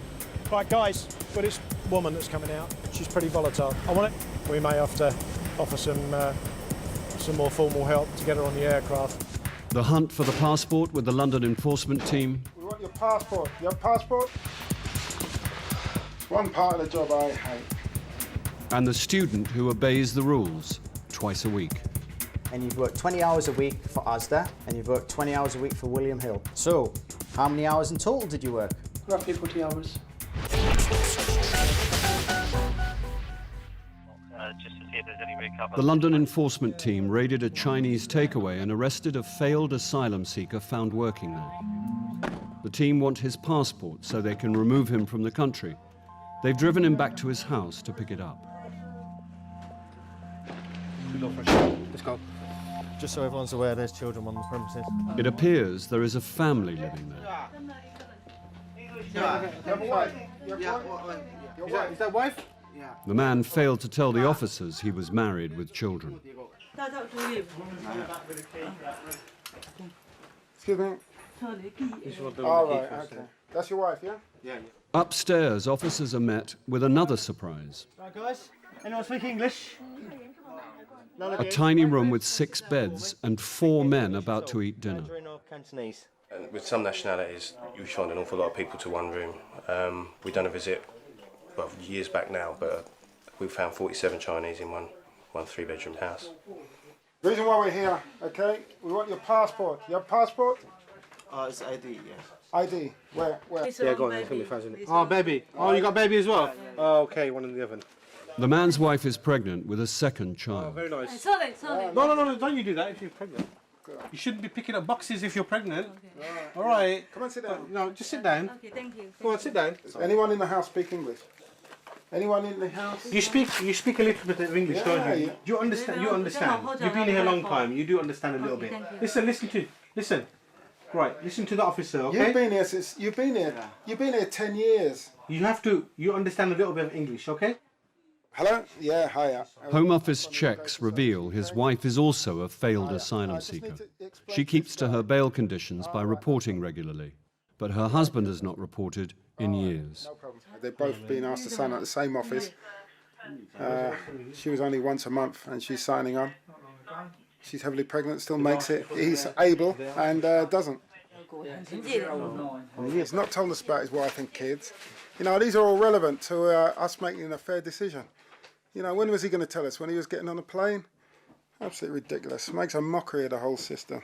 The husband and wife claim they don't have passports. The enforcement team have heard this before. One part of the job I hate is searching. I enjoy it. Do you? Yeah. Back upstairs, it's a tight squeeze as officers check Home Office records on the 4 men. We've got 4 Chinese gentlemen in this bedroom. They've produced us with their ART cards, which is asylum registration cards. We're going to check on our system, see what state their applications are in, and go from there. The discovery of asylum registration cards should mean the Home Office will have details on file. Hello, Vicky. We're in a house full of Chinese. Could you do some checks, please? The 3 men claimed asylum on entry into Britain. Charlie Alpha India. They were given temporary release, and by the time their asylum claims were refused, they had all absconded. The 4th man entered Britain on the back of a lorry. Could you explain to him he's now under arrest as someone liable to be detained? They are arrested to be questioned further and have their fingerprints taken. The team cannot find the passports to help remove the family from the country. It could take months to sort out emergency travel documents. Right, we're going to release you, okay? That's not because you've been a good person. It's only because you've got a pregnant wife and child here. Right? But it's important that you come in and sign on with your wife. He's got to act responsibly now for his family and start signing on with his wife every month. The man and his wife are currently reporting as instructed. That's why I'm on a guard, man.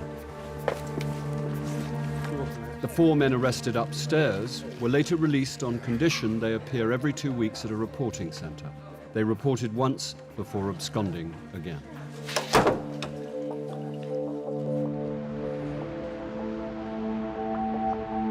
At a location near Gatwick, a private security firm is gearing up for a big operation. While most of Britain sleeps, team leader Alan Mackay briefs his 68 custody officers on Operation Aardvark. Right, good morning, ladies and gentlemen. Welcome to Operation Aardvark 355. We'll be returning 26 detainees to either Albania or Kosovo. We have 3 coaches going two to Colnbrook and 1 to Brook House, and then we have a van going up to Yarlswood.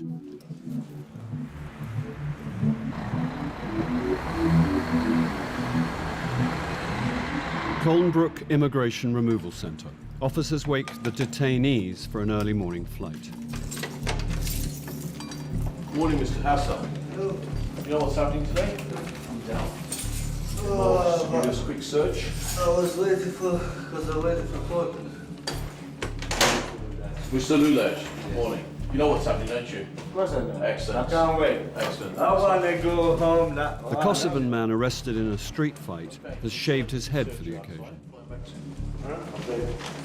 Be back soon. The coaches arrive carrying the custody officers.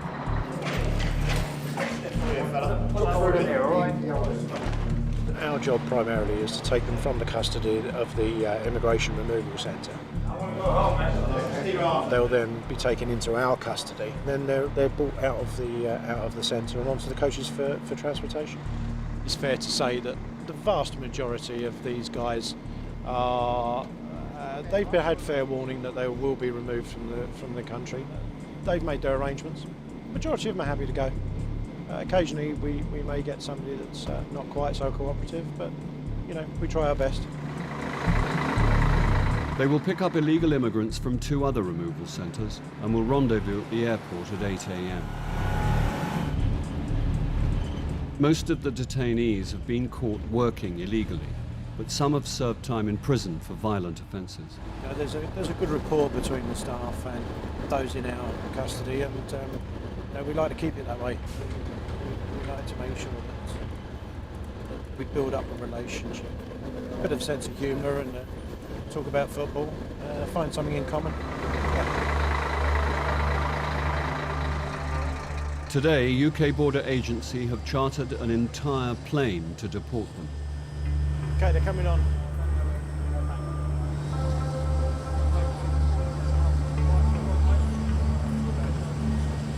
This is where the staff come into their own, really, and they start to ease tensions and de-escalate any problems that they may see arising. Nobody's going to be removed forcibly unless they resist the removal. Just as the last few take their seats, there is a problem with a woman who doesn't want to board. The flight can't leave without her.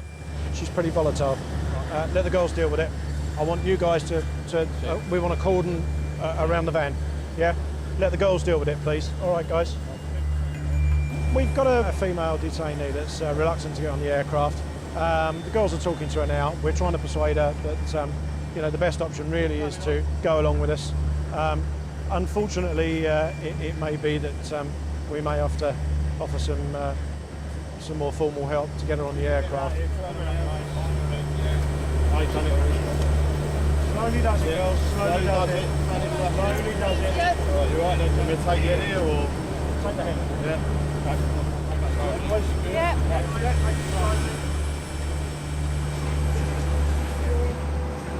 It's a delicate situation for the team already on board. They don't want to unnerve any of the other passengers. She's afraid of flying. She's scared of being on an airplane. So the medic will give her some tablets to calm her down. That's all it is. She's an elderly lady and she's scared. The illegal immigrants are escorted back home by 56 custody officers. 4 Kosovans will go to Pristina and the rest to Tirana in Albania. When the officers return, they will need to start preparing for the next chartered flight to a different destination in a few days' time.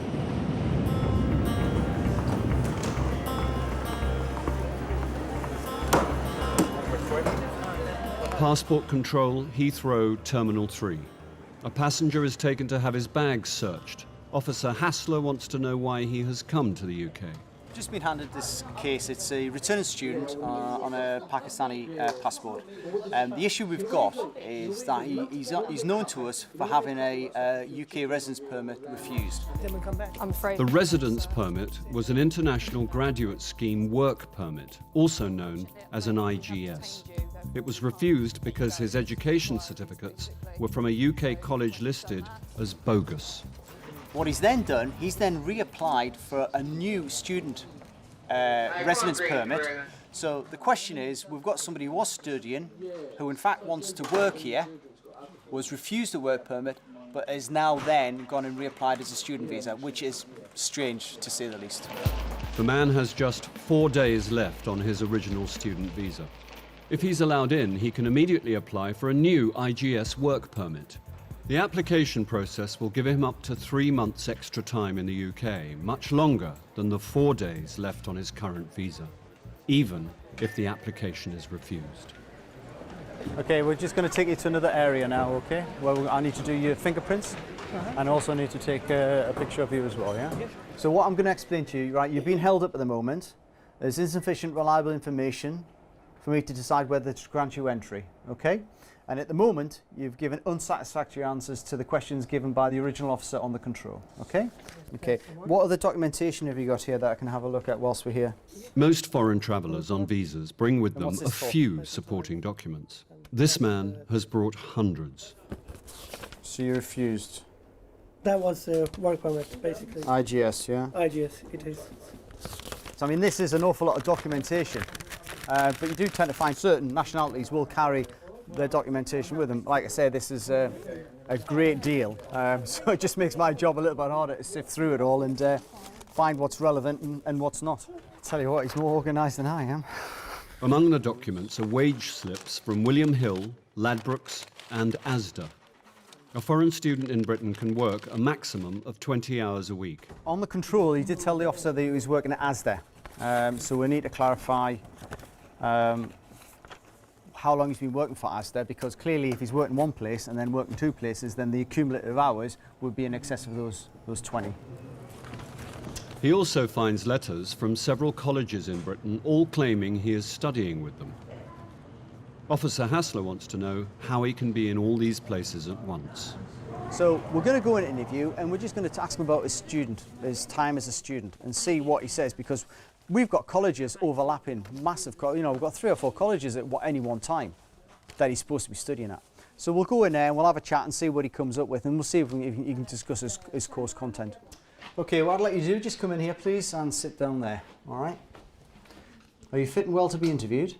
I'll try my best. No, I don't want you trying your best. I want you to tell me, are you fit and well to be interviewed? Because I want to ask you some questions, and what I don't want you 5 or 10 minutes saying, oh, I can't answer that because I'm not well. Are you fit and well to be interviewed? I mean, have I got any option? Of course you've got an option. I'm asking you a question. Are you fit and well to be interviewed? If you don't feel you're well enough to be interviewed, you tell me, and I'll refer you back to the doctor.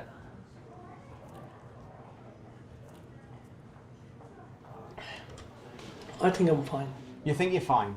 The interviewers got off to an uncomfortable start, and the real questions haven't even begun. After the break, Officer Hassler turns up the heat. All I want to confess is I have done nothing wrong in your country. Okay, right, let me be the judge if you do nothing wrong, okay?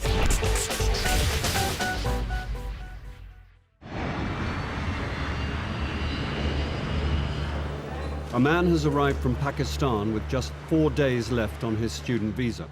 Officer Hassler has questions about the certificates he submitted for a work permit and the hundreds of documents found in his hand luggage. He has at least 2 jobs and is studying at a number of colleges. Why have you come to the UK? Today? Yeah, correct. To study. Okay, and where? LSMS. Which is? London School of Management Sciences. How long have you studied there? Almost 5 years. So, since your arrival then, you've effectively been studying all your time at London School of Management Science.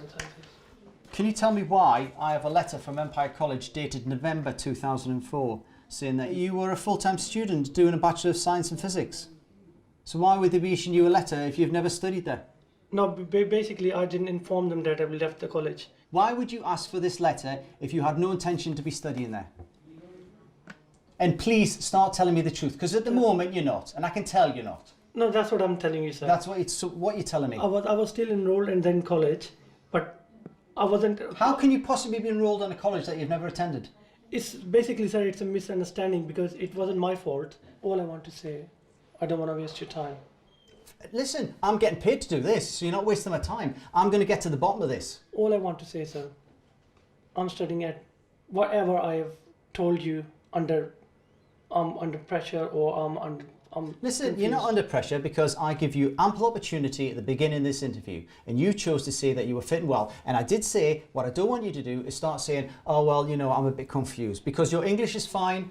It is more than acceptable for me to understand you, and I know that you can understand me. All I want to confess is I have done nothing wrong in your country. Okay, right, let me be the judge if you do nothing wrong, okay? What did you apply for in June of last year? IGS. And what happened to that? It was refused. What letters did you submit? What letters and certificates did you submit? I did give them the result sheets. The postgraduate diploma in business administration. From where? From Westminster College of Computing. Did you study at Westminster College of Computing? No, sir. Then how did you get all these certificates? You are best to just answer the truth, okay? Because I know what the truth is, and it's better that you corroborate it. So just answer me the question. How did you get these documents? A person helped me to make these documents. So they are false documents? Yeah. Sorry? Yeah. Yes.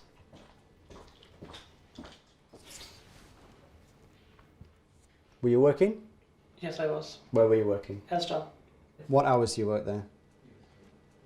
I worked 20 hours there. And what about William Hill? I did work in William Hill as well. So, we started end of December 2006, beginning of 2007 with Asda, okay? And you started William Hill the same time, okay? And you've worked 20 hours a week for Asda, yeah? And you've worked 20 hours a week for William Hill, yeah? So, how many hours in total did you work? Roughly 40 hours. And you still work for Asda and William Hill, yes? So all I want to say is, I'm not breaking any law or anything, or not harming. Listen, anyone. just a sec. You say you're not breaking a law, right? But what do you think immigration law is? It's not one rule for one person, one rule for another. You are breaking the law. As a student, okay, you're not allowed to work more than 20 hours a week. You're working 40 hours a week. As a student, you're not supposed to pay for fraudulent documents to submit to the UK Home Office to then try and get a work permit to live in the UK. So you tell me where you've not broken the law.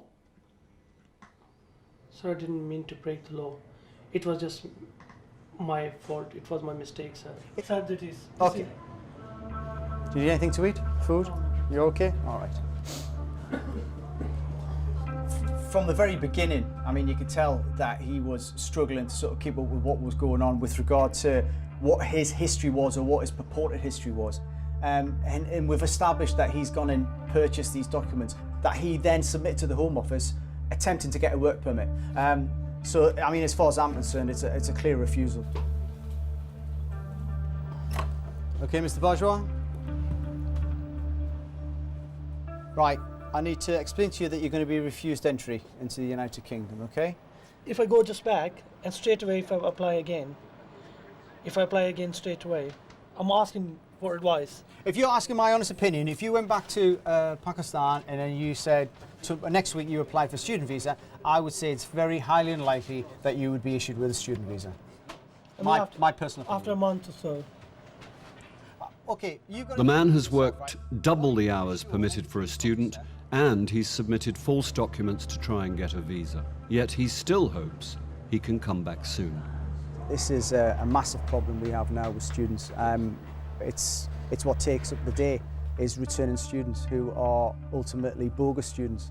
They get the residence permit or they get the entry clearance from the country of origin, they come to the UK, don't ever study, get fraudulent documents to show that they have been or claim to have been studying, and then it just perpetuates itself. They get their residence permits, they get their extensions, and it's all built on a lie. 25,000 men and women work for the UK Border Agency. At home and abroad, their job is to seek out the lawbreakers and imposters who don't have a right to be here. They are the UK Border Force. Tonight, the fraudsters trying to cheat their way out of Nigeria. Do you know this person? No. This person is your cousin. It's a risky business in Calais. Hello, mate. Hello.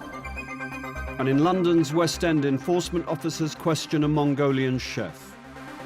We can't find any trace in your systems. You're not able to show me a passport. I find it all quite difficult to believe, yeah?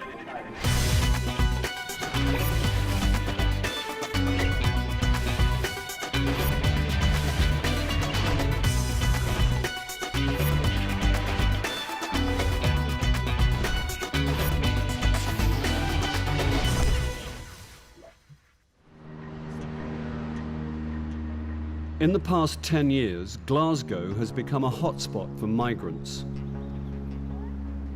A recent report found at least 70 different nationalities now living in the city.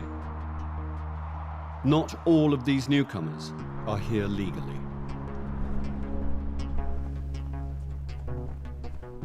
The UK Border Agency has enforcement teams who seek out immigration offenders and remove them from Britain.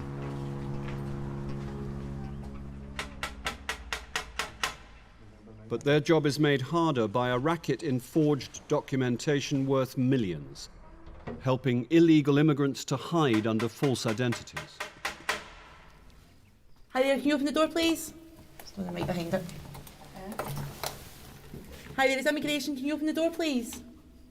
Immigration officer Kerry McVeigh and her team are at the address of a man they believe has overstayed his visa by more than a year. Sir, I can't see you standing there. Open the door now. We have a warrant to enter the premises, so if you don't open the door, we will force it. The target today is a man named John Moses. Hi there. It's immigration. If you just want to let me, please. Have a chat with you, okay? Is there anyone else on the premises? Sorry? Anybody else living there? Okay, what's your name, sir? My name is Olatunde. Olatunde. Olatunde Ishola. And your date of birth? 26. 26 of... 26 of... What? What month? You're not giving me your date of birth? Can you sit down for me? Sit down. No, I just want to tell you. Who's that person? Mr. John Moses? That's my uncle. That's your uncle? Yeah. And where is your uncle at the moment? She's not around. I mean, he's not around. He's not around. Are you sure it's not you? No, it's my uncle. Alright, okay. Are you going to give me a date of birth, Olatunde? I don't know. No, I don't know because I don't. Okay, have you got a passport? My house. Eh? Passport? Sorry? Do you have your passport in this address? I lost my passport. You lost your passport. Have you got a photocopy? Any identification whatsoever? Identification? I lost my passport. Right, can you just listen to me just now, Olatunde, okay? I'm arresting you as a suspected immigration offender, okay? You're not obliged to say anything, but anything you do say will be noted and may be used in evidence at a later stage. You're now under arrest. The target that we had, he was asked about, do you know that person? And he claimed it was his uncle and he's not here at the moment. And he couldn't provide any further details as to that. We didn't have a photograph of the actual target we were coming for, therefore we can't sort of positively or negatively say that it's him or not. He claims to have no form of ID, something the enforcement team have heard many times before. A valid document will confirm if he's telling the truth or not. Oh.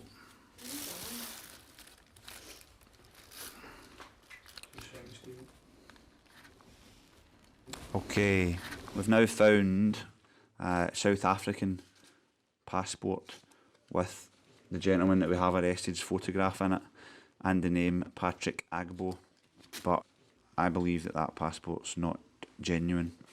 He's told us he's from Nigeria and his photograph is now in a South African passport, and now we have evidence that the gentleman we have arrested has been using the name Patrick Agbo.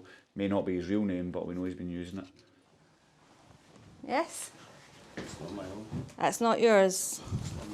I'll remind you that you're under arrest, okay? You're under caution, so anything you do say will be noted and may be used in evidence, okay? So I'm going to ask you now, is this your passport? It's not my passport. It has your picture in it. It's not me. That is your picture. It's not my picture. It's not my. That is not my passport. I'm not the one. It's like I'm not the one. Can I just maybe point out that you do have a marking on your face, which is also present in this picture? It's not me. It's not me. It's not me. Right, you're making it worse for yourself, but we'll carry this on at the police station, okay? You're making it a lot worse. By sitting lying to me, you're making it worse. All right? I'm not lying to you. You are lying to me, okay? Why I lie? I'm not lying to you. You're telling me that's not your picture when I can see that it is. I know you don't come from South Africa, but you're in possession. You're in possession of a South African passport, and I need to know why you've got it. Okay? All right, that's fine. A lot of people we encounter do have various identities. It's easier for them to get benefits or medical aid under another name. I don't get benefit from you. I'm not saying you, I'm saying a lot of people we encounter, once they exhaust one name and they're still trying to stay in the country illegally, they'll just try to adopt another name and start using that. Okay. The Nigerian man was sentenced to 4 months in prison for possession of a forged document.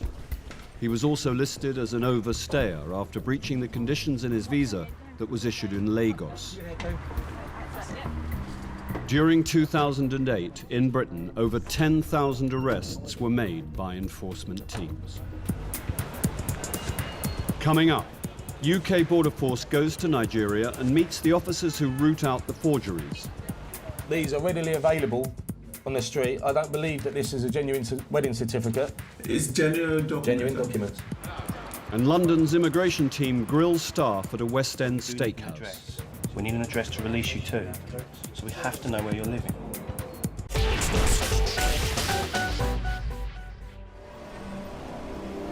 Lagos, Nigeria, is one of the biggest cities in Africa.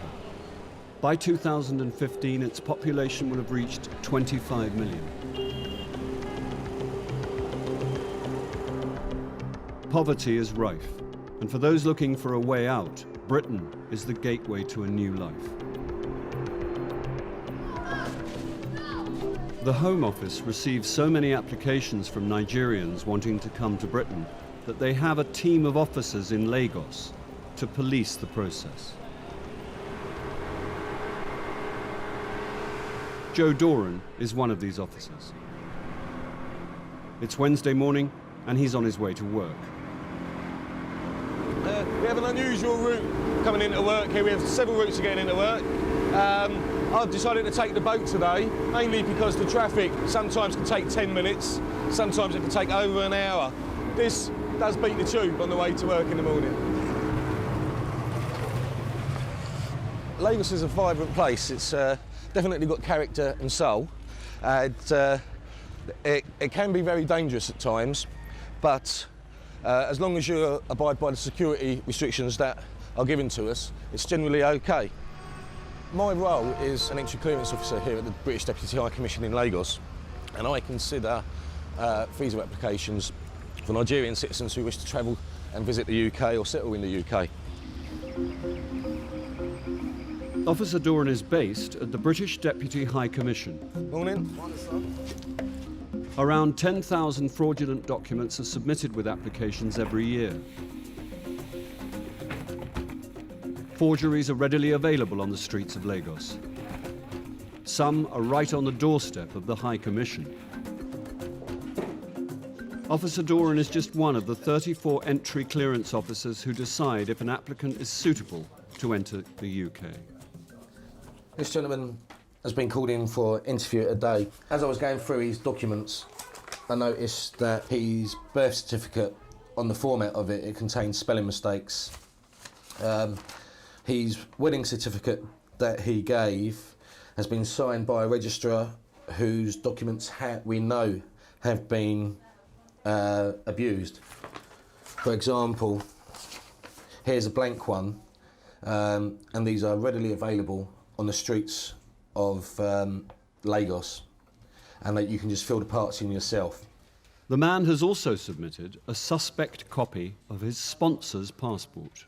I mean, this photocopy of a passport, I mean, that is a photocopy of a photocopy of a photocopy. That has been photocopied so many times that the details are no longer really clear. All right, if you can just call in this gentleman for me, please.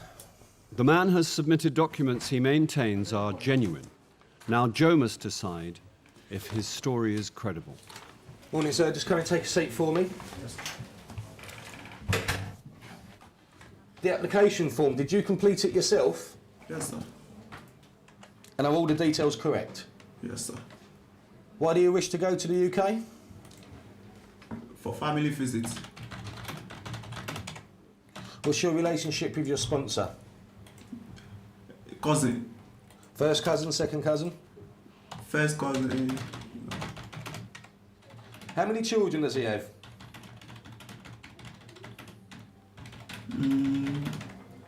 This is your cousin, you're going to be staying with him? He's my cousin, but yeah. I don't... You do know, because you wrote it in the application form. But I think it's two children now. 2 children? Yeah. Right, why did you write 1 child in your application form? That's what your sponsor has got, yes? No, I thought... You forgot? I think it's... Okay. Are all these documents you've provided to me here, are they all genuine? It's original.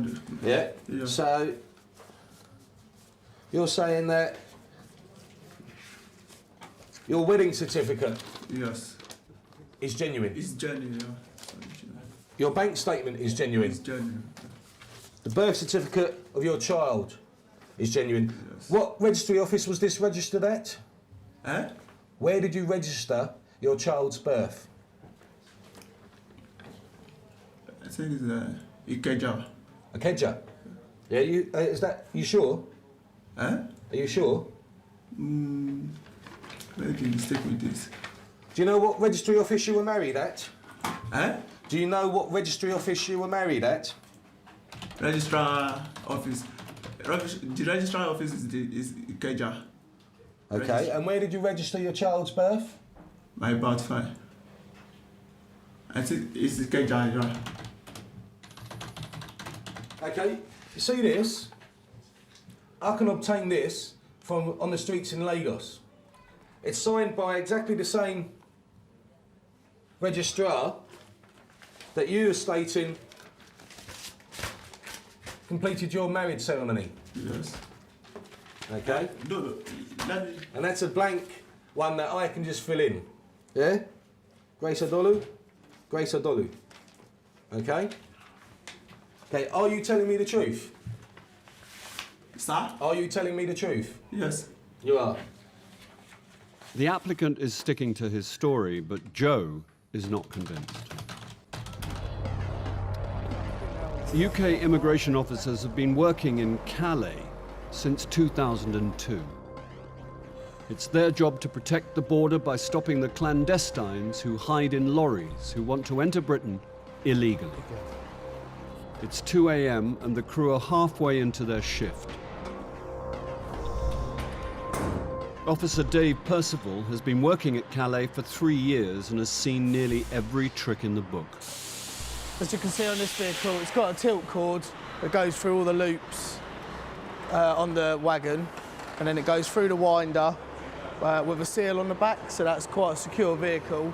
So vehicles without those, you can just pull the curtain up or even just open the back door.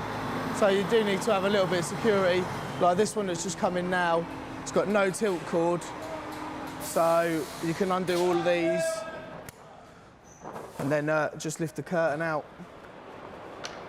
They have the latest kit, heartbeat monitors and CO2 probes. But sometimes all you need is a torch. No seal! So you're automatically working on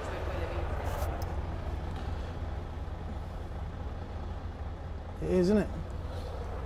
Check how legal I was out over here. Yeah, mate. Hello, mate. Hey, hello. Hey. Come on. This way. Yeah, this way. They've found what's known as an axle grabber. Yeah. At some point between the vehicle parking up and the vehicle coming through, someone's climbed onto the axle of the vehicle. So now our priority is to get him off and make sure that he's safe, because he looks like he's quite agile, so he might try and do a runner. Stand up there for me. Yeah. One person? One? Sure? Where are you from? Vietnam? Yeah. It's very unusual to get Vietnamese hiding on the axle of a vehicle, which automatically for me thinks there must be someone else somewhere, so either in another vehicle or inside this one. The vehicle is clear. Come see ya. Good news for the driver. Each clandestine could cost him a fine of £2,000 if he has failed to carry out the proper security checks. Where have you come from? Belgium? Yeah? Belgium, yeah? It's not going to talk, is he? Yeah, papers for Fronte? The axle grabber isn't saying much, but his paperwork tells some of his story. Just one? Papers from the French saying that it was removed. I think it said yesterday. He was caught by the French only yesterday. UK border agency staff follow the procedure and hand him back to the French. In a few hours, he could be released to risk his life once again. We hear stories quite regularly about people that have fallen off axles and been crashed under the wheels. It just shows the desperation of people, really, that they're that desperate to get to the UK that they will risk their lives for it.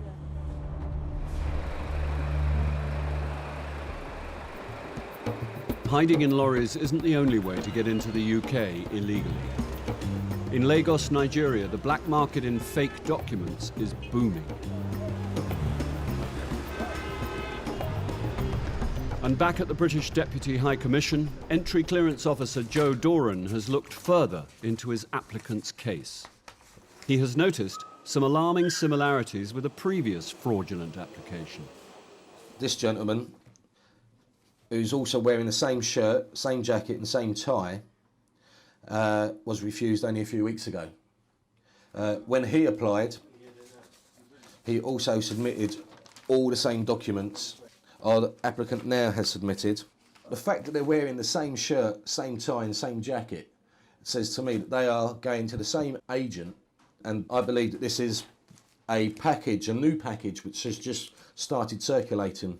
I'm just going to see what his relationship is between him and the previous application, because they're all claiming to be the same person's cousin.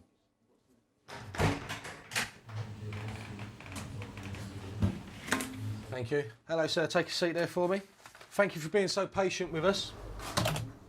Just want to confirm that you're employed as a lecturer at Babcock University. Babcock University, yeah. How many students go to Babcock University? Over 50 students, sir. That's the whole population, Yes, 50 it's- students. Do you know a student by the name of Toheeb Yusuf? I can't hear you very well. You can't hear me very well? Yeah. Okay. I'm asking you, you're a lecturer at Babcock University where Yes. there are only 50 students. Do you know a student at that 100. university by the name of Toheeb Yusuf? Yeah, I think. Yes? Is he a relative of yours?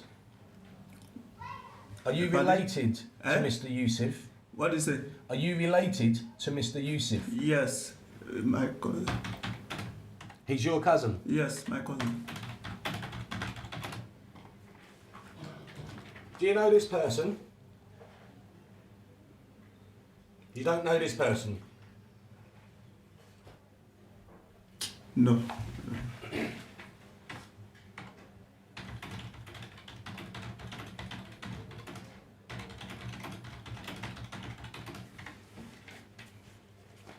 This person is your cousin.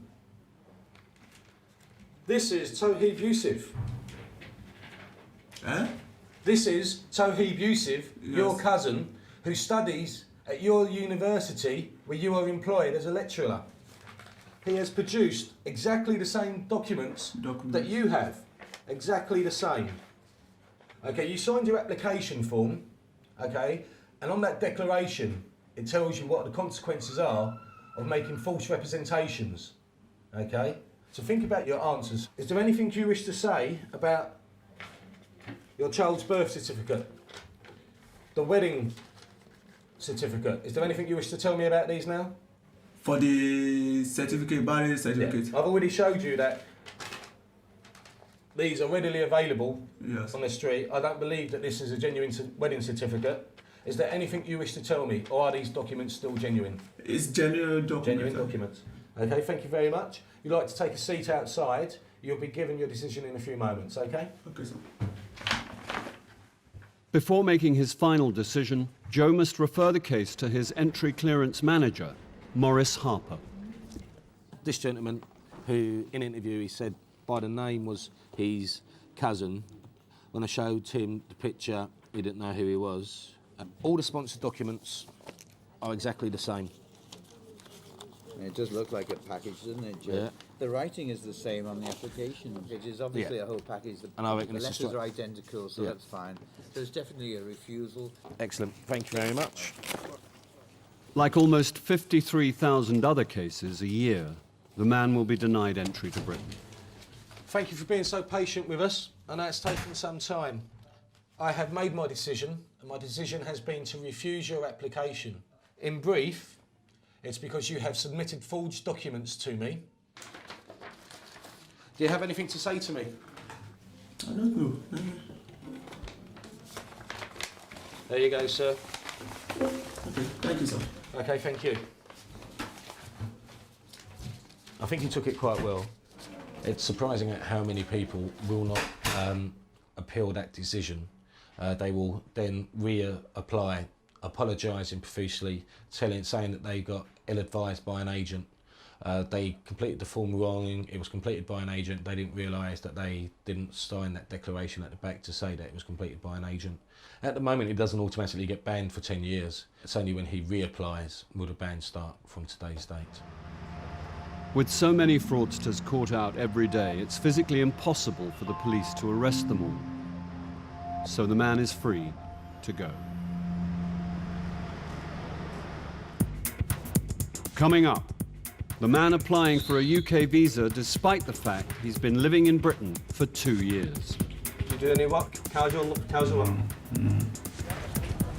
And it's showtime as enforcement officers hit London's West End. Is this your real name? Game's up, yeah?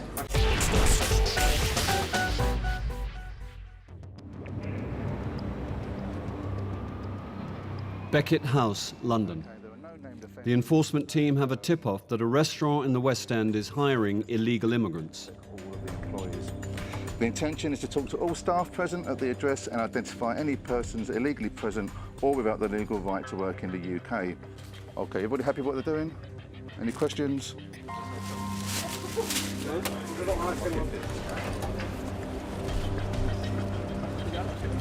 The restaurant is a Scotch steakhouse popular with tourists on London's Charing Cross Road.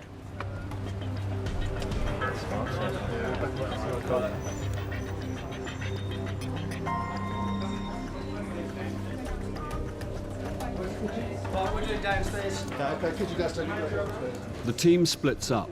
Officers Lippington and Mitchell head downstairs to the kitchen whilst Officer Purewell questions the waitress. How long have you had your visa for? 1 year, 2 years, 3 years, 3 months. So how long have you been in this country? 2.5, maybe 3 months. No, not 3, not more. 3 months. Okay. When does your student visa finish? Soon. When? I don't know if it's soon, maybe 2 weeks. What are you studying at the moment? Oh, sorry? What do you study? Just college, just sometimes just... Are you studying English? Yeah, just only English. Okay, we're just going to do some checks with the Home Office. We're going to make a phone call because we have records of all visas issued. If you just wait here, yeah. Actually, you know what? Come around here. Come around here. The waitress is Ukrainian and says she's a student. Do you work? If she's telling the truth, the officers will find her records on the Home Office database. Down in the kitchen, Officers Lippington and Mitchell are speaking to a chef. He says he's from Mongolia. Speak English? Tiny little bit. Okay, don't worry. You have to go upstairs with us, mate. Yeah? Turn everything off. Just turn it all off. Okay. We've just got this one. Have you got any ID on you? Yeah. Any ID? Yeah. Driver's license, passport? It's not here. It's not here. Where is it? It's at home? Yeah. Okay. Okay, what's your name? Sarangaran. Like that? Yeah. Yep. E.L. E.L. And what's your family name? Sarangaran. It's John Dutch. J or G? It's James J. J. How old are you? 26. And you're from Mongolia, yeah? How long have you been in the UK for? 3.5 years. Yeah, about 3. About 3 years. And what leave have you got to be in the UK? What? What leave have you got? You've got a work permit, visa. Visa. You've got a visa, have you? What type of visa? Student. Sorry? Student. Student. Student visa. Just do a check. Okay. When do you go to college then? When are you going to college next? Now it's just working just part-time. When do you go to when have you been to college? Have you been to college recently? Yeah. When's the last time you've been to college? Last 2 weeks. 2 weeks ago.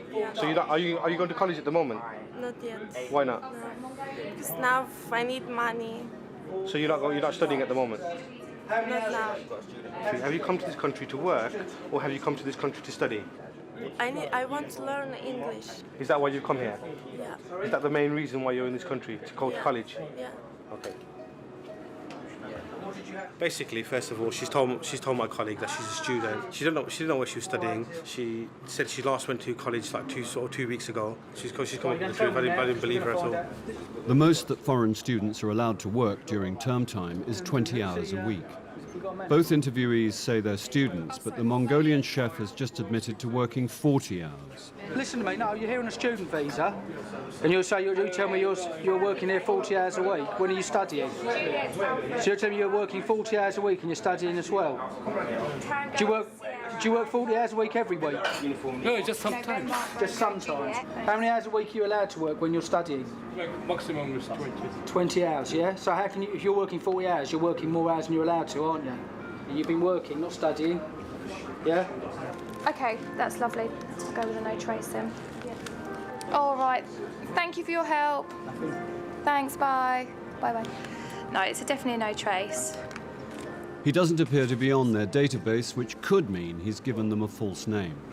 We can't find a visa for you. No, we can't find a visa. Where did you get your visa from? From Mongolia. From Mongolia? Yeah. I'm not believing anything you're telling me at the moment, all right? Because we can't find any trace in your systems. You're not able to show me a passport. I find it all quite difficult to believe, yeah?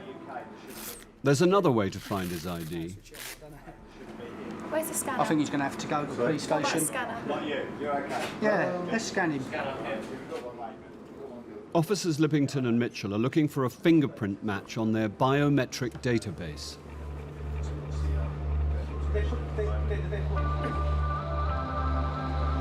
In Calais, 20 million tons of freight pass through the port every year. Even with British and French border controls, it's impossible to search every lorry passing through the port. This driver says he has already been stopped by the French. 2, 4.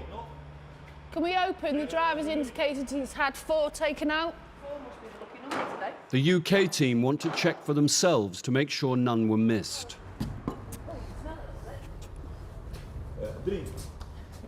There's something wrapped up in black bags. Until I get down there, I can't actually say whether it's a clandestine. My colleague is going to look at that one. I'm going to look at this one. We don't know what it is at the moment. It could just be bags. I'm going to go down. I'm not sure whether if this one is okay. Yeah. Oh, moving? Yeah. Okay. Hello. Okay. Well, that one is open anyway. Hello? Hello. Do you want to take it off? You okay? Nationality? Vietnam? From Vietnam? Vietnam. He's actually wrapped himself. Okay. Are you okay? You're okay? Okay. Just have to make sure, because they've been covered in plastic bags over their head, that they're all right. The fact that they've wrapped themselves in plastic is something that we've seen quite a few times. It's very, very dangerous because they don't know how long they're going to be in the lorry for, but they do it because they think they can get around the CO2 control. They think that by breathing into a plastic bag, it's going to contain the carbon dioxide that they produce by breathing, so that it's not going to be in the vehicle, so when we probe it, we won't pick it up. Obviously, it doesn't really work and they're putting their lives at risk. You alright? Calais? You're still in Calais, yeah? That? Very silly. Doesn't work. We still found you. See how much sweat he's got on him from sitting in that bag for too long. Sit down over here. Just sit down. That's the bag the man was hiding in. It's been taped in the middle, so it's almost human length. With no documents and no answers, the team have no idea who these people are. They're handed over to the French, but could be back again within hours. Oh, they will try again. No doubt about it. These guys are pretty desperate to get to the UK. And as you can see, they'll use any means. We'll probably see them again tomorrow. We might have even seen them yesterday.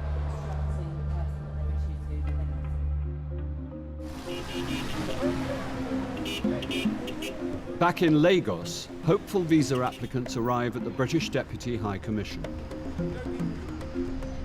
Applicants are called for interview when their application forms alone are not enough to qualify for a visa. This morning, Officer Andy Megan is dealing with a difficult case. The applicant lived in Britain as an illegal immigrant for 2.5 years under a false identity. He's returned to Nigeria to apply for a legitimate UK visa. He's decided, probably on the advice of a solicitor, to come back to Nigeria and make his application properly as the spouse of someone in the United Kingdom. Although his wife is from Lagos, the couple met in Britain and they had their first child there. All of this while he was still an illegal immigrant. Despite his dishonest past, he is now prepared to tell all.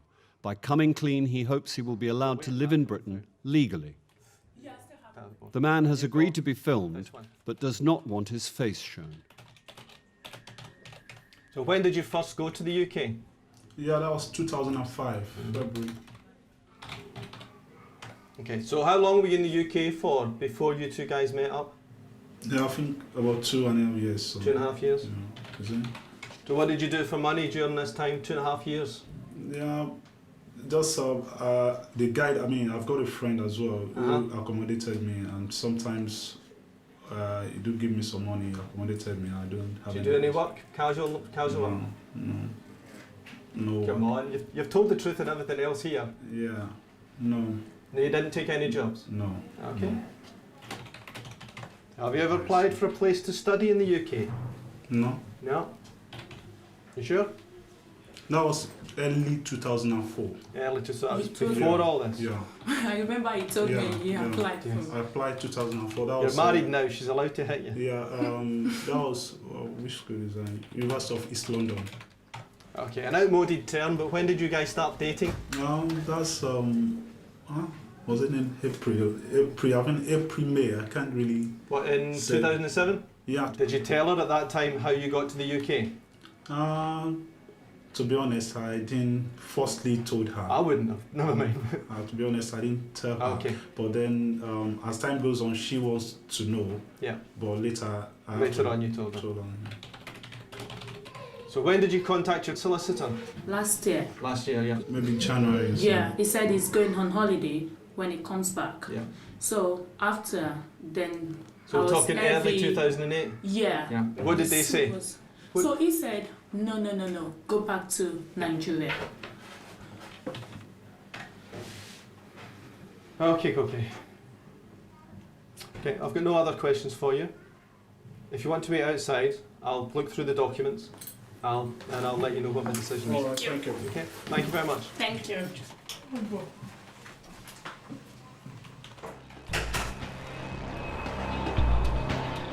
Back in the London steakhouse, and the Ukrainian waitress can't be found on the Home Office database. Do you want to go to a police station? No, you don't. Do you want to go to police stations? Are not very nice. It's really hot outside, and the cells are not very nice. So, are you going to tell me the truth? You're going to Marriott again? Just there. You don't have a visa. So how did you come to the UK? Did you come in on an airplane? Did you come on a train? Why don't you have keys to your house? Train. The train, yeah? You came on the train. Okay. And when you came to this country, did you see an immigration officer? Yep. And explain to me what happened when you came. Did you show the immigration officer your passport? Yep. And what did you have a visa in your passport? No. And did the immigration officer ask you any questions? No questions. No questions. So they didn't ask you no questions and they let you through? That doesn't happen. I just buy in Poland in like market. Well, can we not get into your house? Can you not show us your passport? No good letter. You can't show us your passport. Okay, so somebody brought you here illegally. Yeah? Thank you. That's all we wanted to know. She finally admits she doesn't have a UK visa and has paid an agent €3,000 to get into Britain. But the situation is that you've told me under caution that you've entered the UK illegally by using someone else's documents to come here. You're aware that you're illegally, therefore you're under arrest. We're going to take your personal belongings and we're going to go to our van. Do you understand that? Okay? Now the officers need the woman's passport to begin the removal process. She has told them it's at her house. This will be their next destination. We're going to go to the house. We're going to see if we can find their passport. If we can find their passport, we're going to send her home. Just take a seat. Watch your head as you get in. Nice and slow. Just take a seat. Back inside the restaurant, officers Lippington and Mitchell have a positive match for the Mongolian chef. Possible identification. Ah. Let's see. Hang on, let's write it down. Is this you? Is this you? Is this your real name? Game's up, yeah? Is that you? There's nothing to worry about. Don't worry about. We've got a nice lady. Yeah? She's going to search you, okay? You're going to tell us the truth, yeah? Yeah, Asylum. finished. Date of birth, 18th of the 11th, 79. Yeah. You're good Mongolian. later on, yeah, but not that good. Ah. CEO. You've seen immigration before. Yeah, he's a face. We get there in the end, and you've just caused yourself so much more trouble by lying.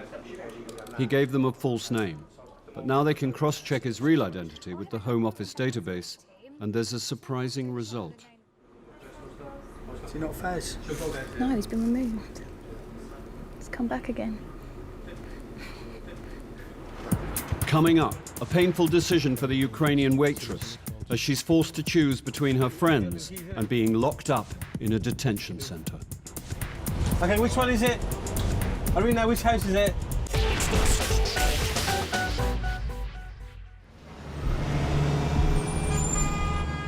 In central London, officers Lippington and Mitchell now know the identity and immigration status of the Mongolian chef. He's a failed asylum seeker who's previously been removed from Britain. When Becca has arrested him, I was wondering if I could do a check on a name that's... This gentleman gave us a false story under caution. We've got his true identity and we know that he's a Mongolian who was previously removed. So what we're trying to do now is find out how he's re-entered the country. We're checking we know what his real name is. We're checking the systems now to find out if we've got any record of re-entering the country. In August last year, we sent you home, didn't we? Yes? Right. So how did you get back in? Someone just told me I'm just using someone's passport again. You used someone else's passport again, yeah? Was it a Mongolian passport that you used when you came back in? Was it a friend's passport or was it your passport? No, just someone's, not mine. It wasn't a friend or anything. Did you pay money to someone? How much money? You paid £1,000. This gentleman is under arrest for illegal entry. Yeah. Okay? You're under arrest for illegal entry. I remind you, you're under caution, yeah? Interesting. I'm putting these on. The man was sent back to Mongolia after spending 2 days in detention. It's not the first time he's been here. Watch your head, be careful. In Lagos, Nigeria, Officer Megan has made a decision about the man who lived illegally in Britain but now wants a genuine British visa. Ah, you're there. I thought you said you weren't there. Right. You'll be pleased to know that your solicitor was correct. I'm going to issue you your visa. Okay? So you can go back to the UK. Thank you. Shouldn't have done it that way in the first place. Thank you. Thanks so much. God bless you. So we wanted a good solicitor first of all. Okay? Thanks Thank so you very much. much. God bless you, sir. It's an adventure you've had. 2005. Thank you.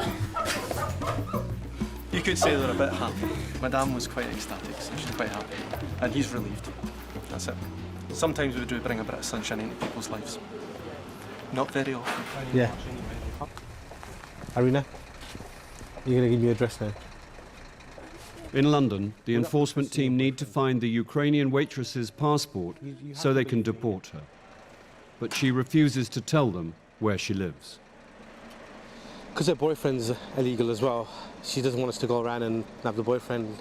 And she said there's 8 other Ukrainian people living there, so I don't think she wants to be responsible for other people's fate.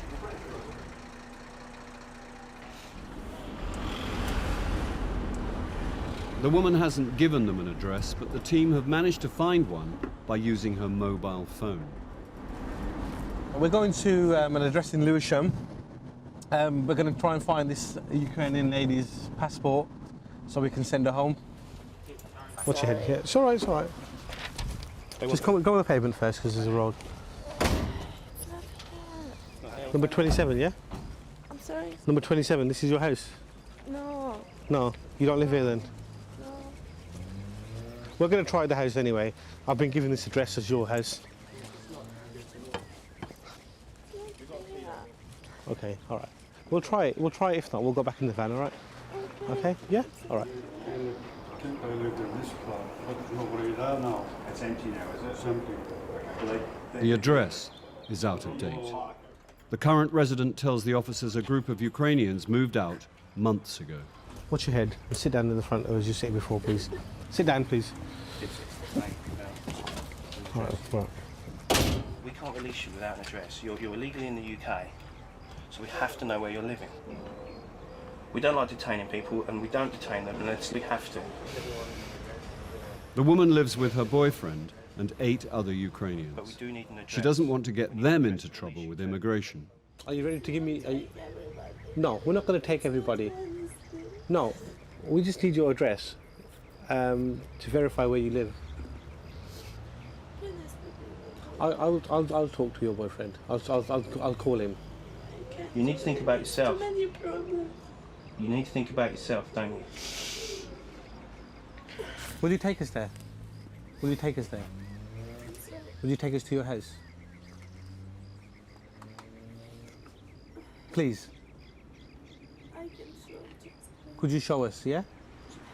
She's given us a road, which is just around the corner from here, and she's 50-50 about telling us where she lives, so we're going to take her there, and I told her our options, and it's down to her now to tell us where she lives, otherwise she's just going to be detained. You got them keys? I'm right down here, yeah? Helen, you got them keys, innit? Okay, which one is it? Arena, which house is it?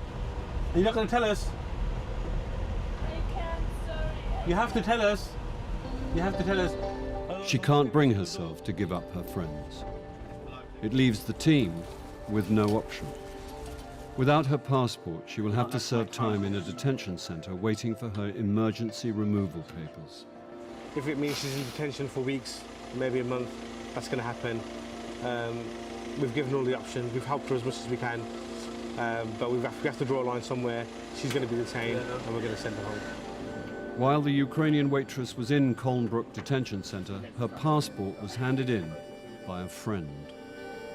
She claimed asylum, which was refused, and after spending over 2 months in detention, was removed back to the Ukraine. 25,000 men and women work for the UK Border Agency. At home and abroad, their job is to seek out the lawbreakers and imposters who don't have a right to be here. They are the UK Border Force. Tonight, visa officers play Spot the Imposter in Lagos, Nigeria. The facial expression in all of them is all the same. It's the end of the road for a Lithuanian ram raider. I don't think that's really an excuse for committing a crime, do you? And Eastern promises are broken in a Chinese takeaway. I think I don't need to pay the fine.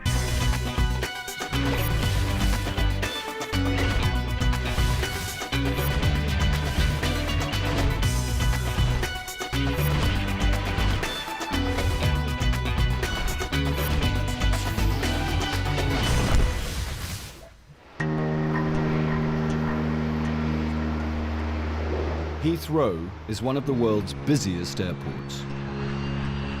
Terminal 2 is its oldest terminal. A flight from Lagos, Nigeria has just landed. At the desk is Officer Bali Ruprai. She's been part of the passport team at Heathrow for almost 7 years. Just take your passports and your landing card. Okay, just the one passport, yeah? Yes. All the passengers have passed through, except for one. This man says he's a security guard in London and has permission to work here, but his passport has a fake document. Officer Ruprai has noticed the stamp belongs to a woman. We have an indefinite leave stamp which is in the document. This has, the pages that the stamp is on has simply been taken out of somebody else's genuine passport and stitched into this document. To get this far on a false document, he will have completely avoided the British High Commission in Lagos and hoodwinked airline staff on boarding the plane. So is this you? Okay, I just need you to come with me. Right, I'm going to go downstairs to search your bags. Okay? Do you know why we've stopped you today? Okay, we're not happy with your document. Is this your document? No? It is your Now document. it's time for a bag search with Officer Ruprai and her colleague, Officer Televanto. What's your real name? My name's Okbebla Benson. Sorry? Okbebla Benson. Okay, whose is this passport? I have a problem for where I came Okay, answer the question, please. This passport, who does it belong to? The passport? Yeah. There's somebody that gave it to me. We normally call him Uncle London. Okay, I have that's problem fine. at home now. Right. We need to search your bags and then, okay, 1 second. We need to search your bags and then after we will go upstairs and we will talk about what problem you have. Okay? First thing is, where did you get the passport from? There's a good Samaritan that gave it to me. A Good Samaritan? Yeah. Good Samaritans forge passports nowadays. In Lagos. In Lagos? There, yeah. So I expressed everything to him. Okay. I told him everything that happened. Okay. Okay, this looks like a crib sheet. It says here, where do you work? I am a security officer in Oak Kent Road. These are the answers that you were giving us on the desk. I'm just doing it on my own, sir, because I know that... Is that correct? Isn't that what you said on the desk? You did say that I work on the Oak Kent Road. Is that correct? Yeah? That is correct, isn't it? Yeah. Okay. What else are you not telling us? I said I have problem at home. Okay, you keep saying you've got problems. Yeah. We've told you we'll come to those later.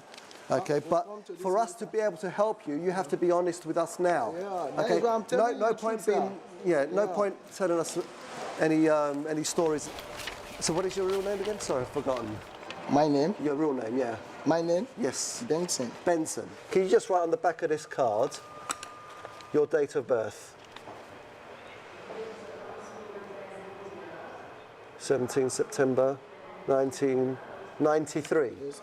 17 September 1993. That makes you, by my crude calculations, 15. Yeah.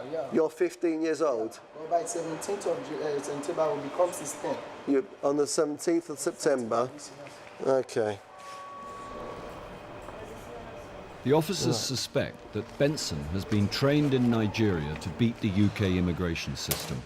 Okay. Let's go. He's claiming to be 15. He doesn't appear to be 15.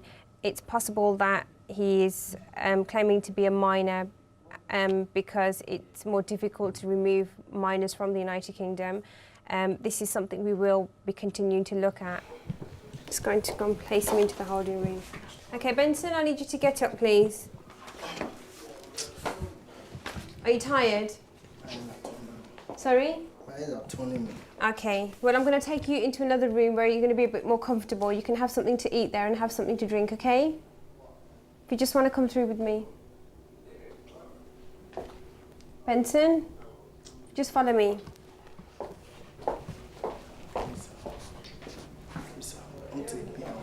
No, there's no point in returning because she's already dealing with your case. know, and you'll be given plenty of sir. opportunity to... Please, sir. You'll I'm be not given looking for opportunity. I swear. You'll be interviewed further. Okay, Benson. There's no need to do Benson. like this, okay? Benson. Please, sir. Please, sir. Benson, we You'll need be you to given get up. I have a opportunity. problem. No, please, sir. Believe me, please. I swear. Please. Listen. I ran away. Look at my brush. Look at my toothbrush. See, I can't tell you Okay, guys. calm down, will you? Calm down first, calm down. Benson claims to have run away. If he's telling the truth, he's a vulnerable child in a foreign country. But it could all be part of his plan to get into the Go there, UK. relax yourself, have something to eat. Coming up, the man with 2 birthdays. That is the correct date of birth. Which one? And caught at Calais, the man with an international arrest warrant. You had a choice either to do this or not to do this. You knew what you were doing was illegal.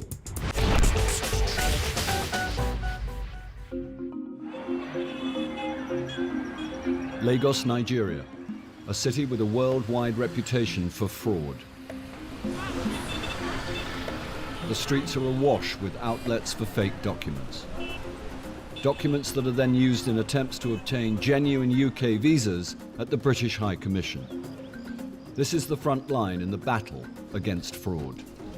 In 2008, 9,000 fraudulent documents were submitted in applications for UK visas. Entry clearance officers are trained in sifting out the fake from the genuine. People supply birth certificates, wedding certificates and photos as family ties in Nigeria to show that they have an incentive to return here. Like, for example, these photos here.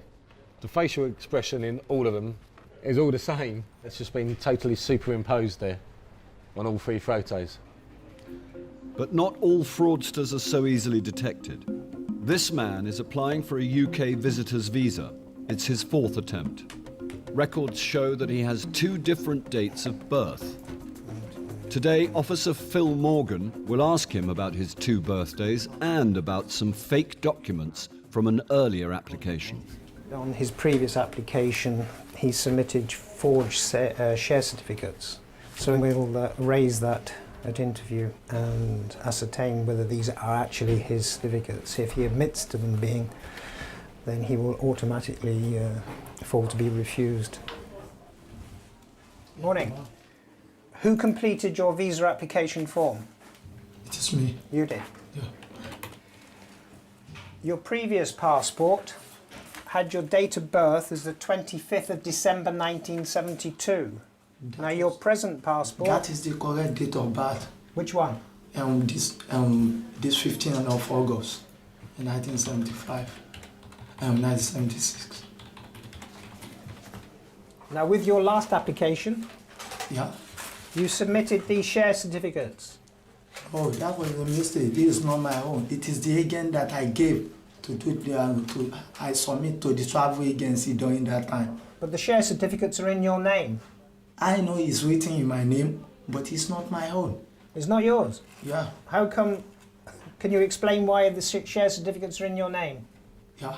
The certificate that I submitted to the travel agency, if you understand what I'm saying, it is them that printed all these things. But I don't know. They came to our shop to collect their money, so that's how that come up. Okay. So what do you do for a living? I'm a businessman. What business are you in? Trading. In I'm trading? selling generator, yeah. Are there any other documents you want me to see? Yeah. This is my school cert to back. Is this your West African Examination Council certificate, yeah? Yeah. I know it's going to be a challenge for me to come here and do okay. That, but I just want you to know that is my Well, I'll need to take a photocopy of that, all right? Yeah. That's the end of the interview. If you wouldn't mind waiting outside in the waiting room, okay? Thank you very much. Thank you. Thank you.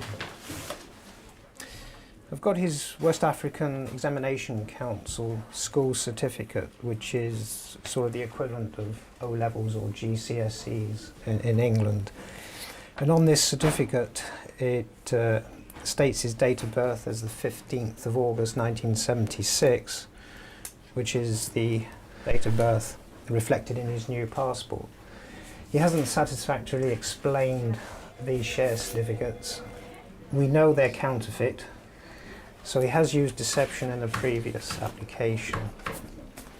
So I am of the opinion that this application will be refused, but we could get him arrested by the local Nigerian police force. Hi, Mr. Yusuf. Your visa application has been refused. Yeah? Your visa application has been refused. Your current... it has been refused. Yes, it's been refused, okay. And the reason for your refusal is that you submitted forged documents with your previous application. Yes, okay. Right, there's a copy for you. I can't hear you, sorry. Sorry?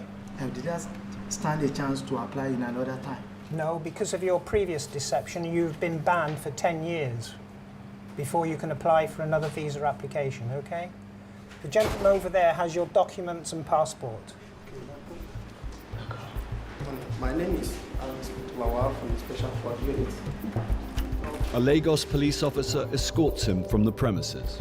You know that forgery is a criminal offense? You know or you don't know? The man escapes with a warning. Their priority is arresting the large-scale fraudsters running the trade in false documents.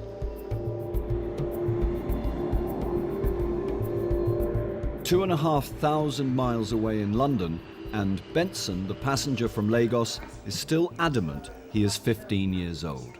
Officer Ruprai suspects he's been coached and is referring this case to her chief immigration officer. What's interesting is the crib notebook that we found in his bags.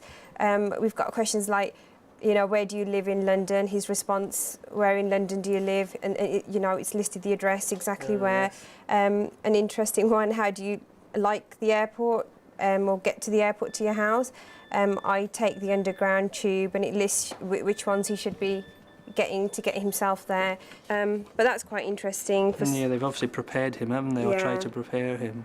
I may ask him in the interview and see exactly what he says. You just take a seat. Take a seat on that side there. We have this document that is not yours. Do you agree with me? Okay, this document contains an indefinite leave stamp. Whose stamp is this? The person I bought this thing from. What is the name of that person? We normally call him Uncle London. Uncle? London. London. Okay, why do you have a notebook and why do you have questions in there regarding what you're doing here in the UK? After I bought this thing from the boy, person, so I said when I get to London, so where will I go? Yeah. He said, okay, he said I should just say I'm working in a construction site. How do you know Uncle London? When I get to Lagos to see my friend now take me there. Say since I have problem, I should go and meet him so that he can just give me a helping hand.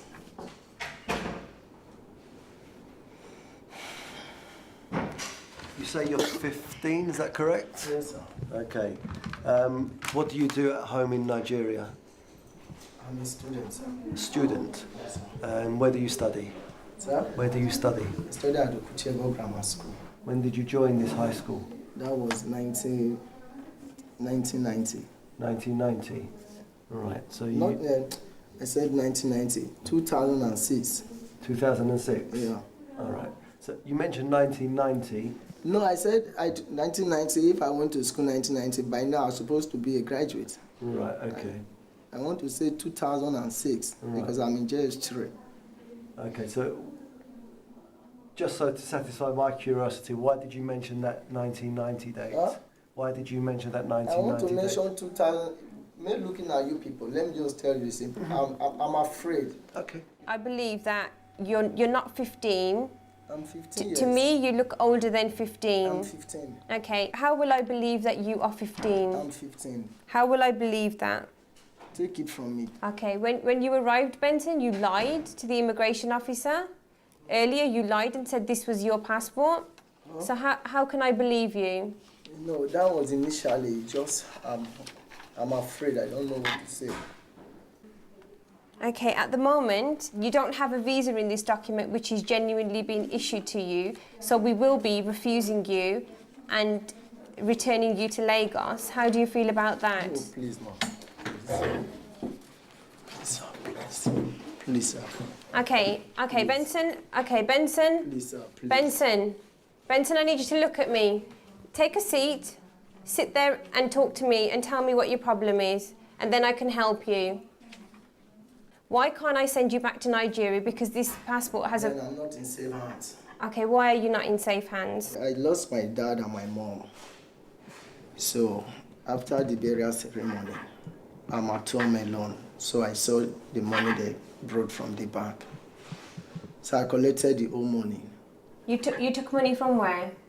I said I lost my dad and my mom. Okay. So after the burial ceremony, so they now said we should go and bring the money he has.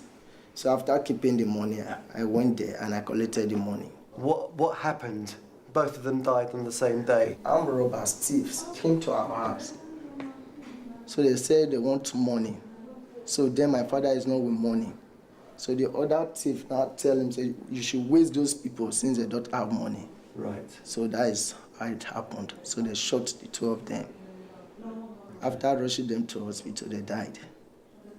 The family of my father, they are after me. That is what I'm talking. That is why I went to Lagos. What will happen if you go back to Nigeria? They want to kill me. That is just the simple truth. So what do you want from us today? I just want you people to keep me in safe hands. Safe hands. And how do you think we can do that? You can just, I don't know. You know, I'm a stranger, yes, I don't know. I just beg so that you can help me.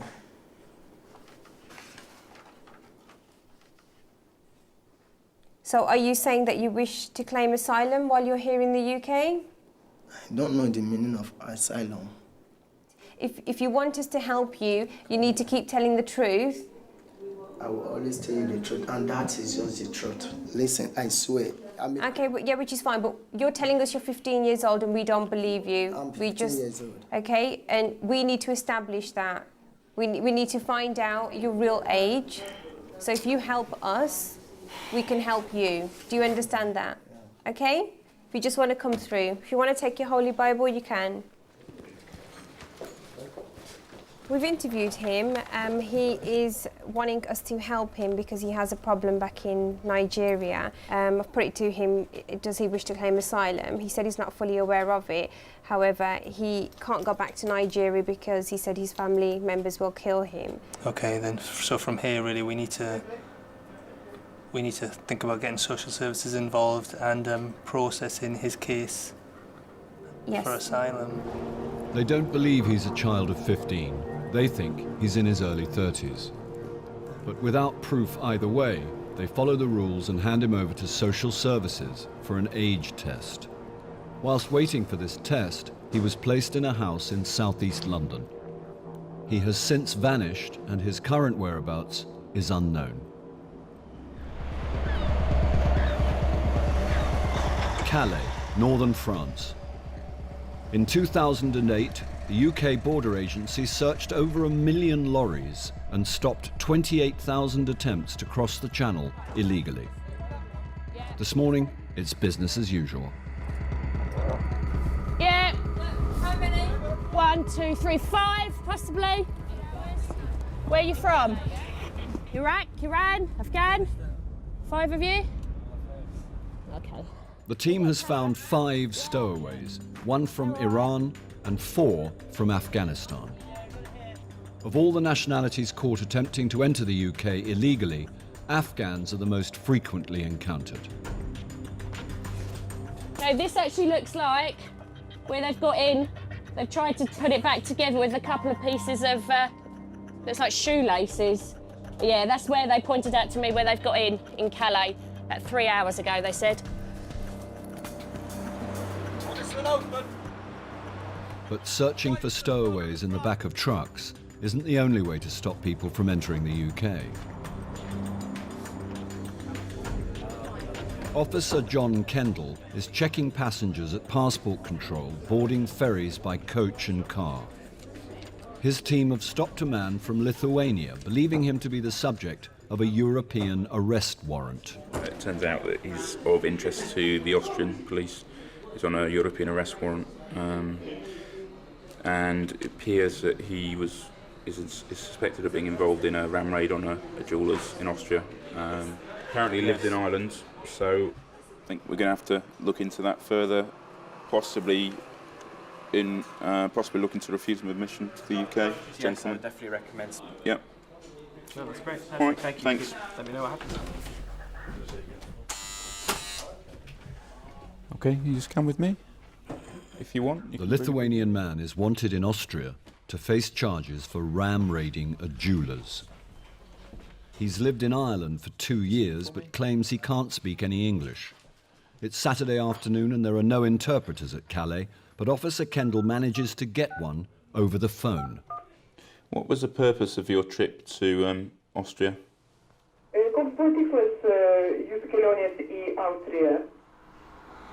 O, čia labai ilgai pasakot, šitą visą galėčiau papasakot, bet per vieną žmogų susipažinau su vienu tokiu žmogumi ir mes išvažiavome, aš buvau ką tik grįžęs iš armijos. So you thought you were going to find a job in Austria? Iš tikrųjų, man jisai, aš žinojau, kad kažką gal reikės daryti nelegalaus, arba jisai paskui žadėjo, kad susirasim darbus. When you say you knew you'd be doing something illegally, what do you mean by that? Iš tikrųjų, kai mes su juos susitikom, čia vardas Elvis yra, net nežinau, čia gal pravardė. Elvis. Čia gal pravardė ar vardas jau, aš net nežinau. Jisai pasakodavo, kaip anksčiau jisai važinėja, tenai apvaginėja parduotuvės ir nieks nieko nepagauna, jie labai gerai iš to gyveno. So you went to Austria with the intention of shoplifting? Jau kai aš nuvažiavau, tenai man nebuvo kitų pasirinkimų. Man kai buvo Lietuvoje, man nieks nieko nepasakoja reikėtų. Man tik sakė, kad viskas bus gerai. You had a choice as an adult either to do this or not to do this. And you chose to do it. You knew what you were doing was illegal. Aš sakau, dėl to buvo man rizika, nes, sakau, žmonės buvo ten su gera mašina jie buvo. So you're saying that you were coerced into doing this? Galima sakyti taip, kaip ir privertė, mes jau neturėjom kitų pasirinkimų. Did they hold your passports while you were in Austria? Ne, viskas buvo su man. No, we can't passport to that. So your only reason so far really for doing this is that you didn't have enough money to leave. Taip, aš neturėjom.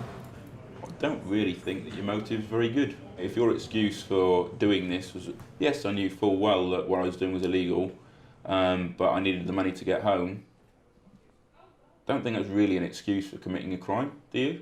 Jie gal nesupranta iš tikrųjų, kai viskas būna, jeigu nežinai, kas bus, jeigu atsakys. Before you'd left Lithuania, you knew you were going to be doing something illegal, but you still chose to do it. At that point, there were no pressures on you whatsoever. You could have stayed in Lithuania. Is that correct? Yeah, obviously. Obviously. The man has admitted taking part in the ram raid, but the offence took place in Austria, not Britain. As an EU citizen, he is normally free to travel anywhere in Europe. But if Officer Kendall has grounds to believe that he poses a threat to Britain, he will not be allowed entry. And then he can hand him over to the French police. Coming up, the Welsh enforcement team visit a repeat offender at a Chinese takeaway. A warrant to enter the premises. Come and sit in the front. Oh, gosh. And things go from bad to worse for the Lithuanian ram raider. I'm sure you remember how many times you've been arrested by the police.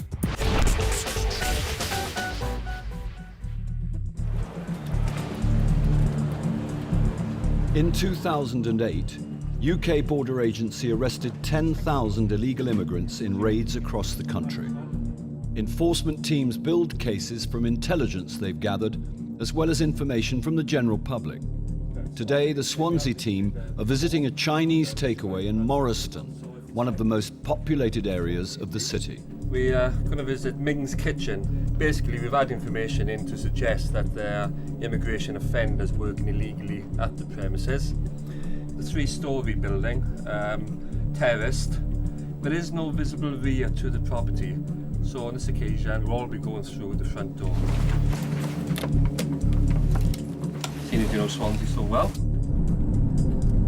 We've visited there last year and we encountered a number of people working illegally.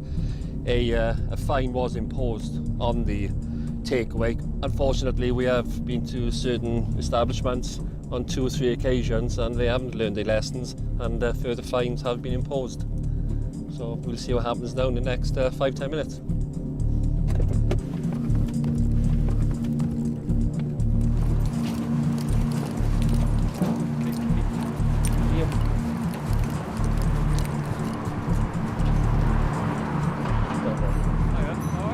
Hello there, immigration.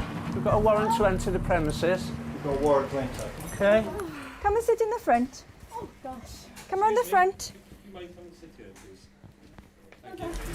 Come and sit down. Hello, come out, sir, immigration. Okay, just follow my colleague out to the front there, please. Don't worry, it's no problem. We'll just get some identification from you and check, okay? How are you? If you want to come through for me, please. How many people here? 2. 2. You two? Yeah. No more people? No more. Yeah. Okay. Anybody upstairs? My baby. You're sleeping? Yes. Do you want to go with this lady? Yeah. Sorry, next to. Will you come with me to look upstairs? Thank you. Stay over there, thank you. Don't worry. No panic. Don't worry. The owner of the restaurant says there's no one else in the building except for her baby, asleep upstairs. I asked the lady whilst we were upstairs if she had any identification, and she says she's got a Chinese passport, which I've brought down, and a British passport for her baby. So we'll just check that now to make sure it's genuine and it's got the correct visa inside, and she'll be fine. Yep. She's got a residence permit with limited leave to remain. She's allowed to work in the UK. It was granted in March last year. And she's already registered the baby as a British citizen. So there's no issue with the baby.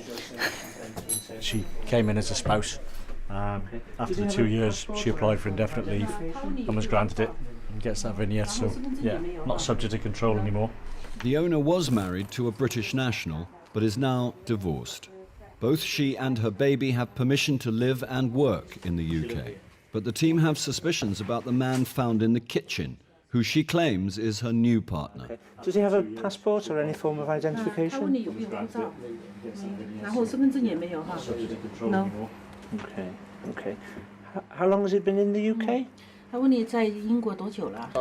大概有13年了吧。13年哈，before 13 years. Okay. Did he enter the country illegally? Yeah, that's what he said.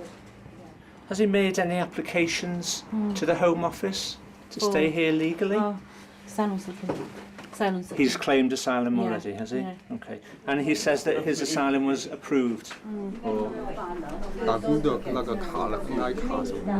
He said at the beginning they approved, the later they refused. Okay, they don't normally approve and then disapprove. So he's got paperwork upstairs? Yeah, that's The man's story is unusual. He says the Home Office granted him asylum, but revoked it at a later date. If he's found to be an illegal worker, the owner will be fined up to £10,000.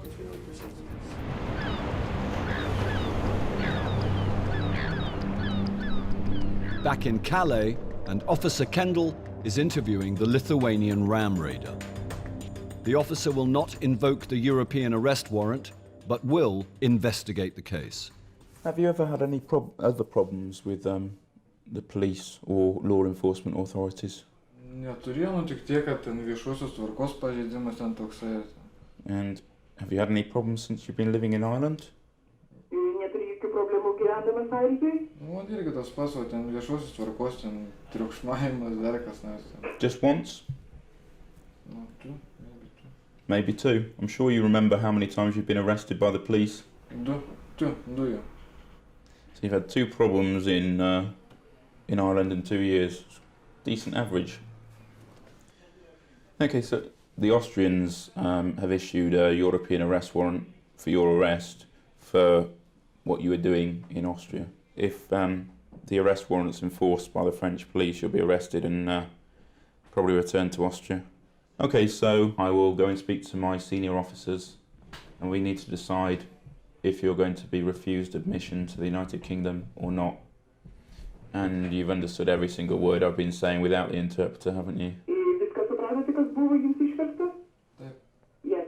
So why did you insist on me wasting public money on the interpreter?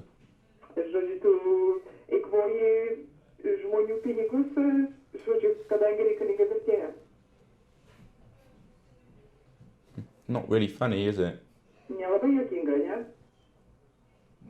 With the admission of his part in the ram raid and 2 other offences whilst living in Ireland, Officer Kendall considers he has grounds to prevent the man from entering the UK.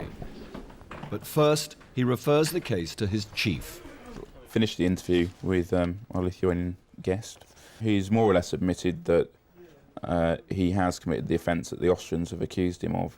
So he does present a serious threat to the fundamental interest of society. I would say, I think, as he knowingly travelled from Lithuania to Austria to commit a criminal offence, there's a chance of reoffending. So. What I'll do then is I'll contact the duty inspector and refer your findings to her and see how we go from there. Yep. Once again, the case is referred upwards before a final decision is made. Right, I have a young male Lithuanian national who presented himself at the control a couple of hours ago. Yes. I mean, we believe here that, he presents a serious threat to the fundamental interests of society by personal conduct, so we were looking to refuse him L1. Thank you. No problem, have a good day. Take care, bye now. Okay. Yes, please. We go ahead then and refuse admission. And what I've discussed with Penny... Entry to the UK is denied. Later that day, the man was handed over to the French police, who enforced his return to the Austrian authorities. In South Wales, the Swansea enforcement team are in the bedroom of a Chinese man found working in a takeaway. Foreign nationals and asylum seekers are not allowed to work in the UK unless given permission by the Home Office. He claims he was allowed to work while his asylum application was being processed. Okay, the gentleman's shown me a letter which is received from the Home Office. He's obviously made an application to the Home Office and he's written to them requesting whether he can take employment while his asylum application is being considered. We can use this document to, it's got references on it, so we can check with Home Office then what stage his asylum application is at. Okay, Mr. Zhu, let's go back downstairs then. The letter is from the Home Office detailing a request for asylum in 1997. But it's unclear whether the application was successful. Downstairs, the owner of the takeaway is also being questioned about the man's immigration status. No matter how many hours he works, even working for free. How long has he been helping out in the kitchen? If he's in Britain illegally, she's breaking the law. He was working in the kitchen when we came in. No, he just helping. Help me and look after baby. Okay. Yeah. How much do you pay him for helping out? Nothing. Okay. So how many hours does he help out normally each day? 1 hour. But 1 hour each day? No, sometimes because I have got a baby have to be looked after. So yes. He's a response for look after baby. Okay, so sometimes 1 hour. Yeah. Okay. Have you seen any documents to say that that man can be in the UK and is allowed to work here? He got the NI number, NI, national insurance. Yeah. The Home Office database will reveal whether the man is here legally or not. Right, I'll give you the family name is Zhu, that's X-ray uniform. Illegal entrant. Has he submitted any other applications? Right, so it's just an illegal entry case. Okay, is he reporting at all? No. Absconder. Divorce. Right, okay then. Okay. Lovely, thank you. Thanks, Angela. Bye now. It's been confirmed. The man is in Britain illegally. Since 1997, he has been missing and listed as an absconder. This form is a notice of potential liability because your partner here is working here and shouldn't be. Well, we found him in the kitchen. He says he's been here 6 months. Whether he's a childminder, whether he's working in the kitchen, makes little difference. He's not allowed to work. He's got no permission. This will go off to our office in Manchester, and they will write to you then. But you stand to be fined potentially up to £10,000 for him being here. Sorry, sir. I have explained to you. Yeah, this is just a notification of potential liability. The Manchester office will write to you now, and then anything you want to try and explain, you can put to Manchester. Okay? Just sign in there for me, please. And I'll give you a copy, and I'll keep a copy then, okay? Thanks. The man caught working in the kitchen was put on bail and is reporting every week to his local police station, whilst UK Border Agency get the documents they need to remove him from Britain. The owner is fined £5,000, but she is adamant she did not employ an illegal worker. I don't know what happened right now. He just come down to cook some food for himself. This is kitchen for business, still for our life, you know. So I don't think so. I got employ him. Nothing. So I think I don't need to pay the fine. Coming up, the Canadian woman with unusual holiday plans. What will you do whilst you're in the UK? We're gonna go fishing apparently, and then we're gonna do heroin, cocaine.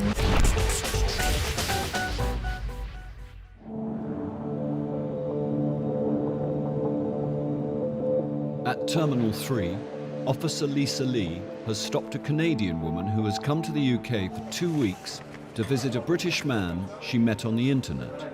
The reason we've got concerns is that she's told us that the gentleman she's coming to see has paid for her ticket. They've never met. She's only got $10 in cash. No real idea what she wants to do in the UK. And she is on quite a lot of medication for various medical complaints that she claims to have. So I need to get that checked out before I can decide whether or not she's allowed to have any. Lexi, can you come over? I understand from my colleague you're taking certain tablets at the moment. Yeah. Okay. Can I please have them? I need to show them to our doctor. Stage 4 malignant melanoma. You know that? So you're on tablets for that? Yeah. Okay. What else are you taking? I take 4 10-milligram Valiums a day. Okay. Do you need anything at the moment? Any of your tablets at the moment? No. Okay. I'm good. If it's all right with you, I'll take the medication to the doctor here. Yeah. So you rattle when you walk then, yeah? The amount you have to take. All right. Can I just say something? Sure. I think it's really wrong that your airport detains people who are mostly colored and people who look different. Listen, let me tell you something. Okay, we don't treat... No, you're not listening to me first. Let me Okay, explain. all right. So let me explain to you, that's wrong. Okay, let me explain to you why that might be the case and why you might see it like that, okay? The reason being that any of these people are here is because we have an immigration issue with them. It doesn't matter what colour they are, what gender they are, we don't care. We're interested in their immigration status and that's it. All right, let me do this. I'll be as quick as I can, okay? And then I'll come back and speak to you and we'll try and get this done as quickly as we can, all right? I've just been in to see our port doctor just to get the lady's medication checked out. There's no specific medication in what we have that's given to cancer patients specifically for melanoma. And the doctor said that it's a terminal illness, but that there's no prognosis in terms of length of life. It could be a year, it could be 5. He said, you know, provided she's okay, then she's fit to be detained, no problem, and we'll just crack on with it as we would any other person. The first job is to contact the man she met on the internet. He's downstairs waiting to meet her. Can he explain how she will get by in London for 2 weeks on just $10? How long have you known each other, sir? That you met online. He has paid for her ticket. He runs his own business. He said, I'm pretty well off. She's just come in to spend time with me. We're going to go around London. We're going to do lots of partying. That's what I like to do. So we need to speak to her really now and get her side of the story. Why have you come to the UK? Because I got a divorce with my husband.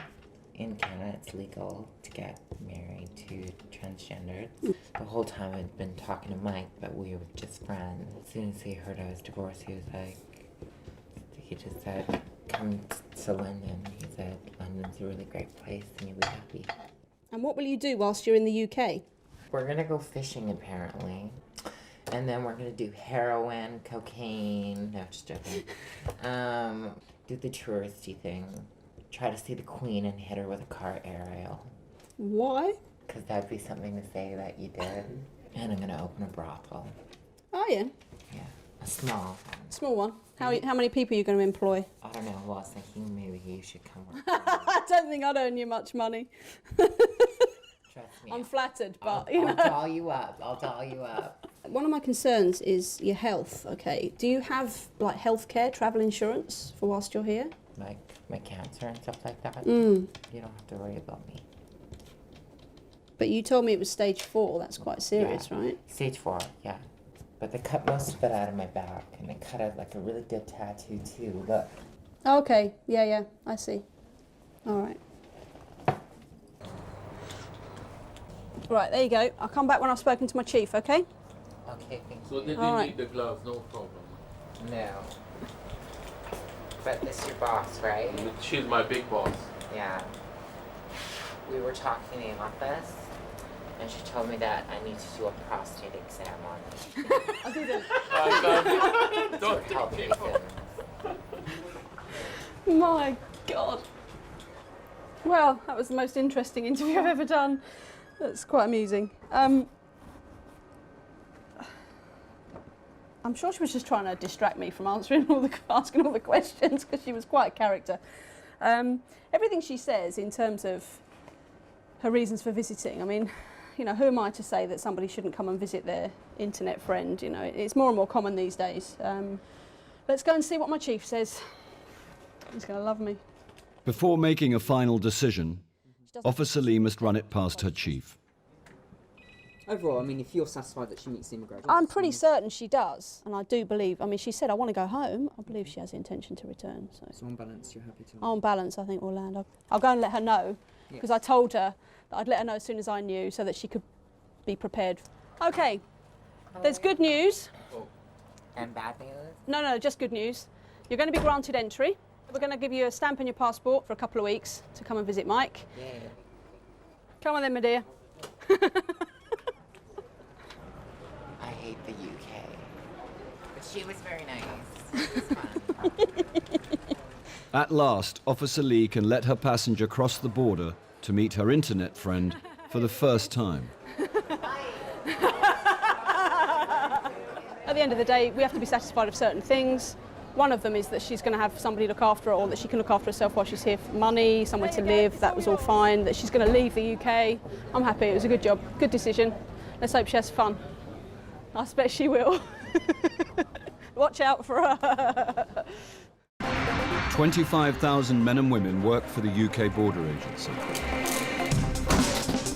At home and abroad, their job is to seek out the lawbreakers and imposters who don't have a right to be here. They are the UK Border Force. Tonight, uncovering deception with the enforcement team. Why are you letting people into this house and sleeping here if you don't know who they are? Why have you got this lady's passport? Customs are on the money at Heathrow.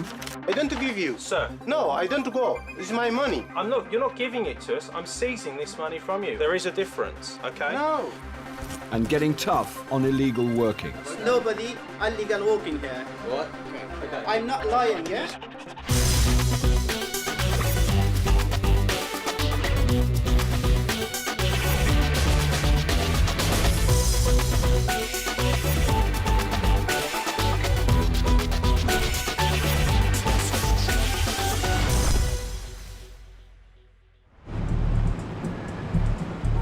People from all over the world want to make a life for themselves in Britain, but not everyone can. Anyone from outside the EU needs permission to live or work in the UK. It's estimated that up to 1 million people are in the country without permission, trying to stay under the immigration radar. Today in Hampshire, Chief Immigration Officer Simone Shepherd is leading a team whose job it is to track down those people living and working in the country illegally. We're on our way up to Farnborough, going up to a nail bar where there is potentially some illegal workers. And the owner owns an address about 5 minutes from there where he allegedly houses them all. So we've got another team going to the house while we go to the nail bar.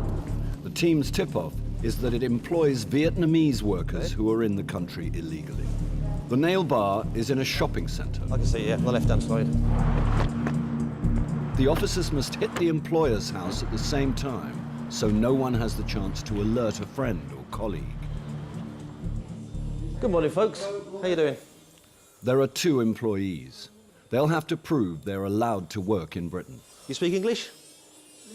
Little bit? OK, come and speak to me. And then you can come back and finish this lady's nails, hopefully, OK? You'll have to finish him if he doesn't. Well, I'll have a shot. The owner of the nail bar is not at work. He applied for asylum back in 1999, but his case is caught up in red tape. Until it's decided, he can run a business, but could face a fine if he's employing illegal workers.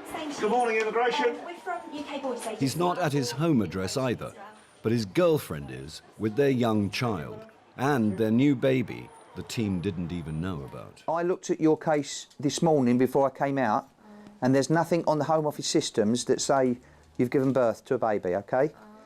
The woman is a failed asylum seeker and has broken her bail conditions.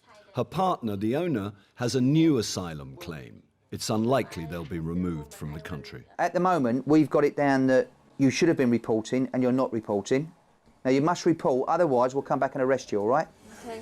Do you have a wallet or some ID on you? Yeah. Yeah?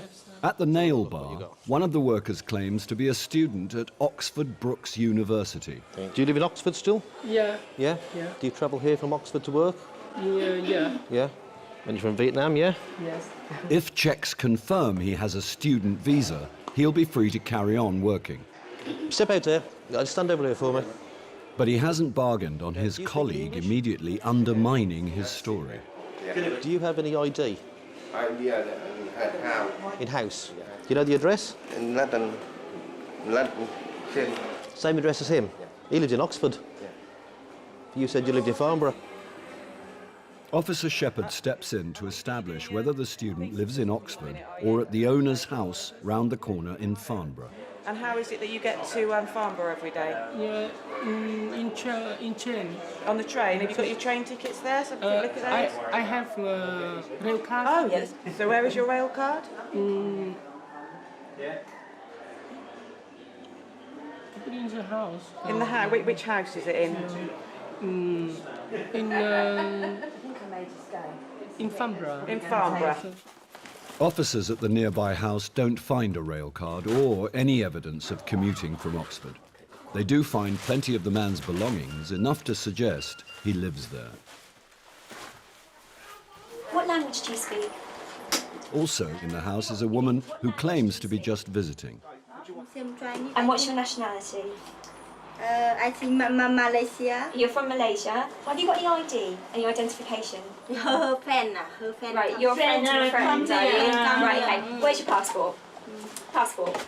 The lady insists she is here for a 2-week holiday and says that a friend in London has her passport. But the team won't take her word for it, as they suspect she's another employee of the nail bar. I want to see some ID, otherwise we're going to arrest her and take her away. Yeah. And then we're going to look to remove her from UK. We'll just let her know that we're going to be searching the house from top to bottom. So I won't be too pleased if something turns up. Okay. At the nail bar, Officer O'Leary has found out the status of one of the 2 Vietnamese workers. It appears he made a claim for asylum which was refused in 2001. And since then, he's made an application to remain as a spouse, and that was refused in 2002. And since 2002 to today's date, no further contact with him. So do you know what's going to happen now? You understand some English, don't you? More. You've been here 8 years now, haven't you? 8 years. OK. You need to come to the police station. Yes? So you're under arrest now. You, me, police station. Yeah? OK. Yeah. OK, should we go? Yeah. Right, come out. Yeah. The man is taken to a police station to be questioned, but is later released on bail conditions while the UK border agency try to get hold of his travel documents. Mind your head on there, OK? Yeah. Coming up, difficult questions for the student. You've lied about coming in on the train. You've lied about where you're living. I put it to you, you're actually working here full time. What do you say to that? And the cash team target ill-gotten gains. What's the problem, my friend? I am working. This is my money. You cannot prove to us that this money belongs to you.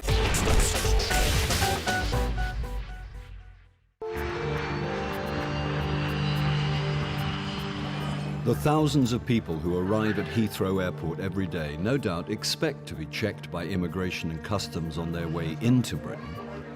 What they might not know is that the UK border agency keeps an eye on them as they are leaving the country as well. At Terminal 3, officers check passports to identify anyone who has stayed on in the country illegally. And a cash team look out for money that shouldn't be leaving the country. Basically, we're looking for passengers that might be carrying large amounts of money, looking for large amounts of cash, over £1,000.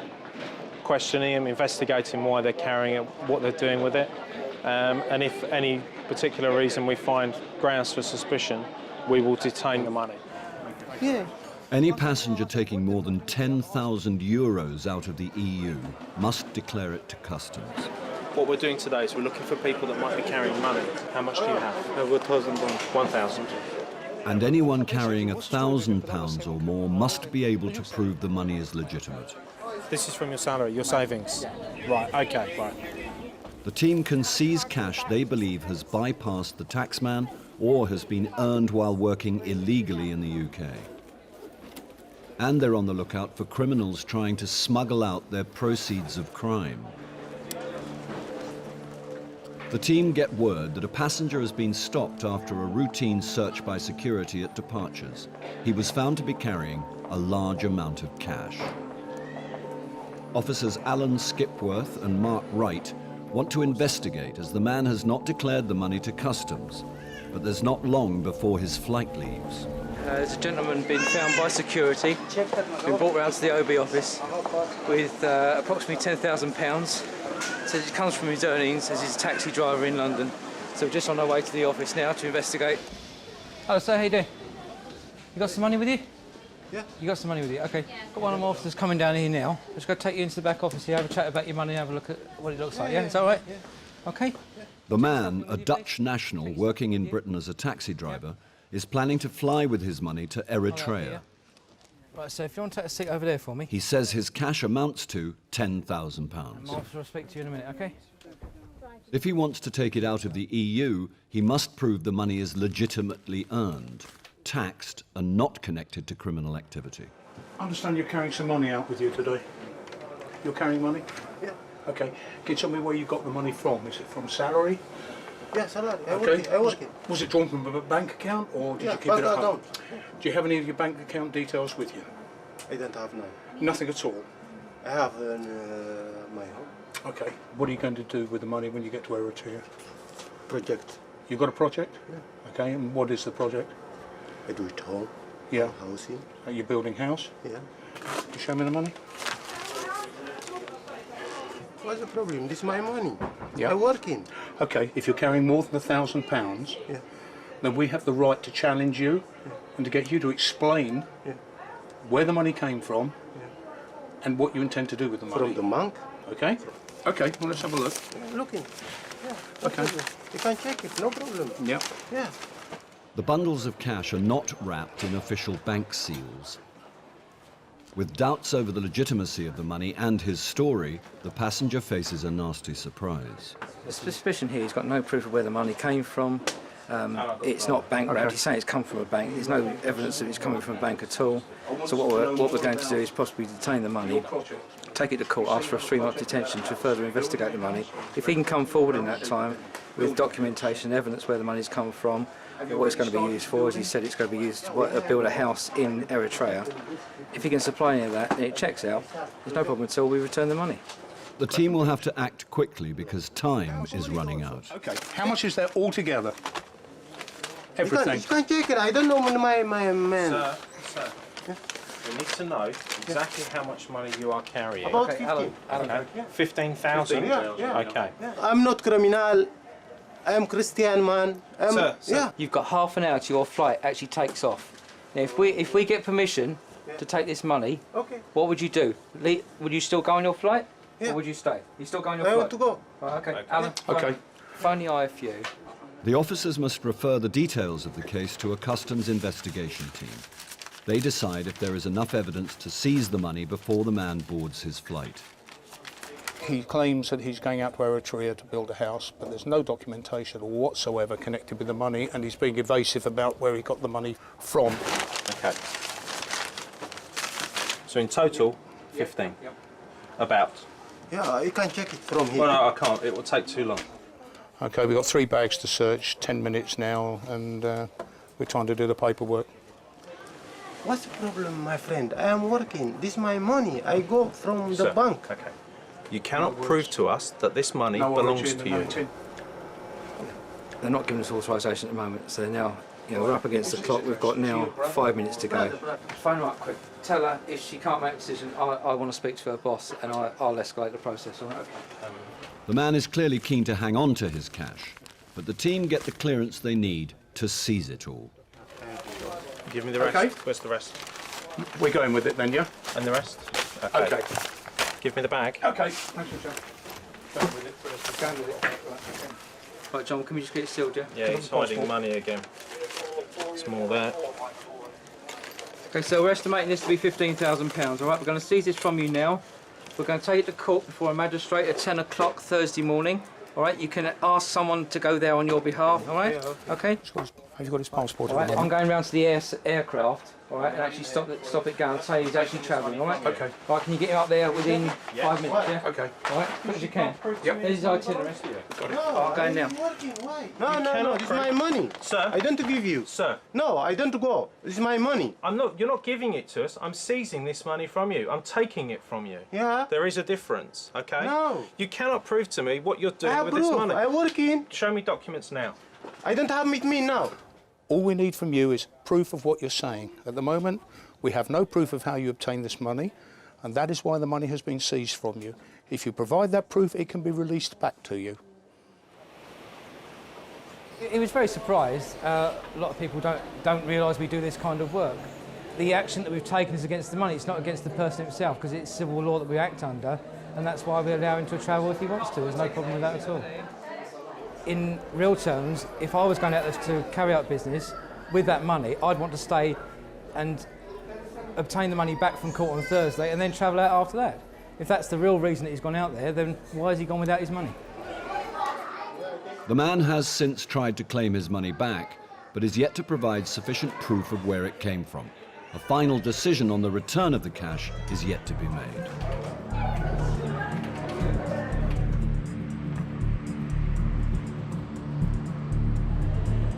The enforcement team in Farnborough are allowing the remaining nail bar worker to finish with his client. Home Office records back up his story. He has a valid visa to study at Oxford Brookes University. But Officer Shepherd wants to know why he lied about where he lives. His story isn't quite adding up at the moment, so I want to chat to him a little bit further. At the nail bar owner's house, officers are questioning the Malaysian woman who was claiming to be on holiday in the UK. Now it seems she's not just here as a guest. Could you clarify, could you ask her to clarify, does she mean boss is the lady who is next door, in the room next door, please? With the woman referring to the nail bar manager's girlfriend as her boss, the team have heard enough. If you can tell her for me that I am now, on the basis of the information she's given me and the fact that she cannot provide me with any evidence of her identity or lawful basis to be in the United Kingdom, I'm going to arrest her on suspicion of overstaying in the United Kingdom. Could you tell her that for me, please? The officers need the woman's passport to confirm her status. She is now claiming her boss, the owner's girlfriend, is keeping it for her. With no one telling them a straight story, all the officers can do is search until they're sure it's not in the house.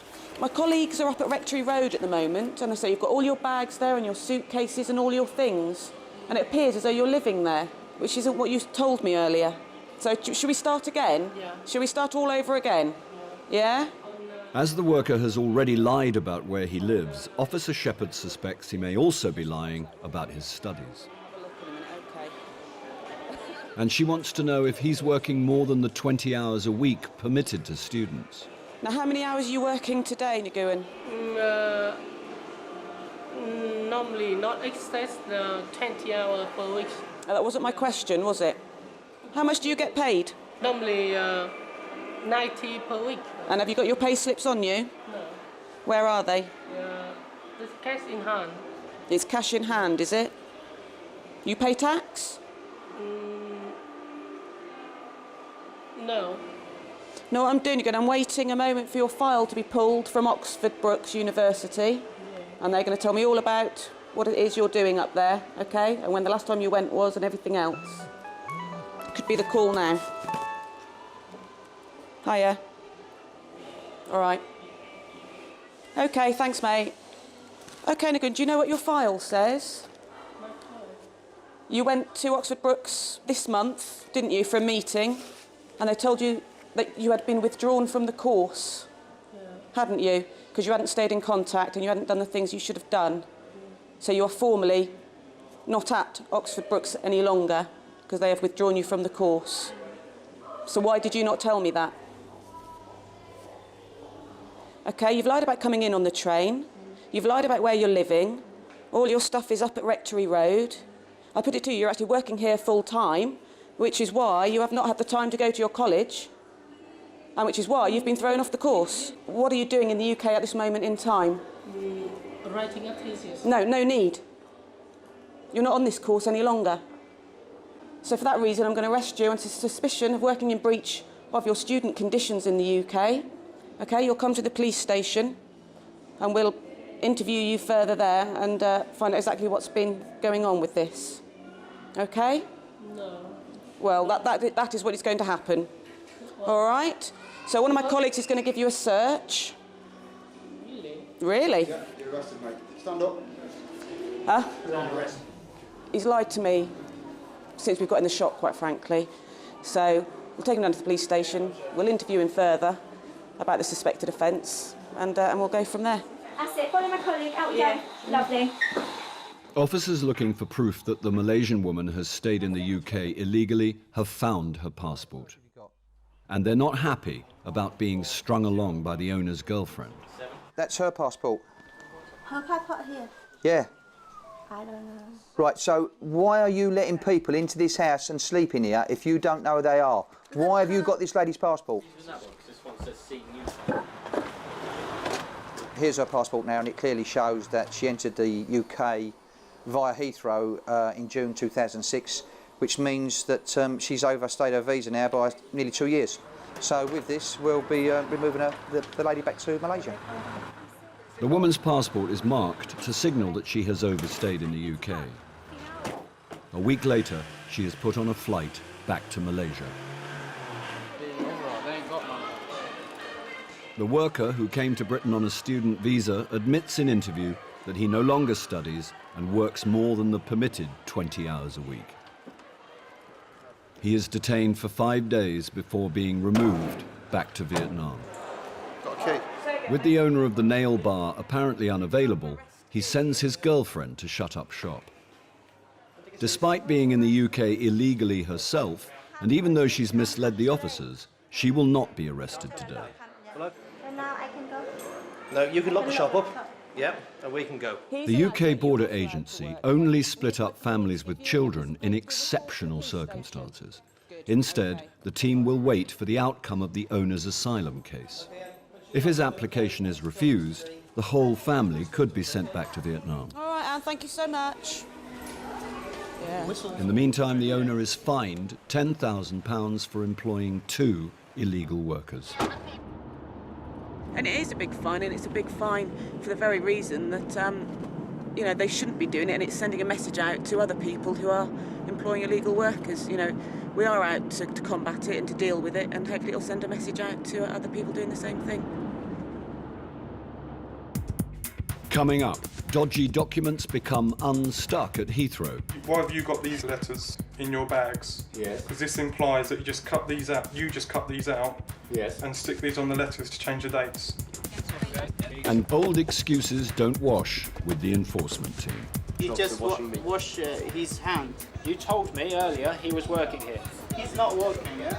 Why are you changing your story now?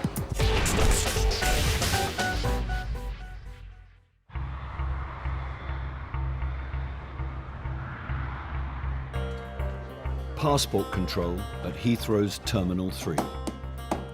Here, immigration officers have only a few minutes to make sure each passenger has a genuine reason to enter the country. A single element of doubt is all that's needed to detain a passenger and investigate further. Officer Neil Newbury has been handed a case. What we've got today is a South African national who's arrived for a 4-month holiday to visit a British friend. He's only got about £20 on him to support him while he's here for the 4 months. So he's going to rely on his sponsor to support him while he's here. Officer Newbury believes the passenger's lack of funds suggests he's not on holiday, but here to work. Just out of interest, the guy's got one of the best names I've ever come across. His first name is Dazzling, which is actually quite a tremendous first name, so fantastic. Probably one of the best names I've ever come across in this job. So just because of that, I'm quite looking forward to this today. I'm going to call him Dazzling all day. Okay, Dazzling, if you want to come through for me. I'm going to be dealing with your case today, okay? Need to do a quick bag search downstairs. Dazzling, a sports coach, has already provided letters to prove he has a course to go back to in South Africa and after that, a job in the US. Officer Newbury wants to search his bags to see if there's anything to suggest this is not the case. First, there's a question he's dying to know the answer to. So, don't mind me asking, you've probably been asked this loads of times before, but where did you get the name Dazzling from? It's quite, My mother gave me that name. She called you Dazzling, yeah? That's Yeah. it's quite an interesting probably one of the most interesting first names I've heard. Documents and letters can be an excellent source of clues for immigration officers. These will need closer inspection. I'll need to hold on to you just for someone to have a quick look through them a little bit later and I'll get them back to you a little bit later today, okay? If you want to grab your bits and pieces and follow me upstairs. I kind of like him, he seems a really nice guy. Very open, doesn't seem to be hiding anything from me. Yeah, I kind of like him as a person. While Dazzling's photograph and fingerprints are taken for immigration records, Officer Newbury looks through the documents he found in his bags. Among the papers are the original versions of the letters the passenger showed on arrival at passport control. This is interesting. He's brought with him a letter from his college saying that he's required to start studying in July 2009. Oh dear, not good at all. Which is exactly the same letter, but the dates have been plastered on. And underneath the date of the letter is another date, April 2006. Good standing with his employer. Has had the dates changed on it to make it look like he's got something to go back to, which is very odd. Again, it's all of a sudden it's starting to take a turn for the worse for him. See what else he's got. Yep, the same for, he had another letter from, looks like an employer that he brought with him. And here's the original with the dates taped on. Oh dear, not good at all. So I assume he's printed these out, changing the dates to give the impression that he's got a course to go back to in South Africa for, and that he's in good standing with his employer. Oh dear, that's not good at all for him. It puts a whole new spin on this entire case, as far as I'm concerned. If Dazzling wants to start his holiday today, he'll have to come up with a good reason why he presented fake letters.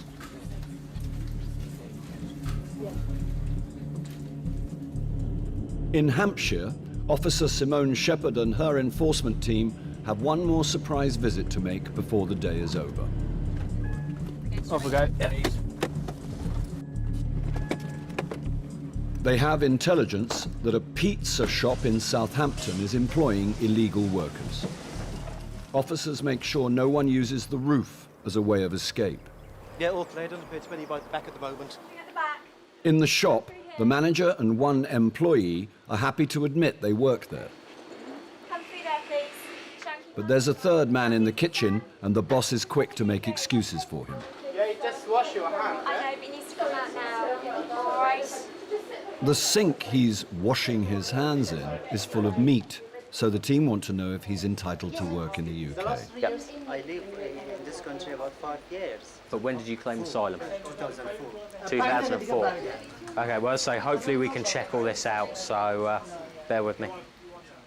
The man is from Afghanistan and claims to be legitimately in the UK as an asylum seeker. Yeah. The last 3 years. Have you got just a number? Passport number? Yeah. Yep. Last year, sir. The second worker is carrying a record of his passport number. That address you've got there. It confirms he is a naturalised British citizen. The manager's passport is in a room above the shop. It has a valid visa which confirms he has indefinite leave to remain in the UK. Let's take you back downstairs.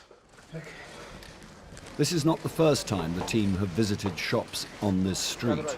their presence doesn't go unnoticed and a crowd is gathering. Access to the employment record. I mean, we've been here now probably about 4 times, and every time we've come, we've made an arrest in the block. And I don't think today's going to be any different. So. Just have a seat there for us. If the man with his hands in the sink is in the UK illegally, his employer could face a fine of up to £10,000.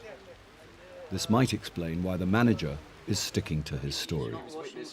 He just washed his hand. No, there was meat in the sink as well. No. Why was he washing his hands then? You told me earlier he was working here. He's not working, yeah? Why are you changing your story now? A colleague of mine actually witnessed him washing meat in the kitchen area. The person who's been arrested. He's just No, he's actually been seen washing meat. He's just washing your hand, that one. The team believe the man is a worker. Now, checks reveal his claim for asylum was refused. He should have left the country. Instead, he has managed to keep a low profile until now.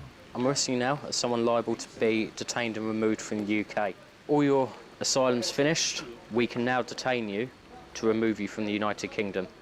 The fact that you haven't also complied with your reporting restrictions renders you liable for detention under the same power. What I'm going to need to do is I'm going to need to search you, but we will do that through there, obviously, because there's quite a few people out there, so we'll try and keep it as low-key as we can. So if you will follow me through, and we'll just make sure you haven't got anything dangerous on you. Coming through, guys. Today's operation is nearly over. It would seem that some members of the local community are keen to know the outcome. But it's more just of a out of curiosity, I think, at the moment than anything more difficult than that. So I don't really have a big issue with the people outside. But then again, it takes one person to start agitating a little bit of things and get difficult. Coming back through. The raid has resulted in just one arrest, but that could still be bad news for the manager of the pizza shop. OK, this is a notice to you that you may be liable to a fine. You've got illegal workers here, OK? Who's working here is illegal? The man that was just put out in the van. No, I told you he's not working. Yeah, but 2 of my officers witnessed him out in your kitchen, unfortunately. Okay. He's my friend. But what will happen is this will go up to our people who deal with. Listen to what I'm saying a moment. I can't sign it, you don't have to. Let me finish. I can't. He's not working. I can't sign this. There's nobody illegal working here. I'm not lying, yeah? And there's your copy. Okay, I'll put refuse to sign at the bottom just so there's no misunderstandings. All right. All right, ready?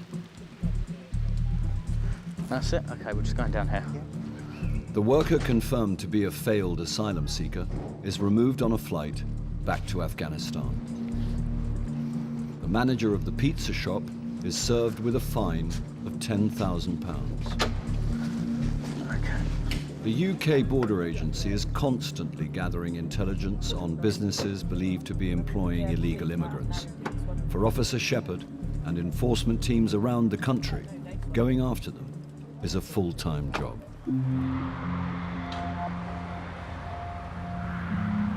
At Heathrow, Dazzling is waiting to find out if he can enter the UK to start a 4-month holiday. He presented fake documents to back up his claim that he intends to return to South Africa. Now it seems there might be more deception. Officer Newbury has received a call from someone inquiring about Dazzling. It's not the friend he says he's here to stay with, but a woman who's waiting for him in arrivals. He's your boyfriend. Dazzling's your boyfriend, yeah? And are you British, Jenya? Yeah? What was your nationality before you get a British passport? Russian, okay. And how long have you been in the UK? For 5 years, okay. Okay, thank you. Bye. All right, that was Dazzling's girlfriend. Now, Dazzling's not even mentioned this girlfriend. She's told me that they're very much in love.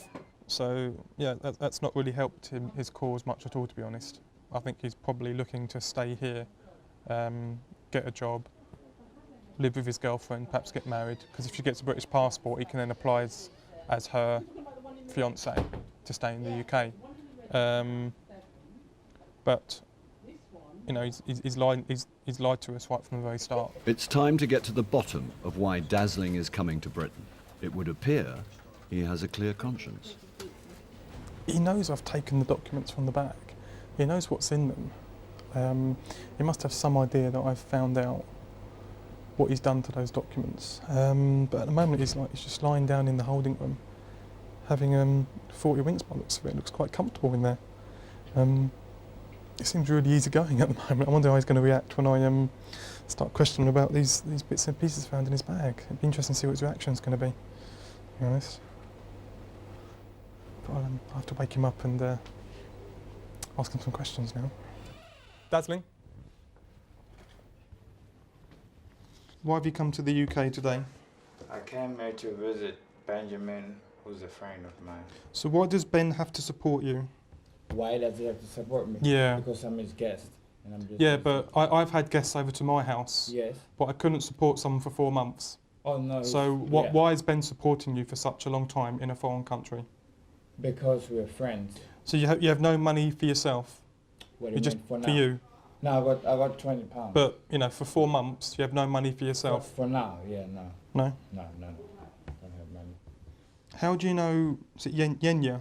Jenya? Yes. Yenya. How do you know her? Oh, I met Jenya through Ben. Is Yenya your girlfriend? Yes.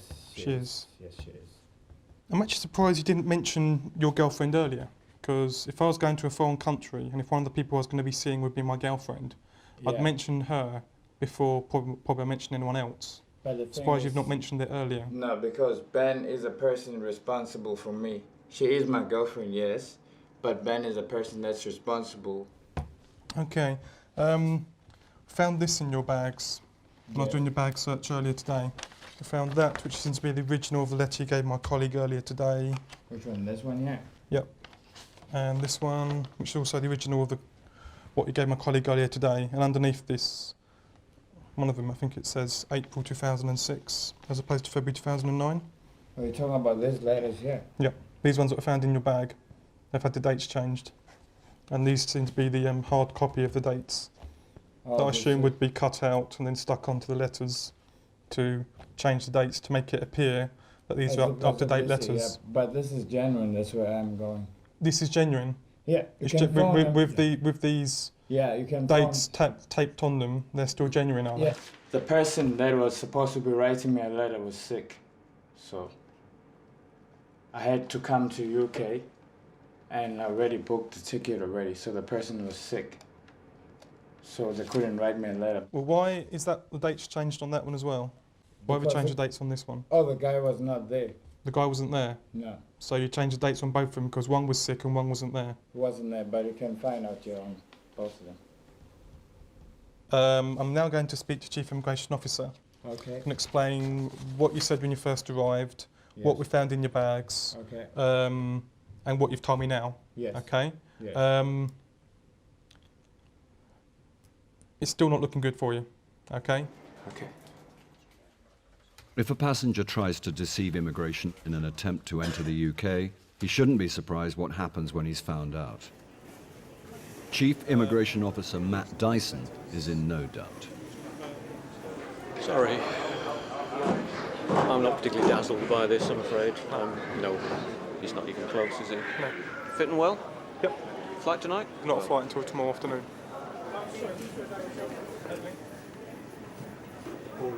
You provide documents for a reason. They're supposed to show that he's a good, upstanding individual that's going to go back to whatever he's going to go back to. But to actually produce letters which clearly are false means he has no credibility whatsoever. You're going to be refused entry to the UK today and returned back to South Africa on the next available flight. Okay? Okay. Now, we've arranged a flight back to South Africa for you. There's not a flight back till tomorrow afternoon. So I'm afraid you're going to have to stay with us overnight. We'll get a bed for you, something more comfortable, get something to sleep. Then you'll come back here tomorrow afternoon for the flight. Okay? Understand all that? I've never dealt with someone so laid back. There's usually some sort of reaction from them, at least at this point, but almost no reaction whatsoever from him. Perhaps he knew the game was up and there was no point making a fuss about it. Dazzling is held in a detention centre overnight and put on a flight back to South Africa the next day. Coming up, failing to declare to the customs cash team. You need to be honest with me, okay? Because at the moment, I don't believe what you're saying to me. This is mine. This is mine.